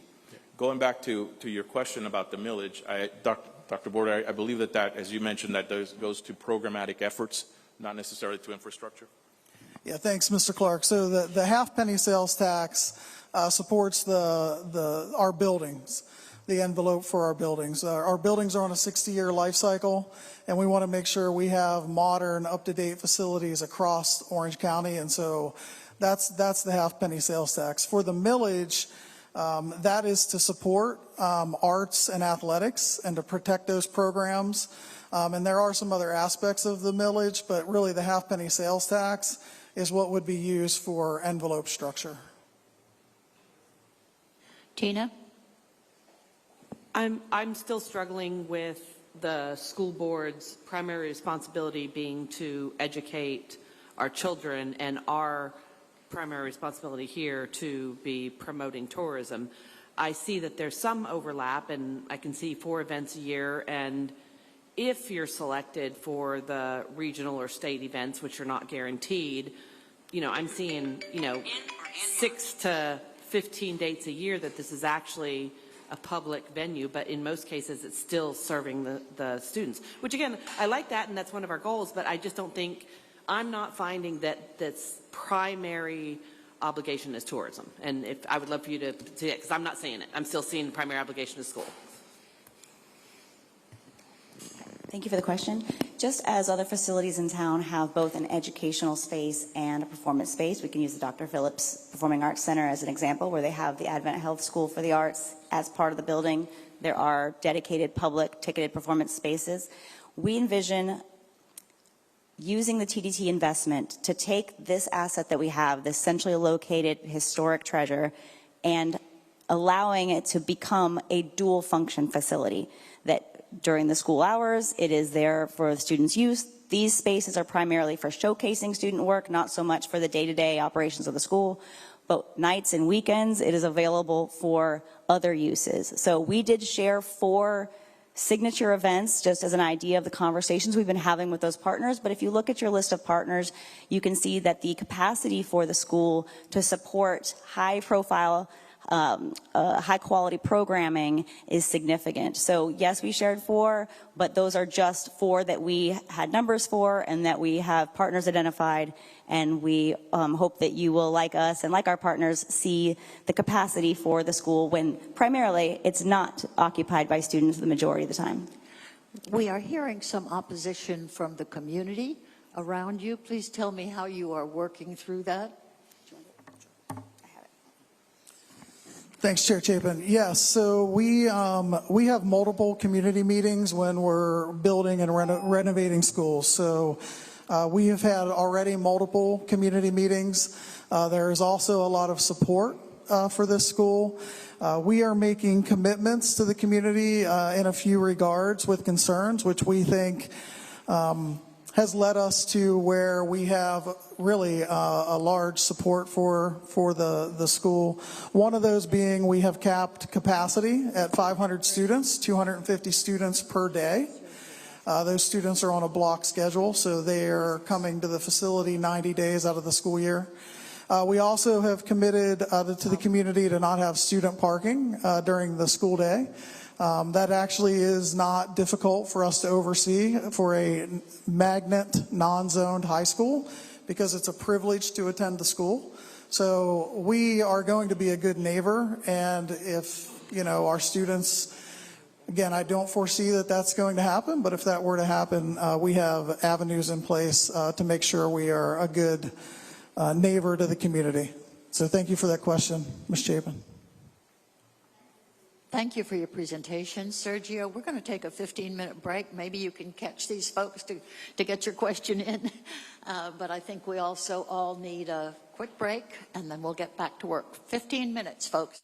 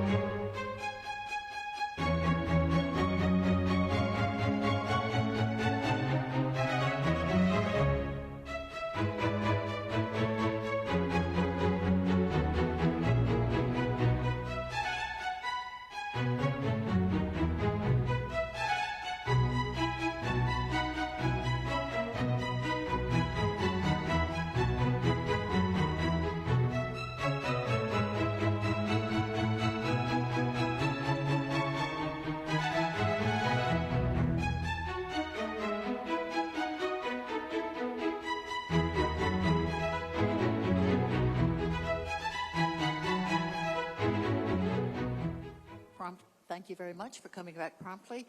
One quick order of business. Sergio had asked a question or tried to ask a question just as the school board was leaving their presentation. Sergio, do you want to tell us what your question was quickly, and what their answer was? Yes.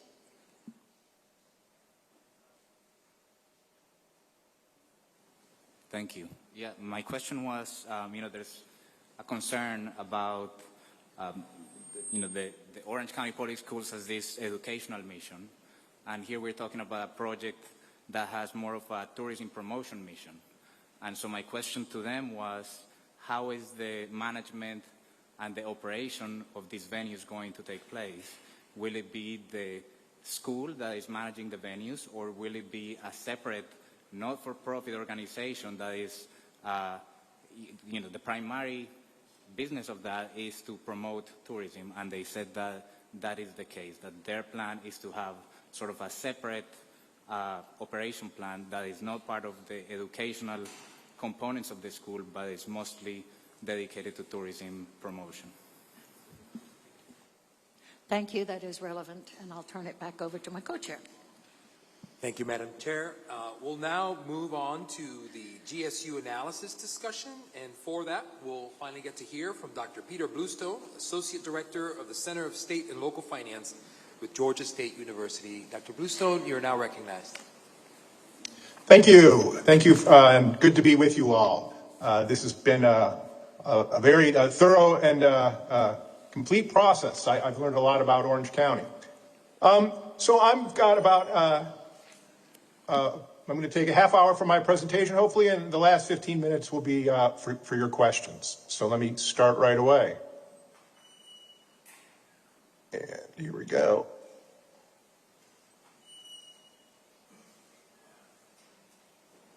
All right, can you see my screen? Great. Okay. And let me dive right in. So the outline of the presentation, I'm going to discuss the methods used for the economic impact analysis, the data availability from the applications, the condensed time frame for the analysis, and some of the issues that raised.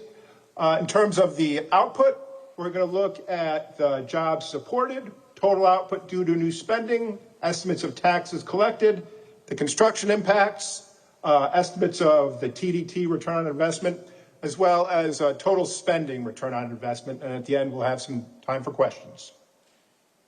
I want you to keep this in mind because this is really the crux of the exercise here. Essentially, we're talking about how we allocate money spent while people are traveling. And so I want to tell you about two trips my family took. One, a long time ago when my kids were little, we came to Orlando, the only time I've been to Orlando. We went to Universal, and we were there for 3 days and 3 nights, and we did it all. We had the fast passes, and my wife is a big amusement park enthusiast. We were out the door at 6 a.m., in the park by 7. We left at 7. So we spent, on average, I'm just kind of rough numbers here because these are similar numbers to what I'll be using later in the analysis. There was 4 of us. We spent on average about $500 per person per day, and that's $6,000. And so we can safely say that all that $6,000, that economic impact, can be due to the existence of the Universal theme park. We would not have been in Orlando and spending that money if not for Universal. The second trip my family took when my kids were older and they could appreciate the joys of New York City, even though it was freezing cold at Christmas time.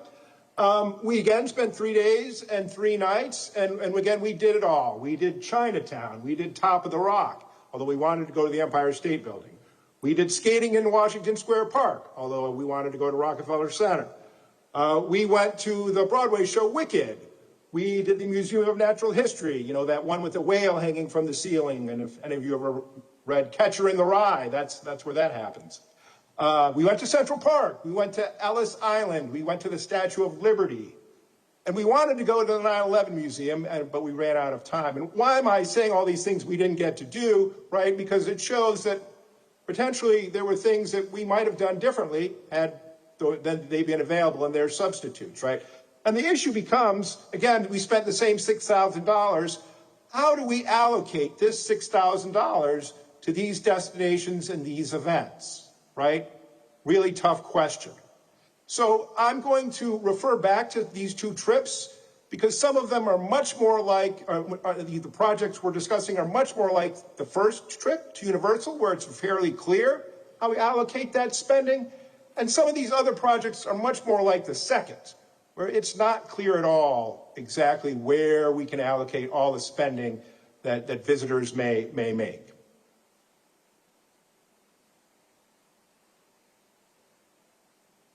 So let me talk about the data real quick. The data that I used almost exclusively came off of the applications. So this is the data that the applicants provided themselves.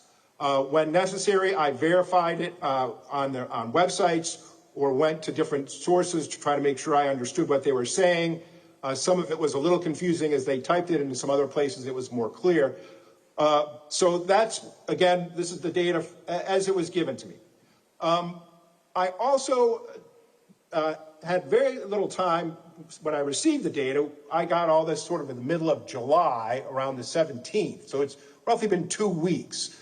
Prior to that, I was working with baseline models, trying to develop models. I had discussions with the mayor's office and Roseanne and her team in particular, what we thought would come in, what the applications would be for, and so I could create some models, particularly using data from places that I've done a lot of analysis of, the Georgia World Congress Center, the Savannah Convention Center, Mercedes-Benz Stadium, and looking at other empirical literature. The model that we used is Implan. It is the industry standard. It uses state and local data to calibrate the model. It's an input-output model. You can think of it essentially as a recipe for economic activity. Like you think you own a restaurant, right? So what do you need to operate a restaurant? Well, you need suppliers that bring your food. You need suppliers that bring you beverages. You'll need an accountant, maybe some lawyers. And so all these things go into the model, and that generates the direct activity is the restaurant spending, the indirect activity is the suppliers, and then the induced activity is all the money that is spent in the economy broadly, as people spend money on healthcare, on housing, on insurance, all that kind of thing that generates economic impact within the region.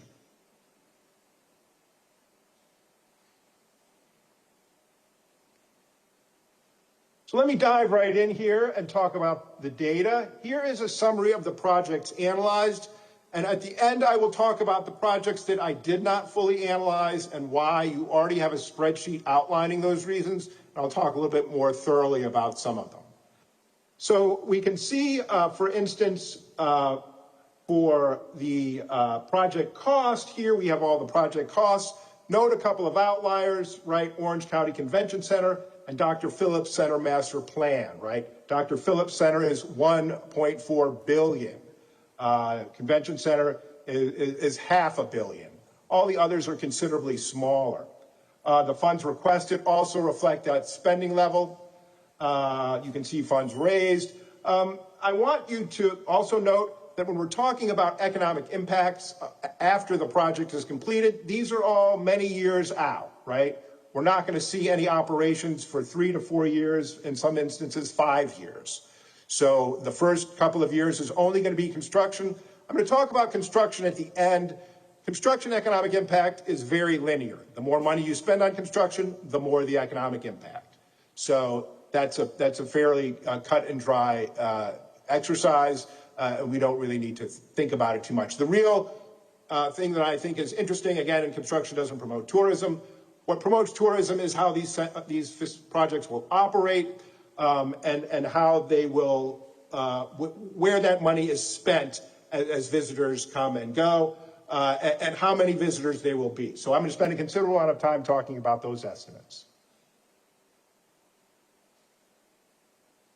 So in one of the presentations, I think a colleague in the mayor's office had a very interesting slide that showed the average, the attendance over several years for various types of facilities, museums, festivals, cultural sites, and things like that. And so I took that and I made the Orlando average event type. That's the one you see, event type by millions.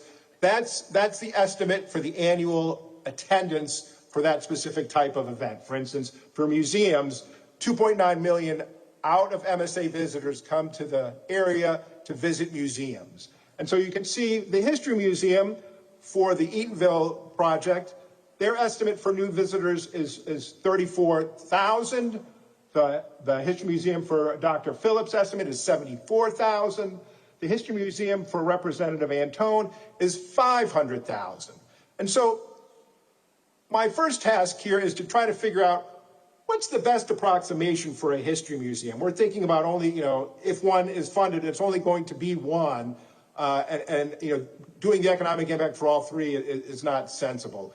These are estimates, and we want to pick like a sample project. So, and I'm also going to use probably data, I'm definitely using data from the different projects because each application had different strengths in terms of the data it provided. So when we look at the share of all museum visitors, we can see that the Representative Antone's estimate is a bit of an outlier. It would account for 17% of current visitation. So the History Museum, again, being conservative, that would seem to be the most reasonable one to choose. So that's going to be the one we're going to use.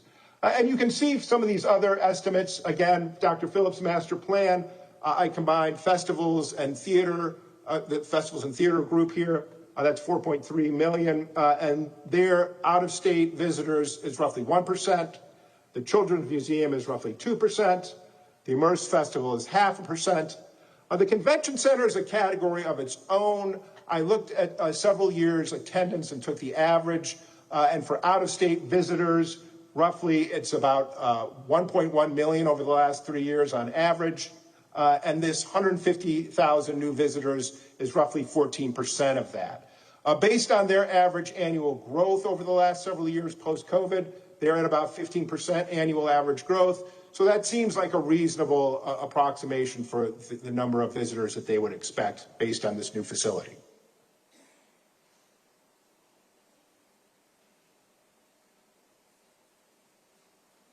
Okay, so the next thing to try to calibrate our expectations on these visitors is new and out of MSA visitors. So the first column is project total attendance. This is everybody from everywhere, right? Dr. Phillips estimates 1 million new visitors per year, right?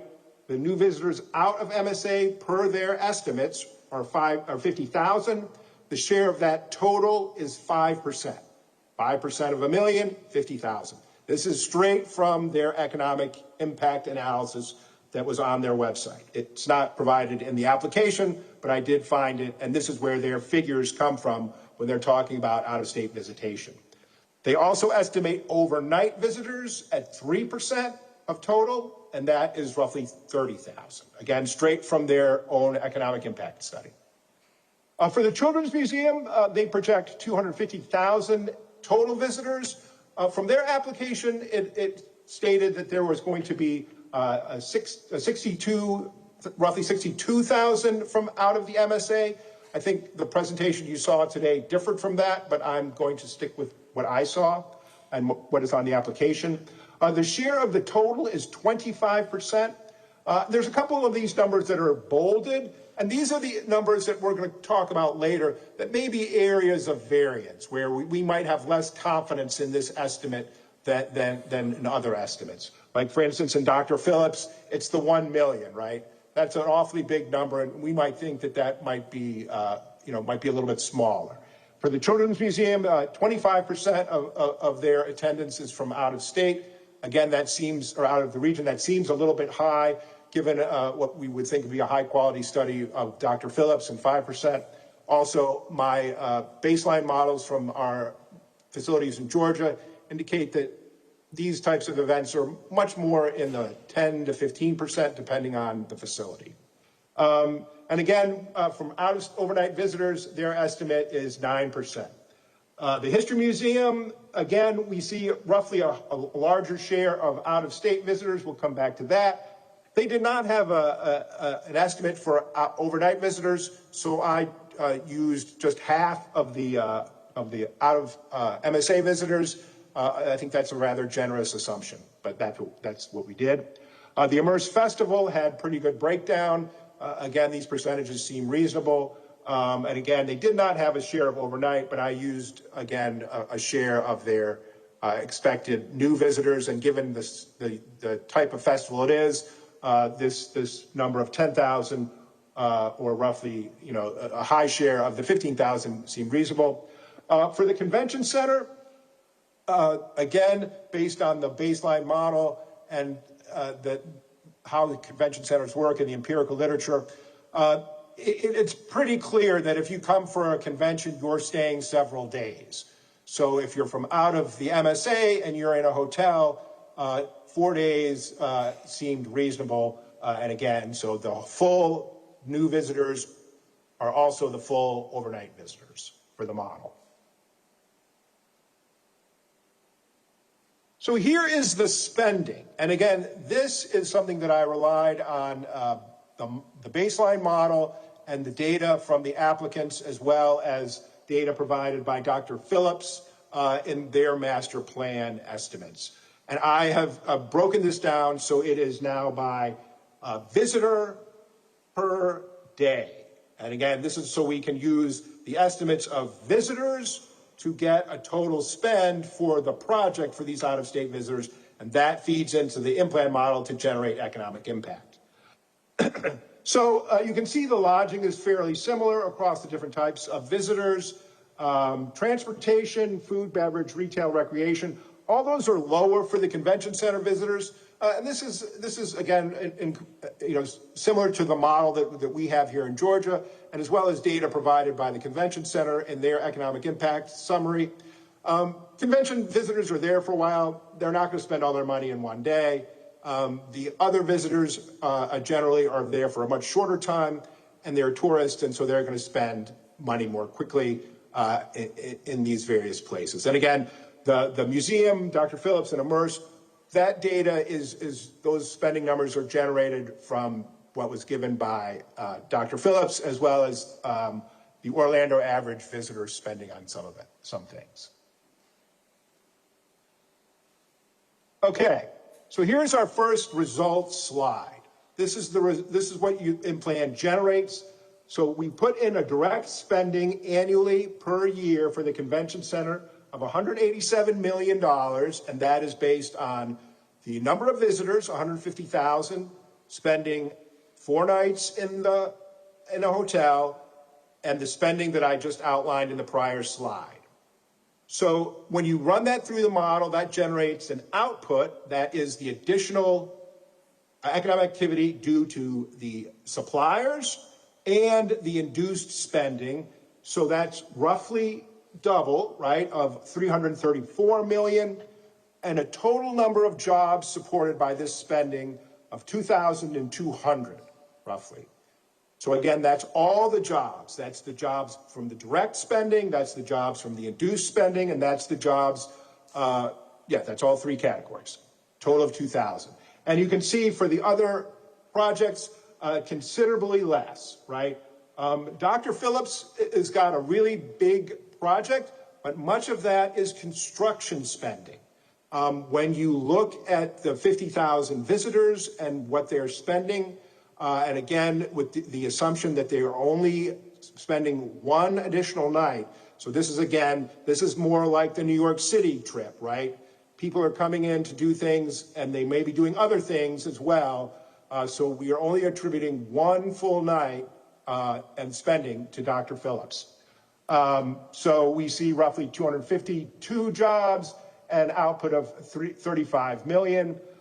The other 2 museums, the Children's Museum and the History Museum, are roughly similar, 15 million, 13 million in direct spending, and similar output, similar jobs. The Immerse Festival is a little bit different. Again, there's pretty good data from them and these types of festivals broadly that shows if people are traveling to come to a festival that's several days, they're spending several days in a hotel. So again, here I have them spending 3 days. So again, you have a little bit greater economic impact given the slightly lower number of out-of-state visitors. Here's an example, and pardon me, I know this print is small on your screen, but you have the handout. So these are the types of jobs that are created by this spending, And at the bottom, you also have the new jobs that the applicants provided for the actual facility. And these are annual. And I should make a note here that these jobs all are annual. You can't add up the annual jobs.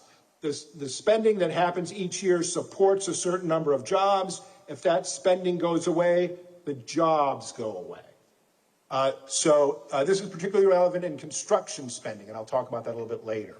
Anyway, for each year, we can see again that the convention center dominates in terms of the types of jobs for these projects.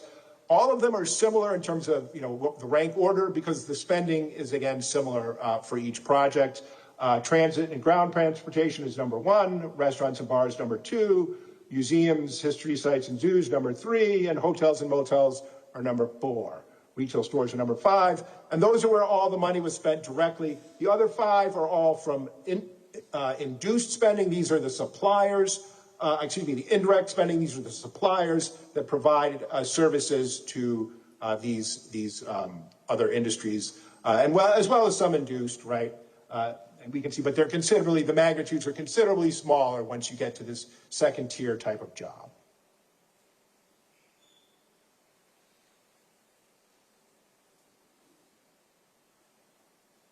Okay, so the construction economic impacts.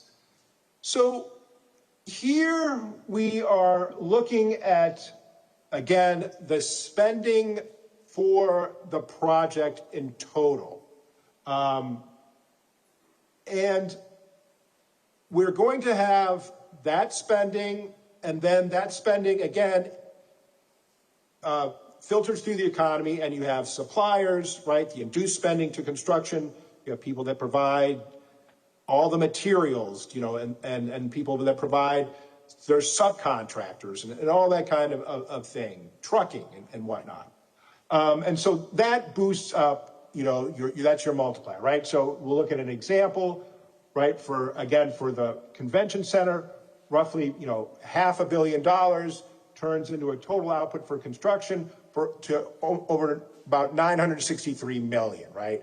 Dr. Phillips is substantial, right? It's a huge amount of construction spending. $1.4 billion turns into an output of almost $2.5 billion, right? So there's substantial impact in that construction, but again, that's not tourism. That's just construction jobs, by and large. So in the construction industry, right, we can see those jobs, the convention center, and these are per year, right? And it relies on, I've just taken the total spending and divided it by the number of years of the project. In the application, you see they vary, and there's different, amounts spent per year. Those are estimates, and that's great, whatever. But it's very hard to put numbers to that. So I'm just again giving you sort of an idea of the magnitudes here. And again, jobs per year, right? For construction range from again a large amount for Dr. Phillips and the convention center of 800 to 1,300, down to 100 roughly for the other two places. And for the Immerse Festival, it's 0 because this is not an infrastructure project. It's just sponsoring a festival and putting out, helping to promote it. So that total jobs per year, again, these are for when you add in the suppliers and then how the money is spent in the rest of the economy. Again, you almost get double that. For the convention center, about 1,400. For Dr. Phillips, 2,300, and almost 200 for the other two. But again, these are many years of construction, right? Convention center estimate is 4. Dr. Phillips is 5. The History Museum is 4 as well. The Children's Museum is a pretty short time frame, 2 years. Of course, construction, we all know how that goes. You could probably add on a year or two to each one of those, just because that's construction. Anybody ever been through a remodel knows that. Here are the tax estimates, and for these prior economic activity estimates, I was using as the region of interest the 4-county Orlando MSA, because in all these models there are spillovers, And so I wanted to make the numbers that I was showing you as close to some of the other numbers that you may be seeing in some of these presentations, which likely just use the state of Florida. I also ran these through using the state of Florida, and the numbers grow, depending on what you're looking at exactly, by roughly 10%. Again, because there are the leakages in economic activity, and so the smaller the region, the more the leakage, and the less the economic impact. So again, I wanted to try to make this as realistic as possible. But for the tax estimates, what you're really concerned about is just Orange County, so that's the area that I used. And so you can see so the first three groups are strictly for the operating portion. What happens after construction, once these facilities are up and running?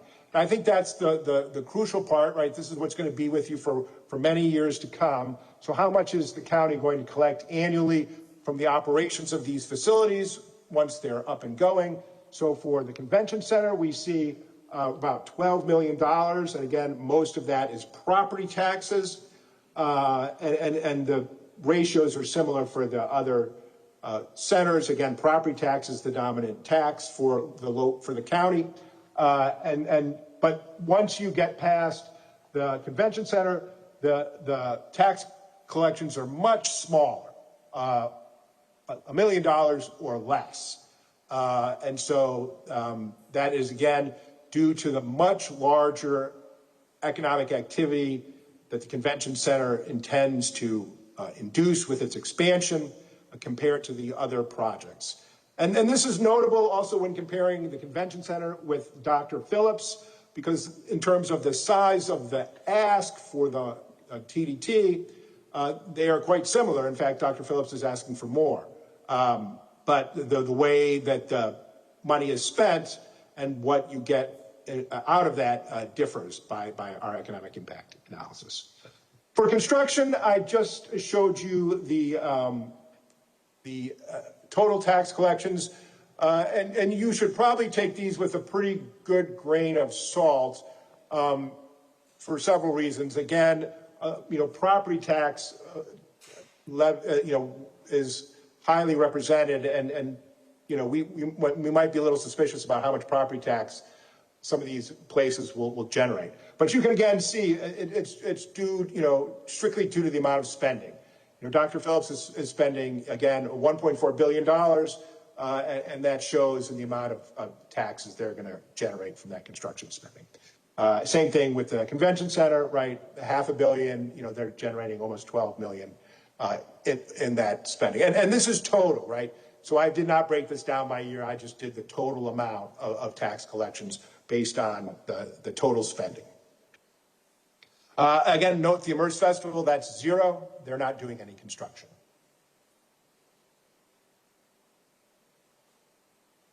Okay, so for the TDT ROI and the total spend ROI, so the total hotel tourism development tax generated is divided by the funding requested to generate the ROI in the first column. And for that, we are using Orange County as the base. So you can see the convention center is about 1.2%. Dr. Phillips is 0.5%. Others are, I'll just go through them. The Children's Museum is 1%. The History Museum is 0.3%. And for the History Museum, I think I kind of might have glossed over this a little bit. I meant to talk about it. For the construction impacts, we use the and the operation impacts, we use the Dr. Phillips example because it had much more data that we could rely on. And again, the total spending for these construction projects for the history museums were fairly similar, anywhere between 75 million and 85 million. And again, these are estimates, and so we all know how construction goes. That could be off, and I'm sure it's not off on the low end. But again, in terms of economic impact, the magnitudes are really what counts, and they're very similar. The history, I said that. The Immerse Festival, again, has a high ROI for for the total hotel and the funding request, because they're not requesting very much funding at all. It's spread out over 10 years. And so it's a relatively low request. And again, because of the high number of overnight visitors and the amount of time they spend in hotels, that generates the high ROI. For operations, so this is, again, when the project is complete. This is the amount of economic impact that I mentioned, the total direct, that amount of revenue that is generated from the spending, right? The return on that. Pardon me. This is the total return. This is the whole, all of the economic impact of that spending for the operations. This is including the multiplier and all of those impacts. And so this is then divided by the total project spending, right? So those are much higher, right? We can see for for 3 of the projects, right, it's over 50%. The convention center and the Immerse Festival are over 60%. Again, for Dr. Phillips, it's considerably lower because of the large amount of spending that's going to construction that doesn't generate a relatively larger amount of operations impact. And again, this is all coming straight from the project, the data that the applicants provided.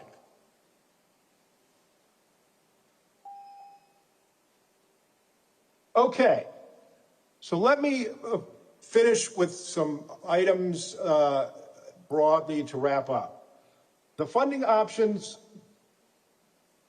am I out of time? Yes, but we'd love to hear your concluding remarks, particularly the projects not included in the presentation, and then we'll get to questions. Okay. I can stop sharing my screen too, and then you can see my face. That might actually be helpful. Okay. So, having been sitting in on these meetings and hearing all the comments, there seems to be a lot of interest in projects that might not neatly fit into the buckets that I have discussed, particularly the ARC funding and the ecotourism. And so I was not able to generate economic impact for these because I don't know the projects, right? And so I can't tell you how many new visitors are coming. I can't tell you what they're going to spend. I can't tell you any of that stuff. But I can tell you that broadly, they will generate tourism, they will generate economic impact, and they will offer flexibility to projects and people that I think that this group is interested in. And so I would encourage you to think hard about those, and that those would be good candidates for this group, even though I haven't given them a score in terms of economic impact. For the projects not included here, and again, as I pointed out in the spreadsheet, most of them are just too speculative. I'll pick on the Dreamers. It's far from clear that there will be a baseball team in Orlando in the next 2 years. Any research that you do suggests that Orlando is not in the top echelon of candidates.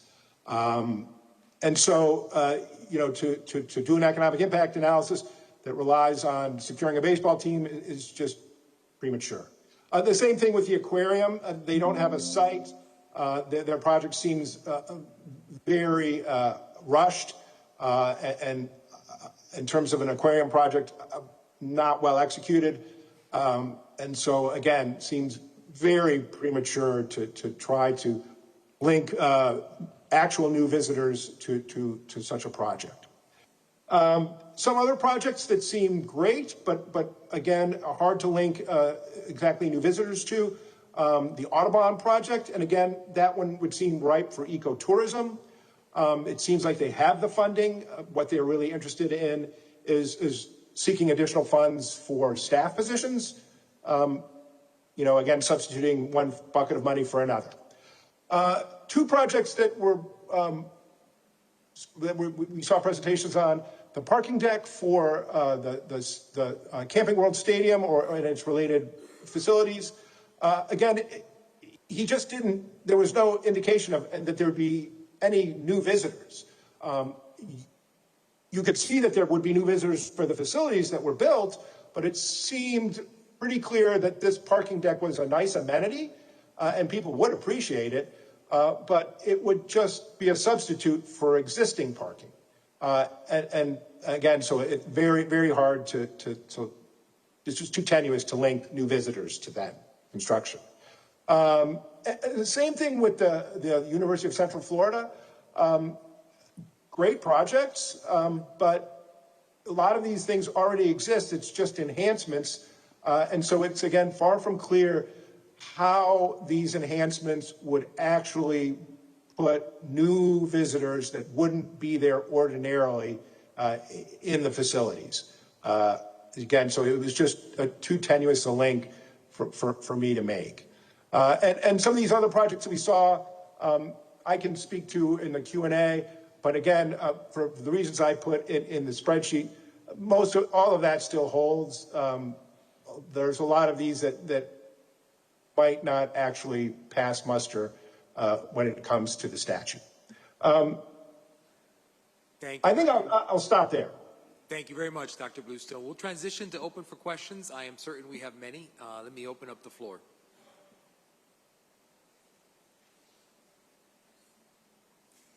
Mr. Rishibaga. Thank you so much, Dr. Bluestone. I want to make sure I understand in your analysis that it seems one of the, underlying assumptions is we're using the data that is provided by the project submissions themselves in coming up with their economic analysis. Am I correct in that? Yes, but when in those initial slides where I was comparing them to themselves and some broader metrics, trying to get a little bit of a sanity check and picking the most reasonable estimates. Okay. I'm curious, and I'll just point to the convention center in particular, just because it's first on our list in some of these things.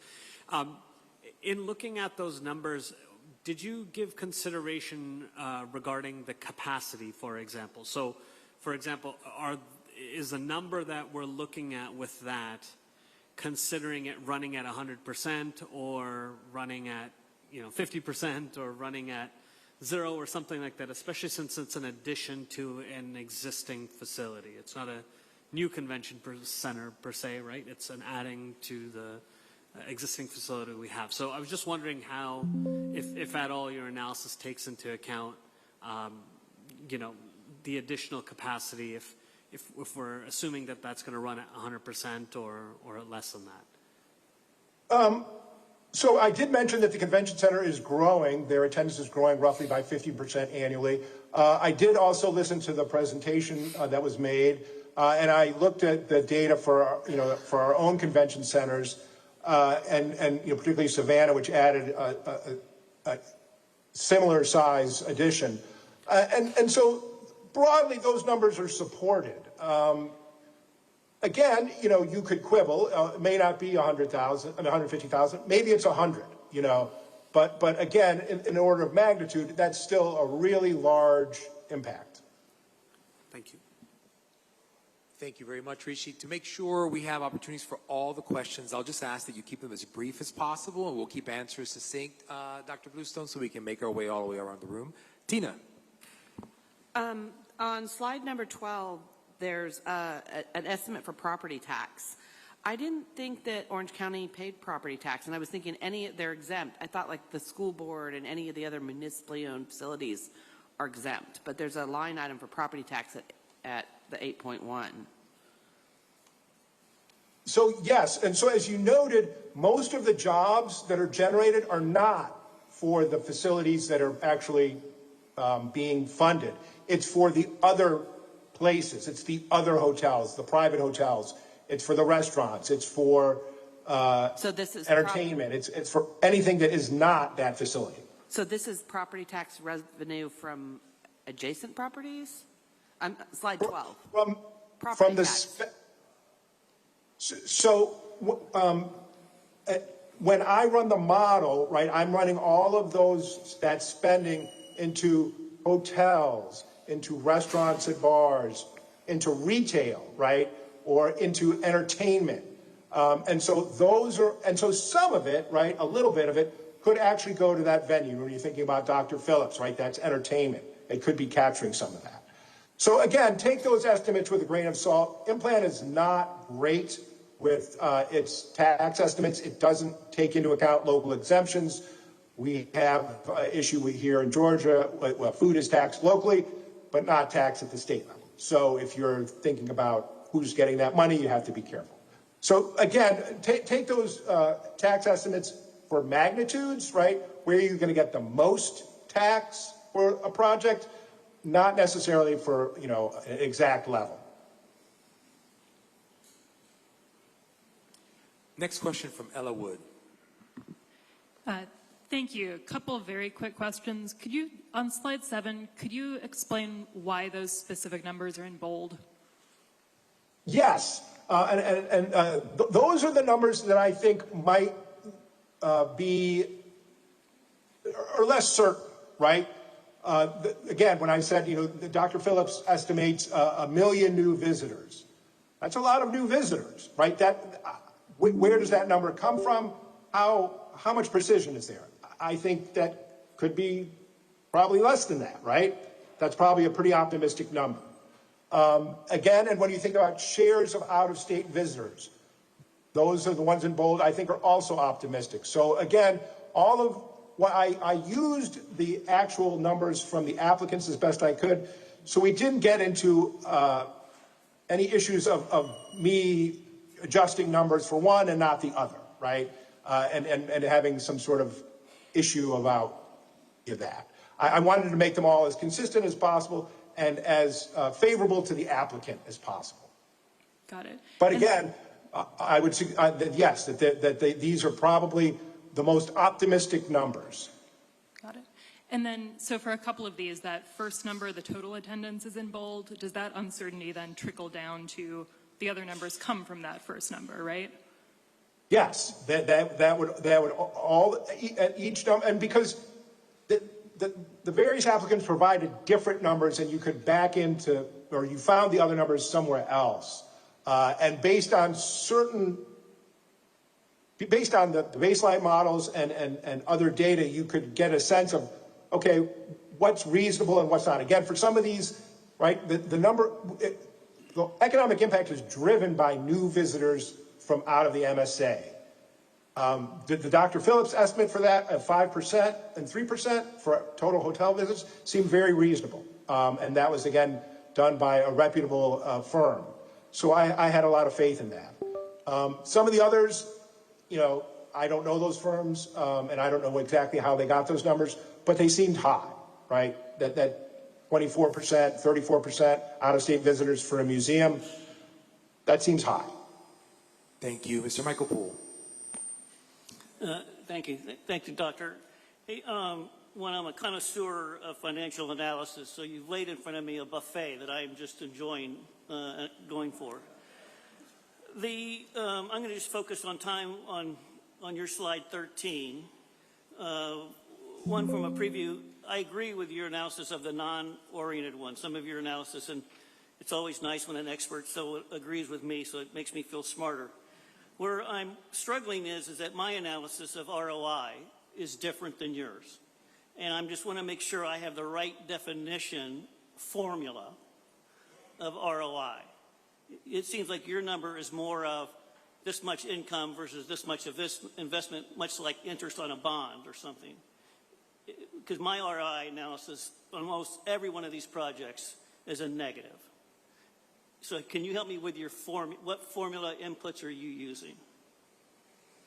I try to make these ROI calculations very straightforward so people can follow them. That is one of the things about ROI. There are lots of different definitions. And so literally all that is what I have on the slide. It is the amount of the tourism tax dollars generated by the hotel stays divided by the funding, right? So in terms of the, I mean, So that's a rate, yes. that's a rate of return versus an ROI. An ROI is a little bit different than that. So what you're saying is that we spend $500 million for the convention center, we get so many $1 million a year, and that's 1.2%. Is that your formula? Yes, that is what that is. Exactly. Okay, that's not an ROI, but that's okay. We can debate that later. Thanks, appreciate it. Okay. I've got 3 questions in queue and 3 minutes remaining, so we'll make these pretty short. Mr. Sergio Alvarez. Hi, my question is about the cost of financing. So I believe that you assume that the money is just sitting there waiting for a project, right? But if some of these projects require financing and the county was paying for that financing, would that influence the rate of return? Would it make it lower?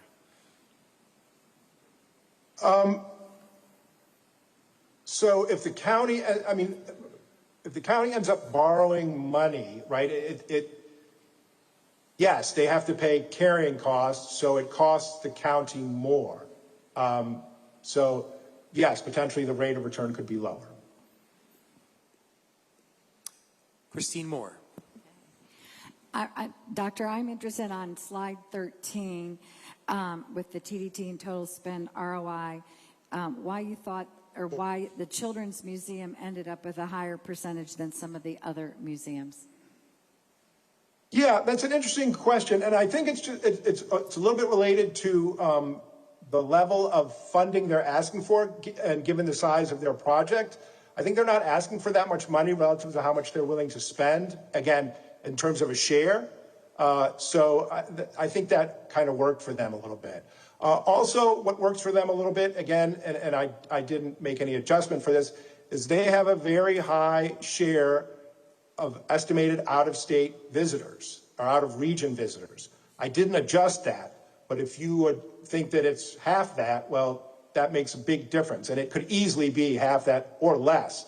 Again, the Children's Museum is much more like our New York City trip than any of these other places. I mean, I have kids, I know what children's museums are. I would be, yeah, I'll stop there. Thank you, Doctor. Mr. Meyer. Thank you, Mr. Chairman. Dr. Bluestone, my question is regarding one of the projects that's not listed. As you guys probably can all tell by now, I'm Mr. ROI, and I'm looking at what is, you take the politics, take the every other factor out of it. I'm curious about baseball because that is our largest ask that we received. And I'm just curious on how it seems a bit presumptuous to think that it's not ready or it's not real when we look at the economic impact, because they provided a study. And especially there in Atlanta, you have recent history with the Braves and then also the Mercedes-Benz Stadium, so right there in your backyard. There's a lot of data out there, and I'm just concerned that they're asking for a lot of investment there, but there is a ton of upside potentially for our community, and we're just kind of brushing it under the rug. So can you speak a little bit more to why baseball wasn't reviewed a little bit closer when we have so many examples right now around the country? Again, it is far from clear, and it seems, actually, if you do any research, that Orlando will get a team in the next 2 years. So I think if you do get a team, then the project might make a lot of sense. But you don't have a team yet, and again, given attendance issues in the 2 existing teams that are in Florida, it's hard to see MLB putting a third one. So again, it's just too speculative. It's just too tenuous to put numbers to. One last question from my co-chair. I'm afraid my economics class must have been one of those 8 o'clock in the morning ones. And so I apologize for this, but I'm having a problem with the timing aspects compared to the amount of the ask. For instance, the convention center is asking for $540 million, but 3 years ago they got $89 million. And so we're talking about, and Immerse is looking at 10 years. So I'm not sure that the time frames are actually apples to apples. Dr. Phillips Center is asking for $750 million, but that's not $1,400 million. They will raise the rest of that from philanthropy or other sources, and that's going to be over the next 10 or 12 years. So, where am I? So my goal was twofold. One was to, and that's why I separated out the construction, because the construction is where you see a lot of that time issue, right? So again, the key thing that we're interested in is once the project is finished, what type of activity will it generate? And there is where we're looking at the new visitors and where they spend money. And that's where I think I did my best to make that an apples to apples comparison. For each year, right, there's an estimate of new visitors for each project. How much will they spend in the Orlando economy? And how does that filter through using the implant model to the rest of the economy? So that, I think, is the part that is the most comparable. Again, for construction, it's just merely a function of how much you spend. You spend a lot, you're going to get a lot of impact. Does that help? Roseanne has something to clarify. Yes, Dr. Bluestone, on slide 7, I just want to get the numbers straight. When you have project total annual attendance, are you looking at the existing facility total project attendance or just for the new project total attendance? Because you have for like the Dr. Phillips Center, their total attendance, I believe, is for the entire existing is 910,000, and they're saying, but that's including everything existing, or is that for the new master plan? So all of that is new, and all of that essentially comes, except for the convention center, which I estimated a little bit, all of that comes directly from the applicants.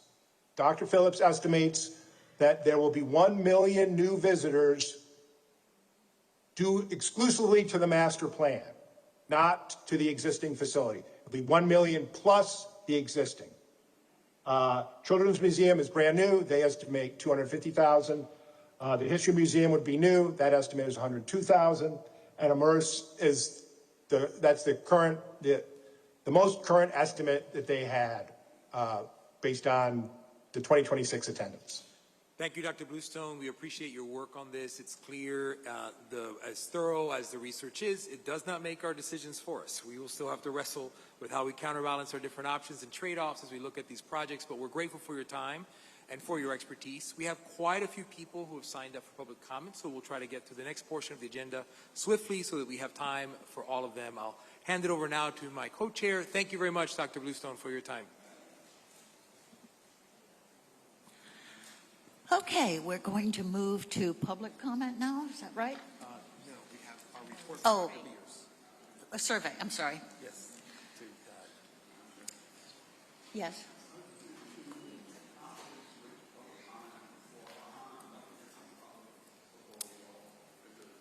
I don't see why not. Sure, we just have to get through Dr. Pierce. But we do have to do the survey first. Yeah, because we're starting to lose people. Yes. Okay, we are now going to hear about the survey overview, which you have. Do they have it? No, he's going to Okay. discuss everything. Okay. But you sent after the meeting.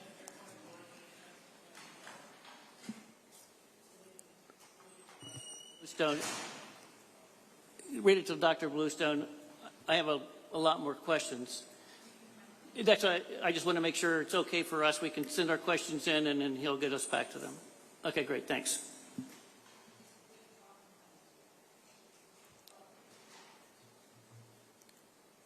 Thank you, Dr. Beers. You're recognized. Good afternoon. Thank you to the task force co-chairs, the task force members, and thank you to the mayor's office for the opportunity to be involved in this process. I'm Ryan Nickenbeers, research statistician for the Orange County Corrections Department, and today I'll be discussing the task force evaluation process. So by 5 p.m. today, the survey will be sent to task force members via email with a link to the survey, and that will be unique to your email, but the results will still be anonymous to me. So please check your email and spam folders and notify us as soon as possible if you do not receive the email. You'll be providing evaluation feedback on 20 applicants using the applications, the presentations, the meeting notes, the evaluation matrix, which has criteria for the tourism expansion project soundness and anticipated return on investment. Also the economic analysis you heard from Dr. Bluestone and member discussion. The survey will close by 5 p.m. on Friday, August 7th. That's this Friday. So we ask you to please complete the survey before that time. There will be 2 questions per applicant for a total of 40 questions. And the first question will ask you about your support of the funding request, where you'll select one of 8 options. And if you believe the project is ready to be considered for funding, you should select whether you strongly support, somewhat support, or do not support the project. But if you believe the project is not ready to be considered for funding at this time, you should select one of the other options where you might refer it to another grant program. You consider it too soon to be considered, or you believe it may not qualify for TDT funding. There's also an option to abstain, but this should only be selected if you have a personal conflict of interest with the applicant. The second question will be asking for your comments, and these are optional. Comments are limited to 250 characters, approximately 50 words. And remember that any comment you provide will be shared verbatim as part of the public record. And so the results of the survey will be presented at the next task force meeting, which will be on Tuesday, August 11th. And applicants will be ranked by their levels of support. And comments will also be shown for each applicant. And based on those results, you'll be preparing initial recommendations regarding the 20 applicants and whether they should be considered or ready to be considered, and the support level for each of those, and then whether they are not ready to be considered, and if any should be referred to other grant programs or too soon for consideration, or they may not qualify for TDT funding. So any questions about anything there?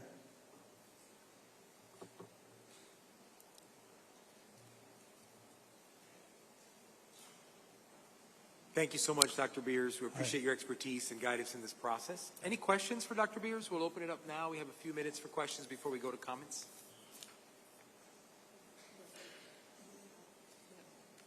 There is an additional document that was handed out along with the slides for additional. Oh, I see questions popping up. Thank you. Tico. My apologies. I meant, Tico, if you'd press your button again. Thank you, sir, and I'll come back to you.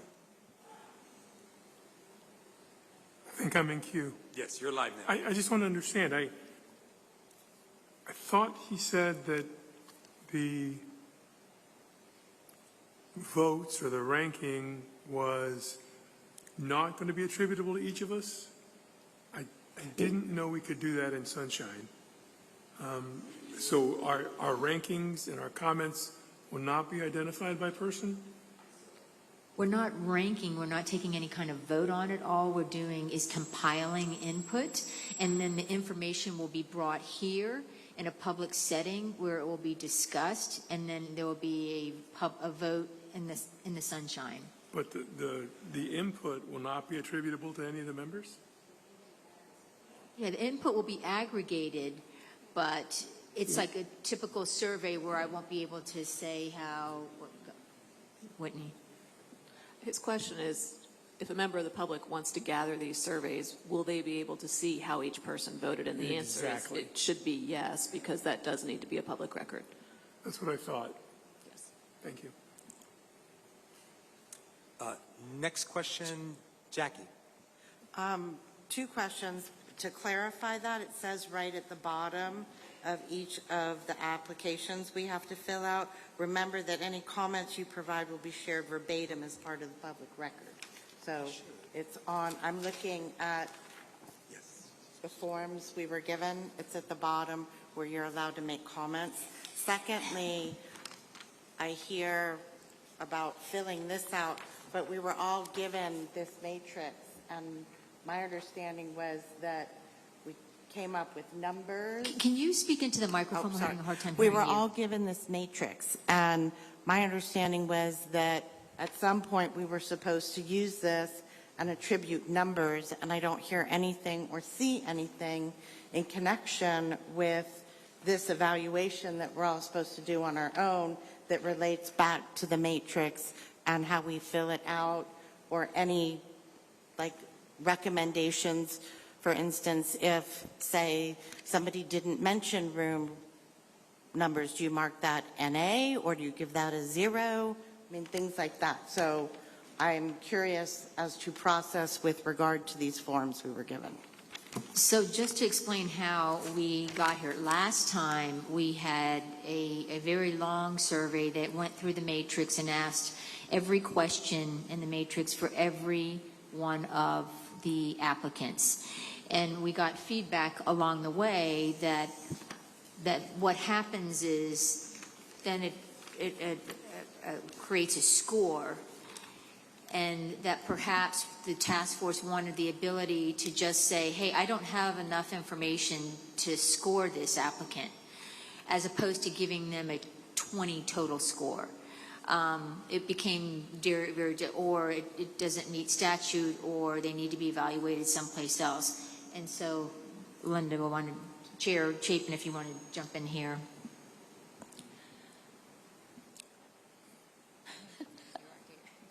Well, we were looking for a simpler way to take a careful look at each project and also to look at other aspects of each project. I think they don't have the survey yet. They're getting it at 5 o'clock, right? So could you put up a page, say put up a page for the Orange County Arts and Cultural Affairs so they could see how, what they're going, oh, you do have the survey? Yeah, they do. They have copies of it. So I will say we have both. Dr. Beers did prepare the other one that is very detailed, that goes through the matrix. And you can use the other one, but it does not have an option that says this one didn't provide enough, isn't ready for consideration. This one needs to be referred to another grant. What will happen is you'll have a group that will score extremely low, and then you'll have others that will score extremely high, and it will rank out. And so what we were hearing from the group is that they wanted to have a little bit more collaborative process in the ranking. That's why we left next week for 3 hours for you basically to discuss, was to try and get everybody to see if there's any kind of consensus around, you know, which ones probably are not ready for consideration and which ones are. And then once you have which ones are ready, then you can start using the matrix and saying, okay, now based on this group, these are the ones that we want to look at a little bit closer. Because otherwise the survey was just going to give a score from 0 to, 100. And that's the process that I think was in speaking with the co-chairs, that they wanted to allow you to have more time for discussion next week, just after seeing a high level where the group stood. Thank you, Roseanne. That is a much clearer explanation than I could give. But if you would look at the survey, you will, and the questions or the support you are asked to indicate, I think you might see that it is more comprehensive than the earlier matrix, which was used last time. We're still using the matrix to inform our decision. You still have it as a resource, but for this, it's just the survey is a method to compile the information for your discussion next week. Yeah. And as far as the anonymous, we can make it so that it's not anonymous to meet sunshine regulations. Yes. And perhaps the best way to think about the matrix is as your personal tool of reflection. As you think about these in preparation to take the survey, use the information in the matrix to arrive at your decisions and then do the survey. But the survey is just a simpler way to gather your final decision. I've got next in queue, Ella Wood. Thank you. I greatly prefer this way of aggregating people's general feelings about this, and appreciate the feedback from the last task force about, the matrix sort of automated some decision making that I think people had different judgments about, and I think this is a really helpful first cut at that. Looking at 250 characters, approximately 50 words, is very short. And I wonder if that could be a way to address, I'm sure we all want to make sure that we're being accountable to the standards in the matrix. Maybe instead we could extend that and specifically ask for comments about how the project matches the requirements in the matrix, not in such a numerical way, but something like that. Maybe that would be a good middle ground. I wonder if Dr. Beers has thoughts on that. He might need till after 5 p.m. to make these changes. Yeah, so the only issue with the comments would be that we do have a limited time to look at that, but I don't... Let's go with what we could have, theoretically extend it maybe a little bit, maybe 100 more characters or something. I don't know. We would hope, part of the goal with this instrument is to see if we can't find consensus, or at least come closer to consensus than simply numbers. And so we will have time to discuss some of those things too. Yeah, and the survey just to get a general idea of where people are, so they can be shorter comments. That can just be just a general idea about the project. And then more specifics could happen in the discussion. Thank you, Dr. Beers. Mr. Santos. I have a suggestion. Can we have a little bit more time? Speak a little louder to the mic. Oh, sorry. No. Me? Can we extend the timeline until Monday? I'm finding that Friday for a deadline to go through these 20 presentations, all the materials that we have, and put also some input on it. I think that's just too much short of a time. Just wondering. Dr. Beers, do you have till Monday morning? Sorry. Sorry, I didn't get the question. Sorry. Could you extend the deadline to Monday morning or Sunday at 5 p.m.? So when you come in Monday, I have to present on Tuesday morning, so that's the issue with that. That's why we have the deadline as Friday at 5 p.m. I could extend it to maybe like Saturday morning or something. I don't know if that's enough more, or that's what I'm saying. Because I have to compile the data and get a presentation prepared by Tuesday morning. So that's the only issue with that, is extending the deadline. But Friday afternoon for people who are going back to work, having spent several days here, Right. is hard. I Let's stretch it as much as we possibly can. Okay. How about noon on Saturday? Noon on Saturday? Yes, that can be extended. Noon on Saturday. We appreciate you, Dr. Beers. Next up, Tina. Okay, so like I was kind of, because I was originally thinking we were using this, and so then I saw the rankings. I'm like, okay, how are we going to get to a 7 and stuff? So I was like, okay, so is it 5, 4, 3, 2, 1, 0, 0, 0? Like, is there any multipliers associated with the numbers that we have here? And then my second question is, if we only wrote in our words the titles that are in here, the ARC capital evaluation matrix, that's 32 words. So we couldn't even state the titles and then say that we agree that it meets that criteria or not with 50 words. I think the good doctor mentioned adding a few more word count to that box's capacity. But I'm just saying that it's not enough. No, If you want us to do this criteria and you want us to have meaningful input, then We don't have. let's give us a realistic time frame, since we all took off work to be here, are taking off work to fill out these matrices, and then give us a reasonable. So we're not asking you to fill out the matrix. Well, but we need to at the end of the day. You do for the discussion on Tuesday. So to fill this out, how many words do you want? Because if everybody does a full page for every 20 applicant, that's a lot, because we have to list what the intention was to take every comment made by every member for every applicant and show you the comments. So that's why we didn't say you could have 300 words per applicant per comment. And I understand that. I'm just saying that if we only use the titles like operational, yes, no, I'm just saying it's just not enough. I think I'm not even going to have comments on many of these things. Okay. Take my job seriously. How many words do you want? Can somebody throw a number out there and we can see if we can work with? How many words do you want for comments? Dr. Beers, you suggested an extra 100 Well, words. yeah, so extra. Or characters. I mean, we could potentially. Yeah, we could potentially double that, I guess, if we wanted. Put it to. Thank you. 500 characters.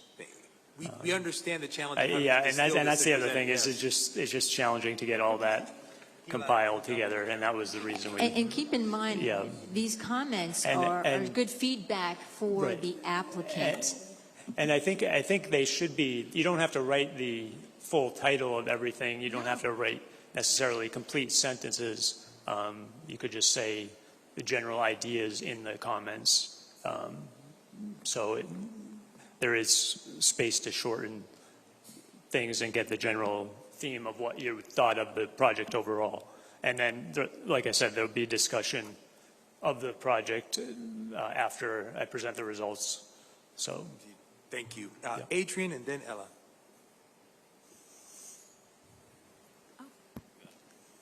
Okay, just want to mention that there is a tight window of turnaround. So I just want to make sure that for the task members that are not here today, will this be communicated with them so that at the conclusion of this, it is a fair and balanced assessment? Yes. So he's sending out the survey, but all of the members who are not here are being sent all the information that was handed out to you today. Ella Wood. Thank you. I had one other question for the group or for the co-chairs, which is, I'm looking at this report, beautiful glossy report we were all given from the 2023 task force, and about half of the recommendations and a great deal of the content of this report came from the collective group of that task force bringing forward recommendations about TDT issues surrounding the decisions that we're making about these specific projects. And I found it incredibly helpful and informative reading back through that and seeing the broad range of ideas that I think really helped move a conversation forward in Orange County about what we should be doing with our TDT dollars outside of the scope of ranking these specific projects. And there were 2 recommendations that came out of that process, and I think much broader public dialogue as a result of that. And so I wanted to ask, I know that's not part of this survey, which you have plenty of things to compile from already, but how will we have the chance to bring forward those proposals, those ideas that I know are on many of our minds? It's a great question, I guess, for staff as we're thinking about our time and schedule together. So we have scheduled till 2 p.m. next week, and the only thing on the agenda really besides approving the minutes and the roll call is for your discussion and on your recommendations. So you can use that time however you would like. Once you, if you finish your, how you rank these projects, you could spend the rest of the time talking about any other types of recommendations. So you have ample time, and we're bringing in lunch. But do you think it is really worthwhile to spend, okay, let's say the group as a whole, maybe not unanimously, but as a whole, does want to recommend changes. Do we really want to debate whether we're going to do the Frank Santos penny or the housing penny or the add another penny or change the use of certain pennies? Or do we want to recommend a broader, more general, expanded uses such as this and this for the tourist development tax, and leave it to the county commission to decide which directions they wish to take?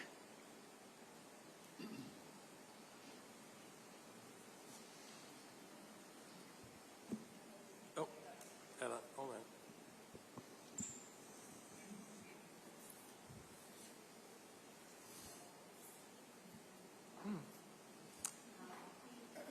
No. For some reason, it's not letting me turn you on, Ella, but we'll come back. I recall from I was on the last group, and during the discussion when we wrap things up, quite honestly, this matrix forced us into decisions that maybe we didn't like because we had to score it X, Y, and Z. I think the way we're doing it now is far superior. Also, we did make some motions, and it was approved by the group to send certain ideas to the BCC. One of them was the trip that people took to Tallahassee to try to get some changes made, and I think that opportunity will still be there for us to make. Maybe we don't want to say an extra penny, but maybe we want to say that 40% should be 30%. Those types of things, we can make a motion, and if this group agreed to it, that's what we did last time, and that part worked really well. So just a suggestion that we keep that in mind, that if you have something that's a burning desire, just bring it up, and to the group, that's what that time's for.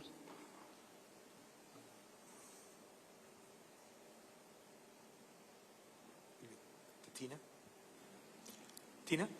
Kind of to piggyback on Ella's comment about adding stuff, I just can't imagine it being too difficult to add a question 41 that's just other information or other summary information, that if somebody wants to add that, if they have, particular things that are on their mind. I don't know how difficult that is. It seems like in an access file, you're going to add one more question.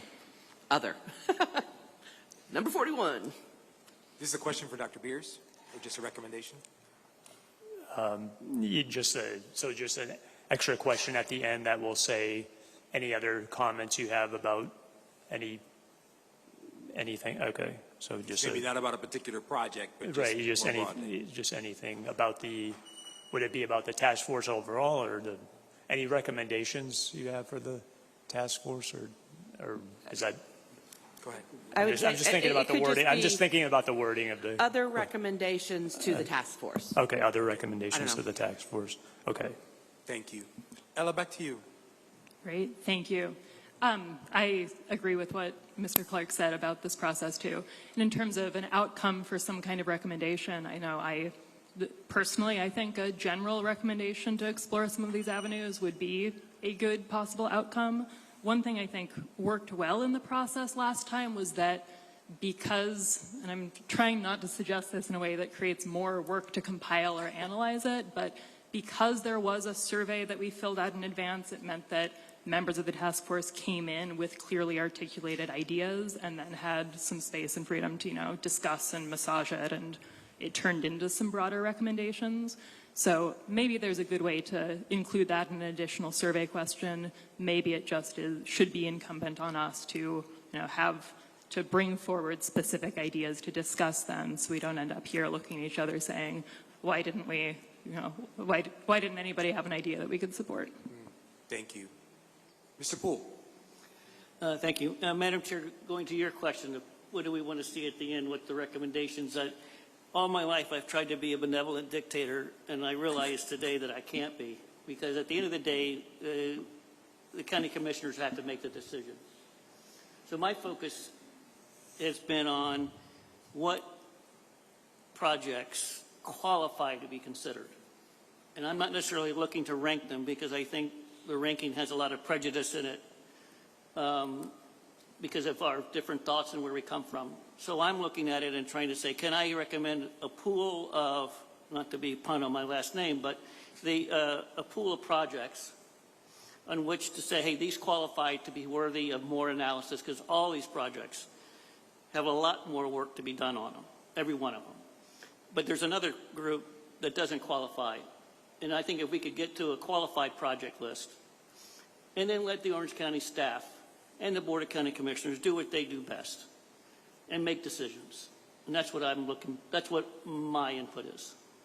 It's a great comment. Thank you. If there aren't any other questions, particularly for Doctor, any final remarks? Well, yeah, I just wanted to clarify on the changes that we're making to the survey. Please. Yeah, so I'm going to move the deadline to Saturday at 12 p.m. Noon. Yes. Saturday noon. And then I'll change the comments to 500 characters. Thank you. And then I'll change it to not anonymous.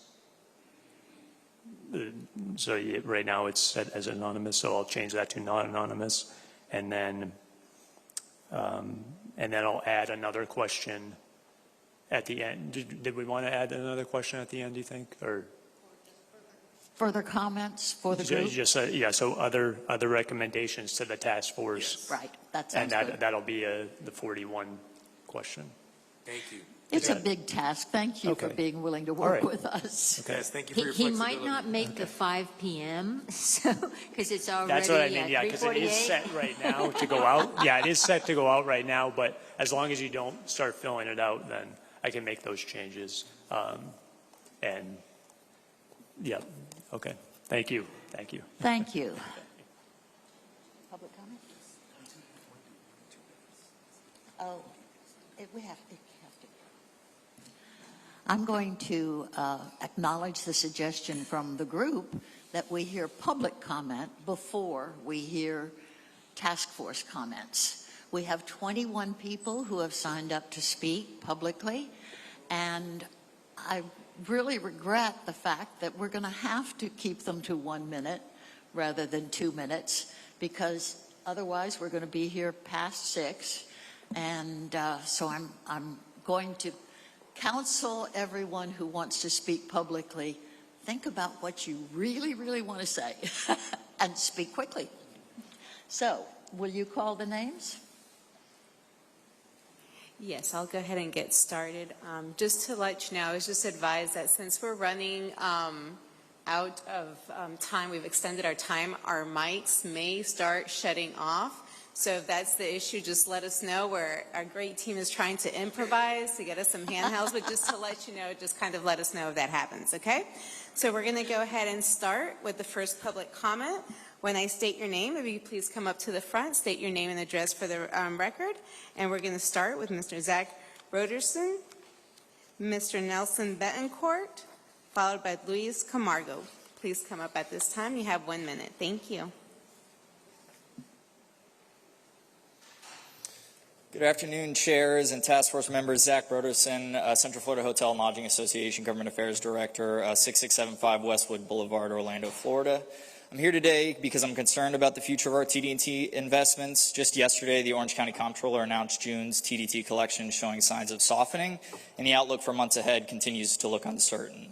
We're facing several headwinds, including economic uncertainty, changing consumer habits, international traveling challenges, and competition from destinations across the country and the world. At the same time, an independent report was released last week that found that Central Florida's tourism and hospitality industry supports more than 476,000 local jobs, which is 37% of our workforce. And again, these are not low-paying jobs. These are hospitality, high-wage jobs. Therefore, the recommendations from this task force will have a direct impact on hundreds of thousands of Orange County residents. TDT exists because our hotels and hospitality professionals collect it every day from our visitors, yet the team members and businesses responsible for this revenue generation have had limited opportunities to meaningfully engage in this process. We're also concerned by the lack of transparency surrounding the available TDT funding for the task force to consider, the absence of consistent ROI data, such as room nights, TDT generation, and things like that. We encourage you to slow down this process, engage a little bit more meaningfully, and consider all stakeholders. Thank you very much. Thank you. Next. Nelson Betancourt, 5350 East Cayley Street, Orlando, Florida. Good day, Ms. Chapin and Mr. Moreton and members of the task force. I submitted a more comprehensive comment, which should be in your folders. As I have stated before, I'm unequivocally opposed to the request to fund a baseball stadium with TDT funds. It is a bad deal because it would continue to support and reinforce our low-wage economy, and sales taxes disproportionately affect lower-income households. It is a bad deal because it hampers Orange County's capacity to maneuver in the uncertain future and economic circumstances by the impending November vote on property taxes. It is a bad deal because we need to become more self-reliant in the future due to federal deficits squeezing government discretionary money.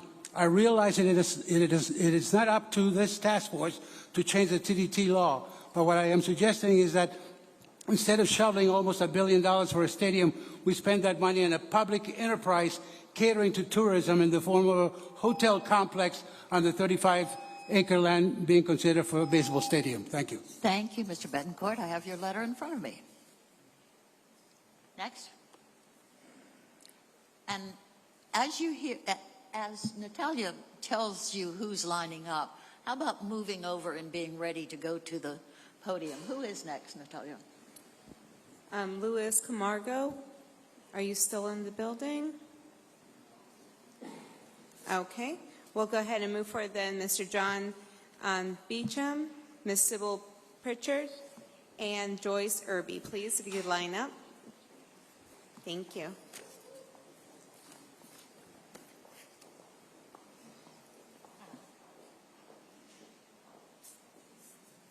You ready? Hi, my name is John Beecham. I'm going to preserve the history of Maitland, Edenville. The 32751 on my shirt is representation of Maitland zip code and Edenville zip code. We share the same zip code because the land that Edenville exists today was Maitland. My opposed to Dr. Phillips telling our story about a museum because they're going to sub it out. Most of their money is going for infrastructure. It's not necessarily going to tell our story. I think it's very important who tells our story. And that's the most important thing, who tells our story. And I just believe that as Packenhouse District got an opportunity to tell their story, the Y tells their story, Four Roots tell their story, Edenville should tell their story. We have a lot of historians, a lot of people engaged in history, and they should be the one to tell the story. Nothing against Dr. Phillips. I know it's a great organization, but it must be told by the people that live that story, the people that have ancestors in that ground. The Hungerford property has an archaeological study done in 2003, done by the state of Florida, that shows that there are still artifacts in the grounds from the school in 1899. So I pray for your wisdom. Thank you. Thank you. Good afternoon. I'm Sybil Pritchard, 65 Hillcrest Drive, Oviedo, and I serve as the board chair of the Dr. Phillips Center. On behalf of our board, I want to express our strong support for this master plan, as evidenced by over $16 million in philanthropic philanthropic commitment from the board. I have been in your position as chair of the iDrive district for 30 years, serving on the Convention Centre's Oversight Committee for 3 expansions, including this one, and as a development partner in the Waldorf Astoria, making critical investment decisions to benefit the public. That experience, in addition to serving as chair of the Florida Arts Council, is what gives me great confidence in Orange County's continued investment in the arts, and specifically in Dr. Phillips Center. It is no coincidence that every leading tourism destination worldwide is committed to arts and culture. Where there are no theme parks, you'll find tourism anchors like Broadway, Miami's Arts Center, Chicago's Millennium Park, Sydney's Opera House. But in Orlando, we can have both. World-class theme parks and attractions, along with a thriving cultural community that enriches our lives and allows us to share that experience. Thank you. Thank you, Ms. Pritchard. We were certainly pleased when Mayor Demings was recognized across the state for his support of the arts. Next. Okay, following Joyce, if Ms. Angie Gardner, Ryan Norwalk, and Wanda Randolph, please come up. Thank you. Hello, my name is Joyce Irby. I live on Clark Street in Eatonville, Florida, and I am the descendant of slaves. I'm a legacy resident of Eatonville and a direct heir to the first structure ever built in the town. I was selected by Dr. Phillips, or given an invitation to be part of their advisory committee.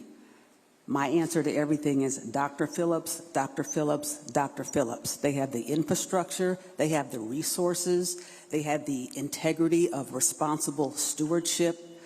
They have tried to speak to every person in town hall. They have come to many meetings. There are some council people who still will not speak to them. Eatonville has town hall issues with corruption. I'm saying it out loud. I am here at the behest of my ancestors. That's it.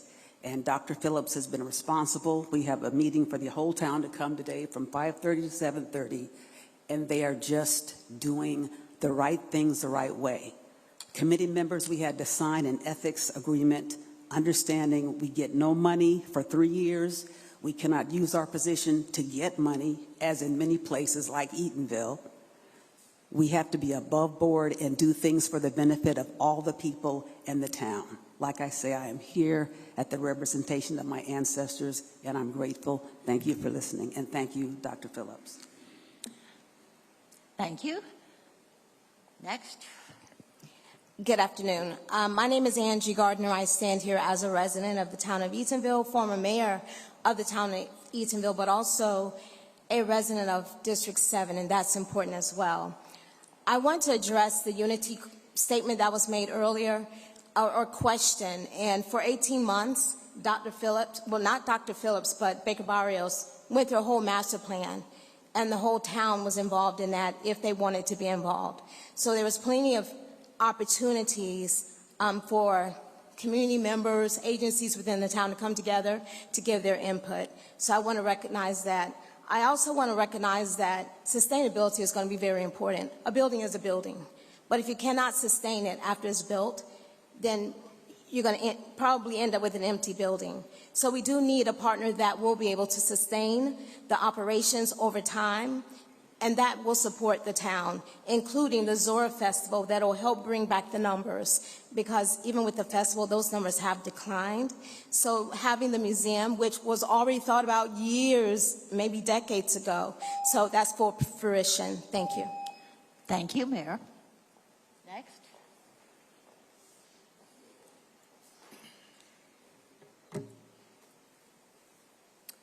Ryan Novak, Eatonville resident. I'm here to support the funding for Dr. Phillips Charities Museum and Heritage Park project. Eatonville's story is a national story, and right now, there's nowhere to tell it. This project changes that, with $20 million already behind it. This museum doesn't stand alone. The greater projects from Dr. Phillips creates the connective tissue to the town's own historic grounds. All the historic sites, the very streets walked and written about by Eatonville's daughter. That's what makes this a cultural tourism destination, not just a single building. The investment is the catalyst that turns a historic area into a place possible to plan a trip around, not just a stop, but a stay. That's the kind of cultural tourism that fills rooms right here in Orange County. That's what turns a destination into tourism. So I hope you will fund this project. Thank you.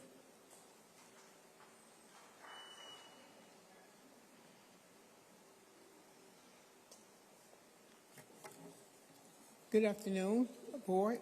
My name is Wanda Randolph, Councilwoman, Town of Eatonville, since 2022.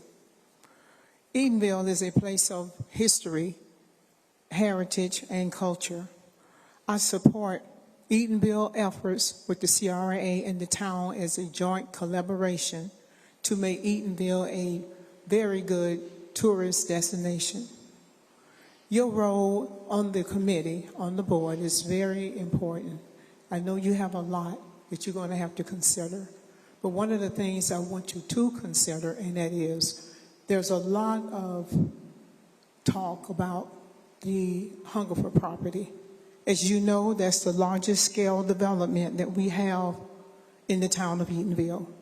Right now, the property is facing litigations, but you're going to have to make a decision. Are you going to give the money to an entity where there's litigation on that property?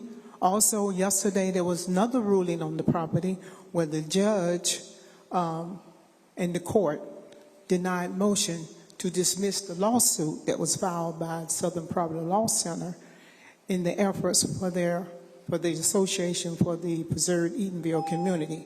So you have a lot to consider. Thank you very much, and consider Eatonville. And if we don't make it, hopefully there'll be collaborations between those who are interested in building a museum and building our town. Thank you very much. Thank you.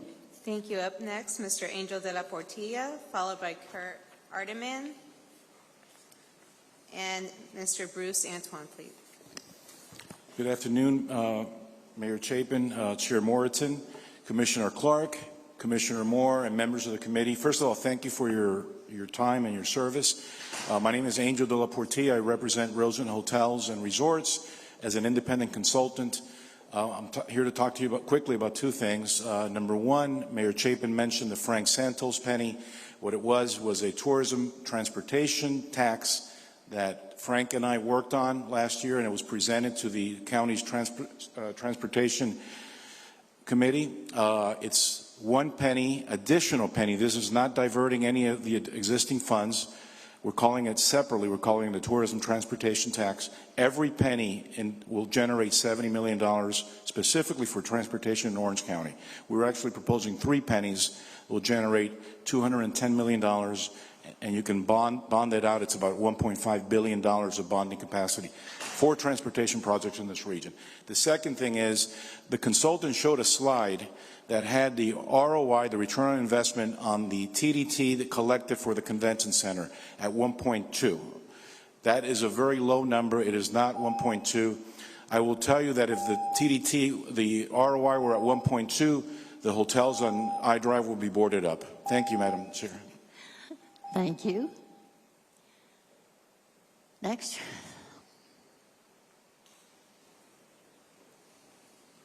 Good afternoon. I'm Bruce Antone, 315 West Concord Street, Orlando 32801.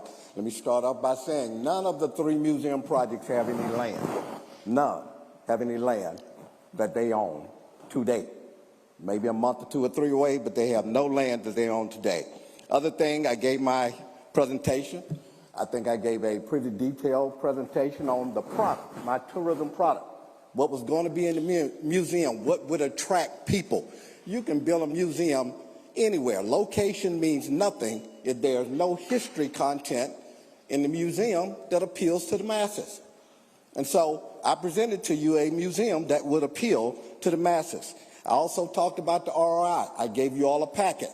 All of that information is in there, all the background information you need on my proposal. So with that, I will close, and I will say this confidently.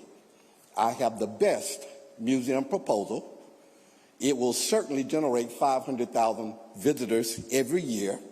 We'll probably get at least 100,000 bed nights a year, and you'll get your return on investment. Thank you all so much. Appreciate it. Thank you, Representative Anton.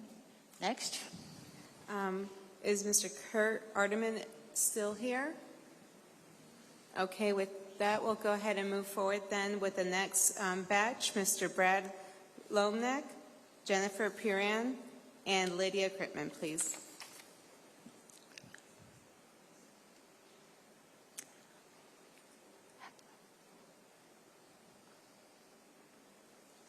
Do we only have one of those present?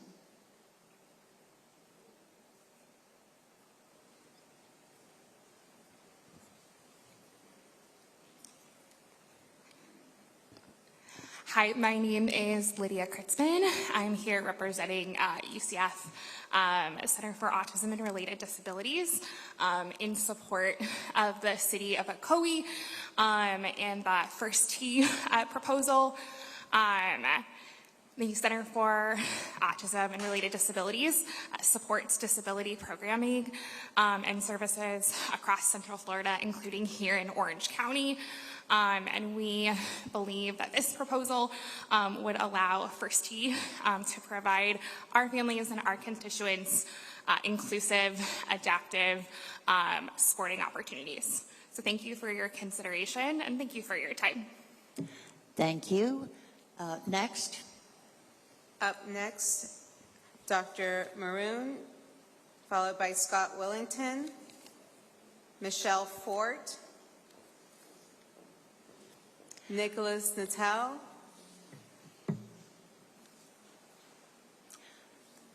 Thank you, Natalia. It gives us an idea of who's given up and gone home and who is still hanging in there with the rest of us.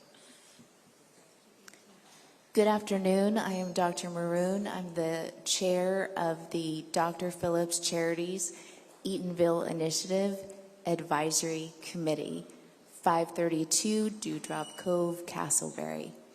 I am here today to speak in support of this project. For over a decade, I have worked hands-on doing community engagement in Eatonville. Workshops, surveys, town halls, door-to-doors, one-on-ones. And what is exciting about this project that you haven't heard much about yet is the capacity to take all of those collaborative tools and to apply them to make sure that community residents are directly connected to the economic impact. Great jobs, jobs with benefits, jobs with good pay that are connected to community residents make a tremendous difference in how this money is spent. Thank you. Thank you. Good afternoon, task members. My name is Scott Wellington, 9401 Skiles Court, Windermere, Florida. I'm here to speak on behalf of the Forest Lake City of Ocoee Golf Project. I've been involved in the golf industry myself for 36 years, having the opportunity for 13 years to serve as the executive director of the Arnold Palmer Invitational, working directly for Arnold Palmer and a team of professionals, growing what was a small neighborhood event into a world-class sporting event for Orlando and Orange County. In my current role with the PGA of America, I have witnessed several similar projects to the one proposed in the city of Ocoee around the country, combining public and private partnerships to create golf destinations for cities and regions. I can honestly say that this project, which combines national golf brands like the First Tee and the PGA with a master plan vision that the city of Ocoee has for the project, is unparalleled anywhere in the country. This is truly a generational opportunity to create tremendous economic and social impact for years to come. Thank you. Thank you. Let me interrupt for a moment to ask our staff a question. I was approached about the videos that we did not get to see. We did not get to see Eatonville. We did not get to see the city of Ocoee. Is it possible that those videos can be run anytime this afternoon? Madam Chair, my understanding is that one of the issues with the Eatonville video was that it was on YouTube, and our ISS blocks YouTube from our servers, so we would not be able to play that here. My understanding is that that's going to be emailed out to all of the committee members. No? We can get it from them and send it out. Yeah, so I would suggest that both those videos be sent around all the committee members so they can watch them themselves. All right, we'll ask the Ocoee people to make sure that Orange County has the ability to mail it to get it to the task force members. Next, sorry. That's okay. Happy Wednesday. My name is Michelle Ford, and I want to say, Madam Chair, I was born and raised in that house right behind Club Eaton. So you would have saw me there. I just want to say I believe that the Dr. Phillips Charity Museum proposal has been a part of God's plan from the very beginning. Nearly 140 years ago, Eatonville was found by people who came together with a shared vision to create a place where Black families could live, build, and thrive. Today, we have that opportunity to honor that legacy while investing in our future. At a time when so much Black history is being challenged and erased, this project will preserve our story and ensure future generations understand the significance of Eatonville. I want to recognize and thank Dr. Phillips Charity for their commitment to becoming a partner with the people of Eatonville. I see their presence at Town Hall meeting, and Dr. B, the chair, has attended the Eatonville Citizens in Action Group. I ask this board has this opportunity to partner with the residents, strengthen our community, and make history. As Dr. Martin Luther King said, the time is always right to do what's right. Fund this project. Thank you. Thank you. Next. And following Mr. Nichols, we'll end the public comments with Graciela Noriega Jacoby and Mr. Mark Reicher. Good afternoon, Task Force. My name is Nicholas Natali. My address is at 32836. I live in the Dr. Phillips area, so I'm very much aware of tourism in our area, especially in the I-Drive corridor.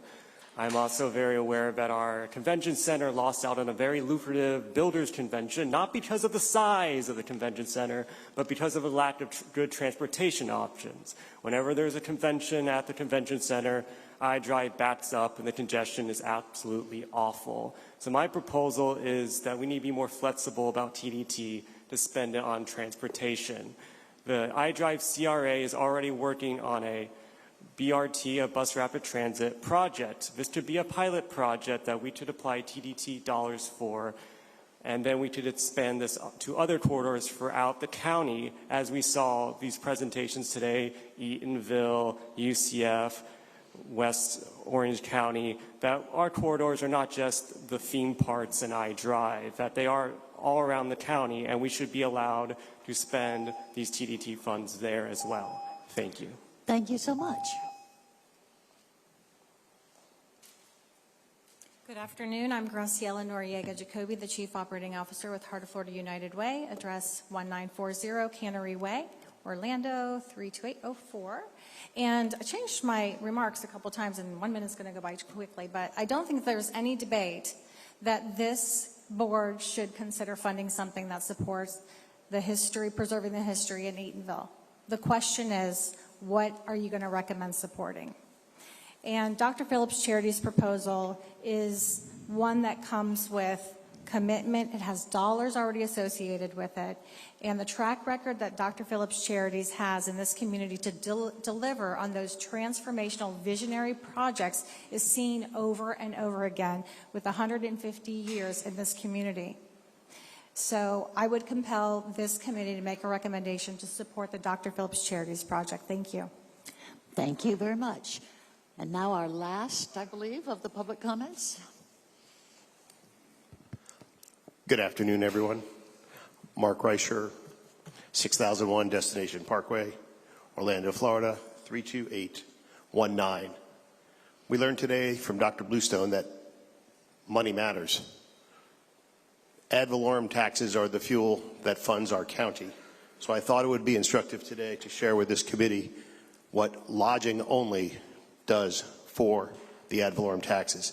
There was a study completed, I've asked for it to be put in the record, that in 2022, the ad valorem collection on lodgings only, as per the DOR codes in the state of Florida, produced $465 million in ad valorem taxes to over 36 different municipalities. The report is here for you to review. I think you'll find it quite interesting. I will tell you personally, we support the convention center. We're the owners of the Hyatt and the Hilton on I Drive, and I wanted to share with you my contributions last year. We contributed $13,664,000 in ad valorem taxes last year and $10 million in TDT. It is our goal, our stated goal, to build a Grand Hyatt, which would be 1,000 rooms, and at 75% occupancy would add $8 million to the tax rolls and would generate nearly $4 million in additional TDT. This is how we clean our dollars here in Orange County and open them up for general opportunities. I appreciate your time, and I appreciate the work of the council. Thank you. Thank you. And that concludes our period of public comment, and I will turn it over to Mr. Morton. We will now open up the floor for member comments. Let me see, I've got first Joe Dunn. I just wanted to say that, because we're all going off to do our surveys, that I think we've got a historic opportunity here to invest a relatively small amount in one of the fastest growing market segments of tourism, ecotourism, that will provide long-term sustained benefits to both visitors and residents. Thank you. Thank you, Mr. Dunn. Sergio Alvarez. Hi, I want to make a quick point about debt and how we're using TDT funding to get in debt. And so every year, according to the presentations that were given to us, we spend $56.5 million paying interest. And if we look at the requests that Orange County is making for the programs for the arts and ecotourism, altogether those programs would be only $40 million per year. So if we change the chip that we're using in our thoughts to, instead of getting in debt, just simply spend the money as we have it, we would have more money to spend in these important projects. Thank you. Thank you. Next I have Ella Wood. Thank you. I'll be very brief because I know we're over time, but if you would mind passing those down. I passed around to most people earlier a couple of documents that I wanted to share after. I was thinking after our discussion last week about wages and jobs and where the workers are in this discussion. And in particular, we're charged by the matrix and the statute to look for projects that are preferred by high-wage, high-quality job employers at a time when Orlando is 49th out of 50 major cities in wages around the country. And a huge part of that is because of the proliferation of low-wage tourism jobs. And so, we're presented with all of these projects, which are, there's a lot of inconsistency in the information we're given to compare projects when it comes to jobs. That's hard to avoid, but I looked at some of these numbers, which I thought provided some really helpful context to all of that. In particular, we have applications with a range of information. I appreciated Ocoee and the IM Museum both, we're very clear and specific about their direct jobs, what would be full-time, what would be indirect. But then we have to compare other statements, the convention center, I appreciated, gave a very clear specific 35 direct jobs, but we also hear in the conversation about the convention center the 28,000 jobs supported by the convention center. And it's hard to know what to do with that in this economy. So I wanted to share these numbers, particularly in combination with Dr. Bluestone's, his slide 10, which breaks down very helpfully the top 10 sector jobs generated by these projects.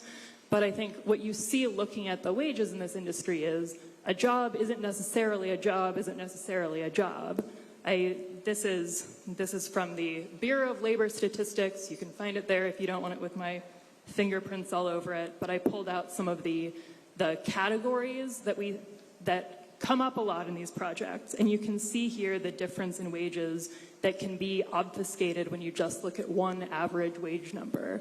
And the difference between what the hourly mean wage is for someone in a management category, which is very high but a low number of jobs, versus arts, which tend to be somewhat higher wage, though very unstable, versus hotel and building related jobs and food and beverage, which tend to be quite low wage. but are the massive, like biggest categories that these projects create, versus building trades, which are much higher wage, but again, temporary. And so I wanted to share these numbers along with what the actual living wage is for Orange County now, to be able to provide some context when we look and see how many hundreds of jobs are created by different projects. And I think in particular, my preference would be to see, not that we take this as a reason to say we shouldn't support projects that create more cook jobs, for example, like one of the biggest categories here, but we should be asking, are these creating more jobs that keep a ceiling on how much money a cook can make here, or are they jobs that either add to higher wage classifications or help bring up the standard in some of these categories that we are so swamped with here in Orlando already. One other question that I wanted to raise was, this isn't a very timely question, but after our last meeting, there was Scott Maxwell had a column about the convention center expansion that had a few new arguments, new claims that I hadn't seen before about analyzing overspending per square foot on the convention center here compared to other places. And I wondered if anyone from the convention center had a response to that or a rebuttal or additional information. It's, again, not very timely, but that's when this came out into the public sphere. So hopefully I would welcome an offline conversation if they have more information. Hopefully they can approach you with an offline conversation and answers to that. Mr. Poole. Or share. My microphone, there we go. When I hear people talk about ad valorem, what they've paid, or economic benefit, what it really is saying, that's how much revenue I created. So when you talk about a company, you say, oh, I had this much revenue, and it sounds really important and big. What you really are looking for is, well, what are my costs? And what we're not calculating into this is what are the costs that are being created through these projects. If ad valorem was so great and direct benefit was so great from these projects, the existing ones, then we wouldn't have a transportation problem. We wouldn't have a poverty problem. And the county wouldn't be suffering with delivering human resources and benefits to keep families above water. So let's not forget that economic benefit is top line. Ad valorem is top line. It is not bottom line. And I think we have to focus in on what's bottom line and what the true cost is, because all of this economic analysis, and I've, through 50 years of financing, all of this public stuff never takes in the true cost. And we're running a homeless shelter here in Orange County and affordable housing here and the statewide affordable housing chair that I chair and running wages for the state of Florida and welfare reform. I'm intimately understand the issues relative to that. So please take that into account as you think about, are these projects really giving us a plus? Or are they just adding to our negative? Great points, Mr. Poole. Commissioner Moore. What I found was interesting after hearing so many creative and new projects was the analysis from the professor about long-term operations and creating new visitors over what we have today. And that's, to me, our task here at TDT. There's so many things that are brought up, but that's not necessarily the role of this board. This is the tourism tax dollars and some of the economic development and other pieces we can still work with the county, but through other avenues, other boards, other forms of revenue. And so I really appreciated hearing about the operations with the money invested and would it bring in new tourists. Thank you. Thank you, Commissioner. I know, Mr. Mayor, you're using Natalia's microphone. I am. Thank you. Mine's dead. Apparently I talk too much. So a couple questions or a couple comments for us before we all go off and deliberate. Listening to Dr. Bluestone today, I was a bit frustrated, I think would be the appropriate. I mean, we heard, 20 presentations, and we saw 5 reports. So I would recommend everybody really roll up your sleeves and dig deep, because I think the whole story is not there. He made a couple of comments, the Florida Citrus Sports, what does the parking garage bring? Well, There was the facility that was bringing in other venues that they were saying, other events. There's intangibles beyond that, like how do we get a college football playoff? You know, they're going to look at it and go, oh, you don't have parking. Guess what? It goes to Miami, just like World Cup did. There's things beyond some of these projects. I use that as an example that you just kind of, you got to do a little bit of your own research because I feel like we were kind of left out in the wind on this because I know we're not all economists. And I would be remiss too if I didn't say, I know kind of beat the drum a little bit on this, but the organization I'm here representing, Orlando Economic Partnership, you know, we're really focused on what is the ROI, what brings in economic development in Orlando. And I am frustrated about the conversation around baseball because baseball brings in tremendous amounts of money. And I would just caution everyone to think about this, is that it's a little different because we all got wrapped around the axle of, well, you don't have control of the land. And we said that to several of our projects, or you're not ready. And absolutely fair. And I think baseball still, this proposal still has a ways to go. I'm not going to sugarcoat that. But you have to be cognizant of the fact with baseball or any pro sports team, you can't put the cart before the horse. You have to raise the flag and say, us as a community, we're willing to do something, or you don't get the attention. So the blanket statements of, oh, it's not real, they're not looking at you. Yeah, nobody's looking at us because we're not raising our hand. So we need to think about that as we kind of evaluate that. Maybe it's not time now, but maybe it's going to be time soon. So thank you. Thank you, Chris. Mr. Rishibaga. Thank you so much. And my battery died too. I think I spoke too much as well today. I apologize. I just wanted to add one more voice to this conversation as we're having our discussion, and I'd be remiss if I didn't. I think I might have mentioned to some of y'all, or you might have known this, but I am a small hotel owner with my mom and my dad. They own one property. It's a mid-sized, mid-scale hotel. And so many of the hotels in Orlando are owned by family-owned businesses, kind of like mine. I wanted to bring it up because one thing I heard today for the first time is that there has been some softening in the market. And so I thought it'd be important for some of you to realize that while there is a ton of growth in the luxury and upscale segments, there has been softening for a while in the budget and mid segments of hotels, and a lot of the smaller operators are actually struggling and down. I just thought it needed to be brought up because in some of the discussion we have, it seems very linear. Everyone's doing great in the hotel industry and just making lots of money. And it's not that necessarily that even. I think it's important to keep that consideration in mind as we consider what else we want to spend our money on and what projects we want to take on. That's a great point, Mr. Baga. Thank you. Mr. Thomas Lind, you've been waiting. Oh, there you go. Yeah, I'm borrowing a microphone here, so I just wanted to echo Chris here on a bit about the Major League team. I think I'd like to stick our focus, too, on our best yield for our investments, return on investments, and what could possibly bring in a lot more jobs, tourism, and hopefully minimal maintenance, for the future. So, thank you, though. Thank you, Mr. Lind. Thank you. Ellen Wood, and then Sergio. Sorry, Sergio, you're up. Yeah, thank you. One additional point that I want to make is about the impact of tourism on our community. So we've seen the statistics of 76.8 million people visiting Orange County every year. It's a county that has about 1.5 million people. So what does this mean? This means that each county resident is paying for the services for 50 visitors, for the roads, for the sewer, for the drinking water.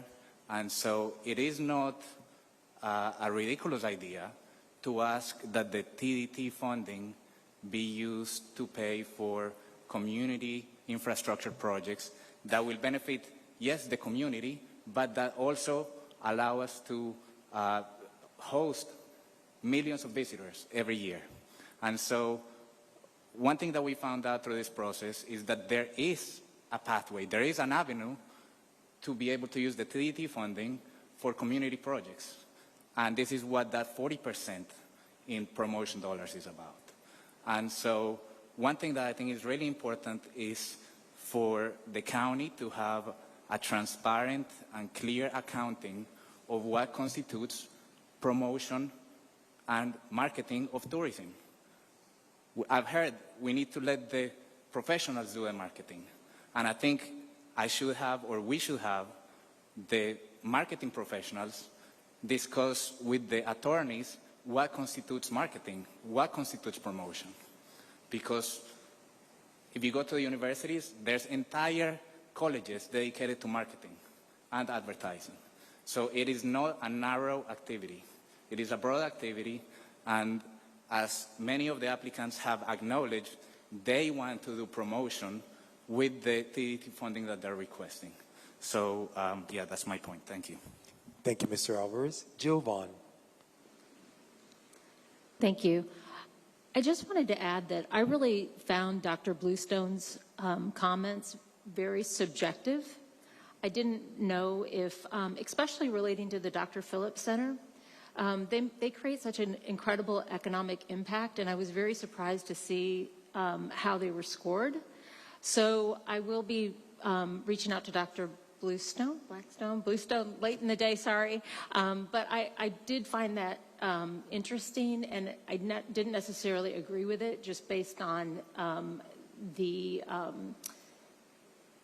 amount of performances that they do in addition to the economic impact that they've currently shown and the level of excellence that they provide in our community. I sense you're not alone. Pete Clark. I'm dead. Imagine that. Tina. I kind of wanted to reiterate what. I'm sorry, press your button again.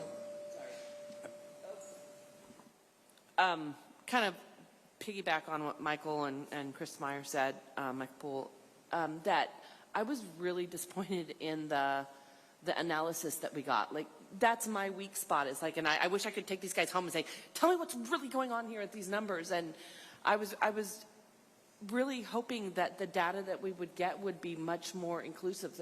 I thought that was a sample that he was just showing in the PowerPoint. I didn't realize that's his entire summary that's supposed to be helping us. And I think that's very disappointing because so much of this is, we're supposed to be having this analysis, and that's not going to be my expertise. I'm going to have to go on what I know. And I just felt like that was just a big disappointment, and I hope that gets looked at next year. So, but otherwise, thank you guys, everybody who made comments. Every time somebody spoke here, it was very helpful, and I learned from you, so thank you. It was not what we expected. Thank you. Michael, I see your mic. I promise you I will share with all of you my analysis and my formulas so that you can actually see where the inputs and the outputs, and you can actually do it yourself. But I want to I'm going to share it with all of you because I believe it's important that we all speak with definitional language and that we understand direct and indirect and what those numbers are in the per dollar basis. So I'm working on it. I already got my spreadsheet going, and I will definitely be happy to share that because at least on this part of it, there's a lot of subjectiveness to it. But on this part of it, it's easy math. It's not hard. We just got to make sure it's in the sunshine, whatever you share. So I will say I think that there's a unanimous feeling about wishing that was a more comprehensive assessment of every single project. In the doctor's defense, if there is any, not every single project actually had enough information to do an analysis. So there were some massive gaps that he was dealing with there. So for the future, as we make recommendations, our next gathering, some of that might involve how we orchestrate the information that has to be collected from every project for an application to be complete in order to provide a really comprehensive, fair assessment of everybody. Because it ends up being unfair to folks because then they're unfairly compared in a process like that. I did want to also reiterate the comment about some of the assessments at face value as he looked at a parking garage as simply being a parking garage when there's so much traffic that is generated in that community. And so as we think about the nuances of each of these projects, what they each entail, I think of the baseball idea, there are some fundamentals that make that viable or not. And so where is that? It's not so much about the viability of baseball, but of the viability of a particular project in this point in time for this committee to be able to make a decision. Again, we have a tremendous task before us as we consider all of this. I am grateful for the minds on this committee and the perspectives you will bring to the process. To conclude, and any final remarks, I'll turn it over to my co-chair. And I'd like to, and she can acknowledge our special guest at this moment. Thank you for that, and thank you for your comments. I know I have an unfinished task. We are going to approve all the minutes as the last thing we do. So get around to reading them at some point. And now a very special guest. What a remarkable effort he has made to come and see us today, and how happy we are to have Mayor Jerry Demings.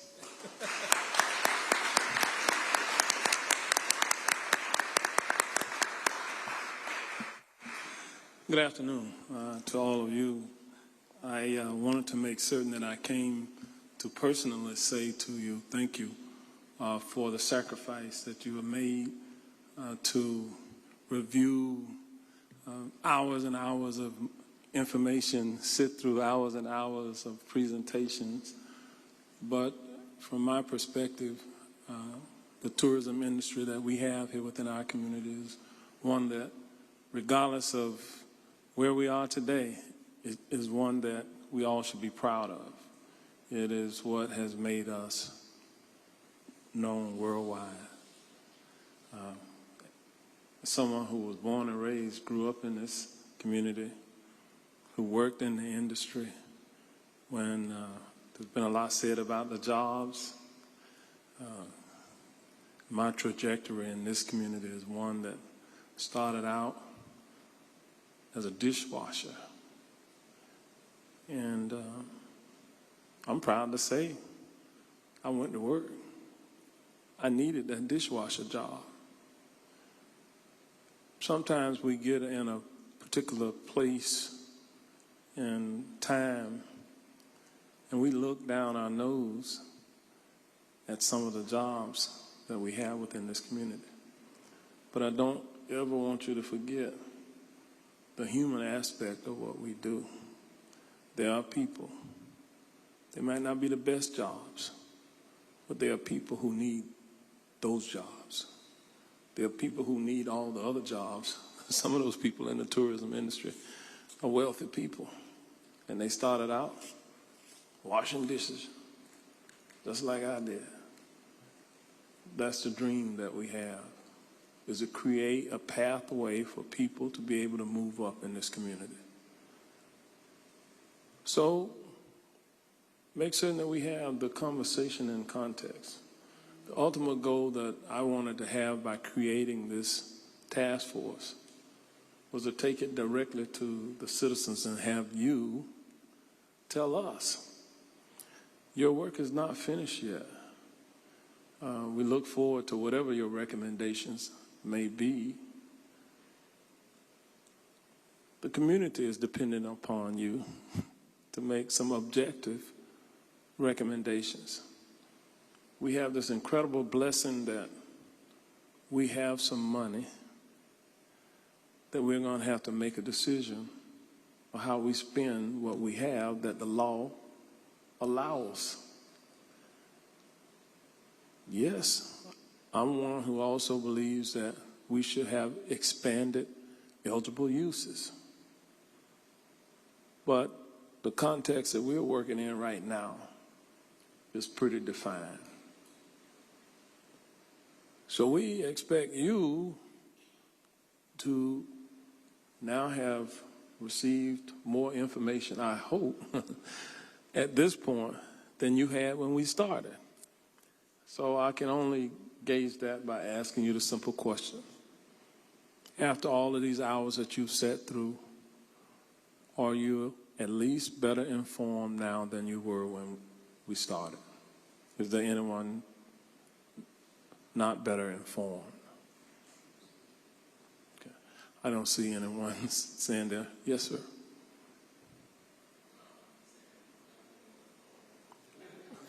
I could not hear you, but definitely more informed. Okay. Let's make that unanimous. All right. goodness.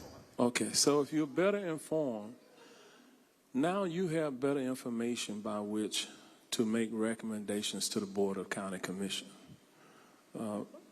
My vision was not to have that conversation just amongst the politicians, especially since we got so many of them running for office right now.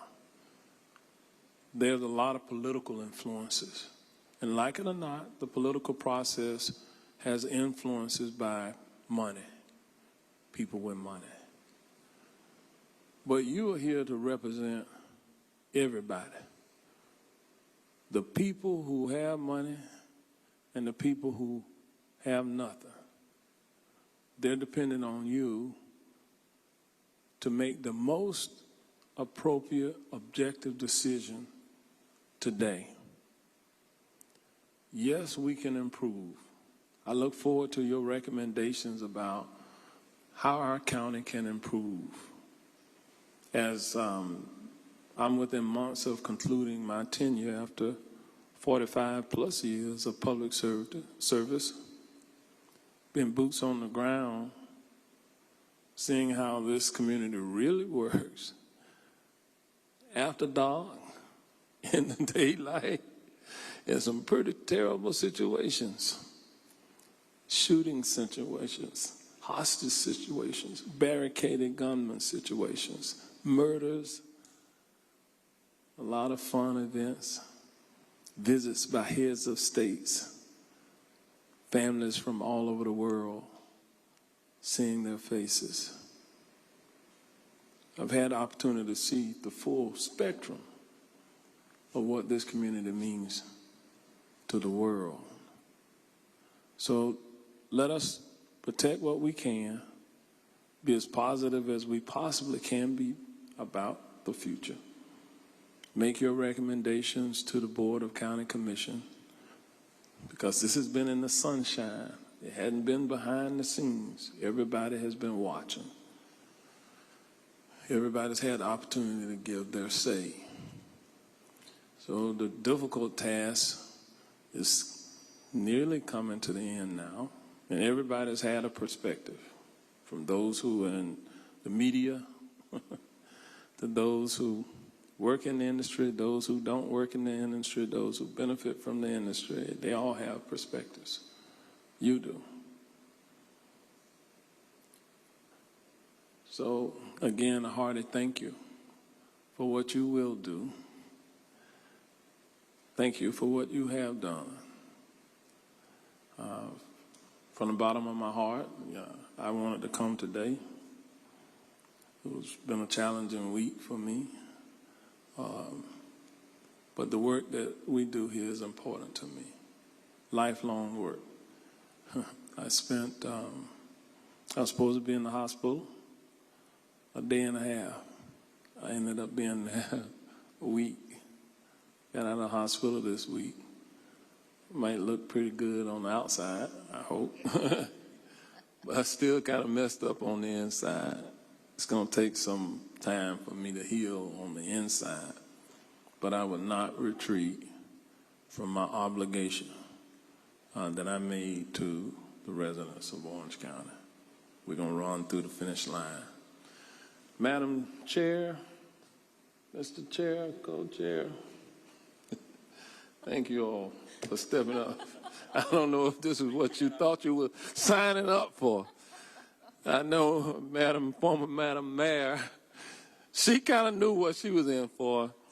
In my different roles, I've asked her to come and volunteer her time from being a sheriff to a mayor to a chief of police.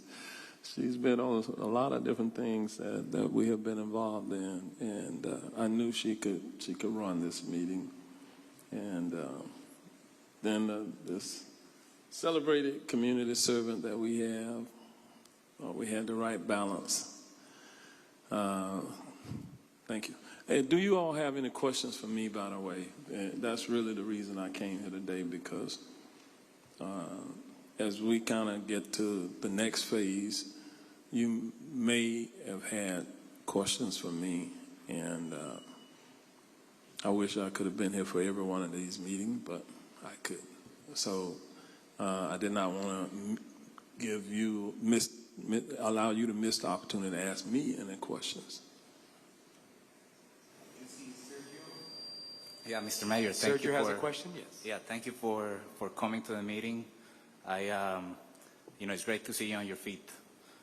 One thing that a lot of the members, including myself, have been wondering about is the amounts that we should be thinking about for these projects. The money that is available. It's a big question, what we can recommend. Some of us are concerned about the county getting in debt, especially now that we hear that the collections are softening, and we've seen that the TDT, as the comptroller said it's in essence a roller coaster. Sometimes it's up, sometimes it's down. So getting in more debt is a concern to some of us. And so I guess just to be blunt, the question is, can you give us an idea of the amounts that are available for, to give out to these applicants? So at the next meeting, you're going to be provided with some additional information by which to operate within perhaps a range.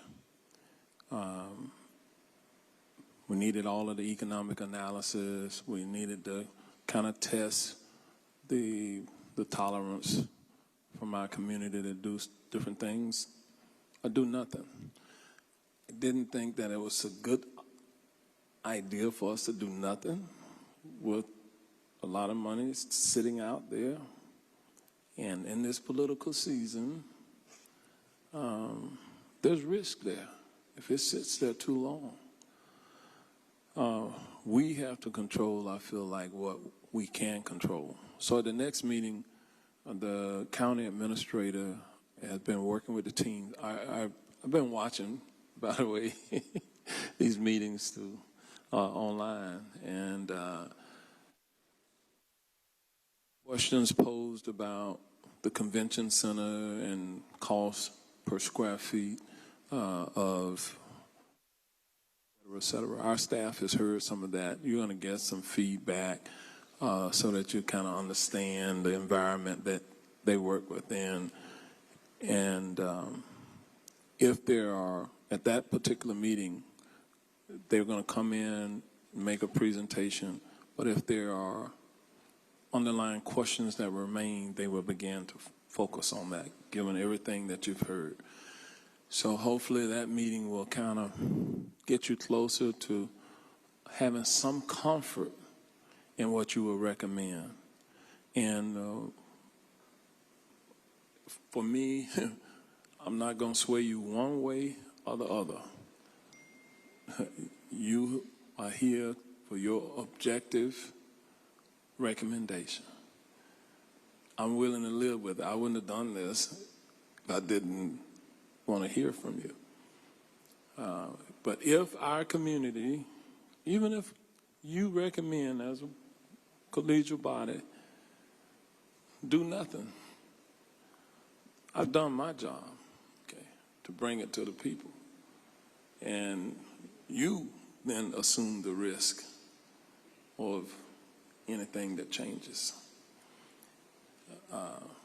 Otherwise, what you recommend, you have to feel good about it. Okay, it wasn't ideal, maybe it wasn't best, but this is what we'll collectively recommend at that time. Okay, so I think it may not be a precise number, but probably going to get you to the point where stay within this range. Here are the options that you could do within this range under the current allowable expenses. Trying to fix things going forward. You're in the political realm there. And I know you pay attention. Politics in Florida, politics in our nation, they're very divisive. We're trying to unite our community around the next step for us. Okay, And if we can get somehow to a point where we're united, this is how we're moving forward. That's all we're asking you to do at this point, okay? Thank you, Mayor. Thank you for that question. It's a great segue for our next meeting. So we will have our last meeting of this TDT task force on August 11th, right back here at this same location. Mayor, we're grateful for your leadership, your incredible example, and your trust in us.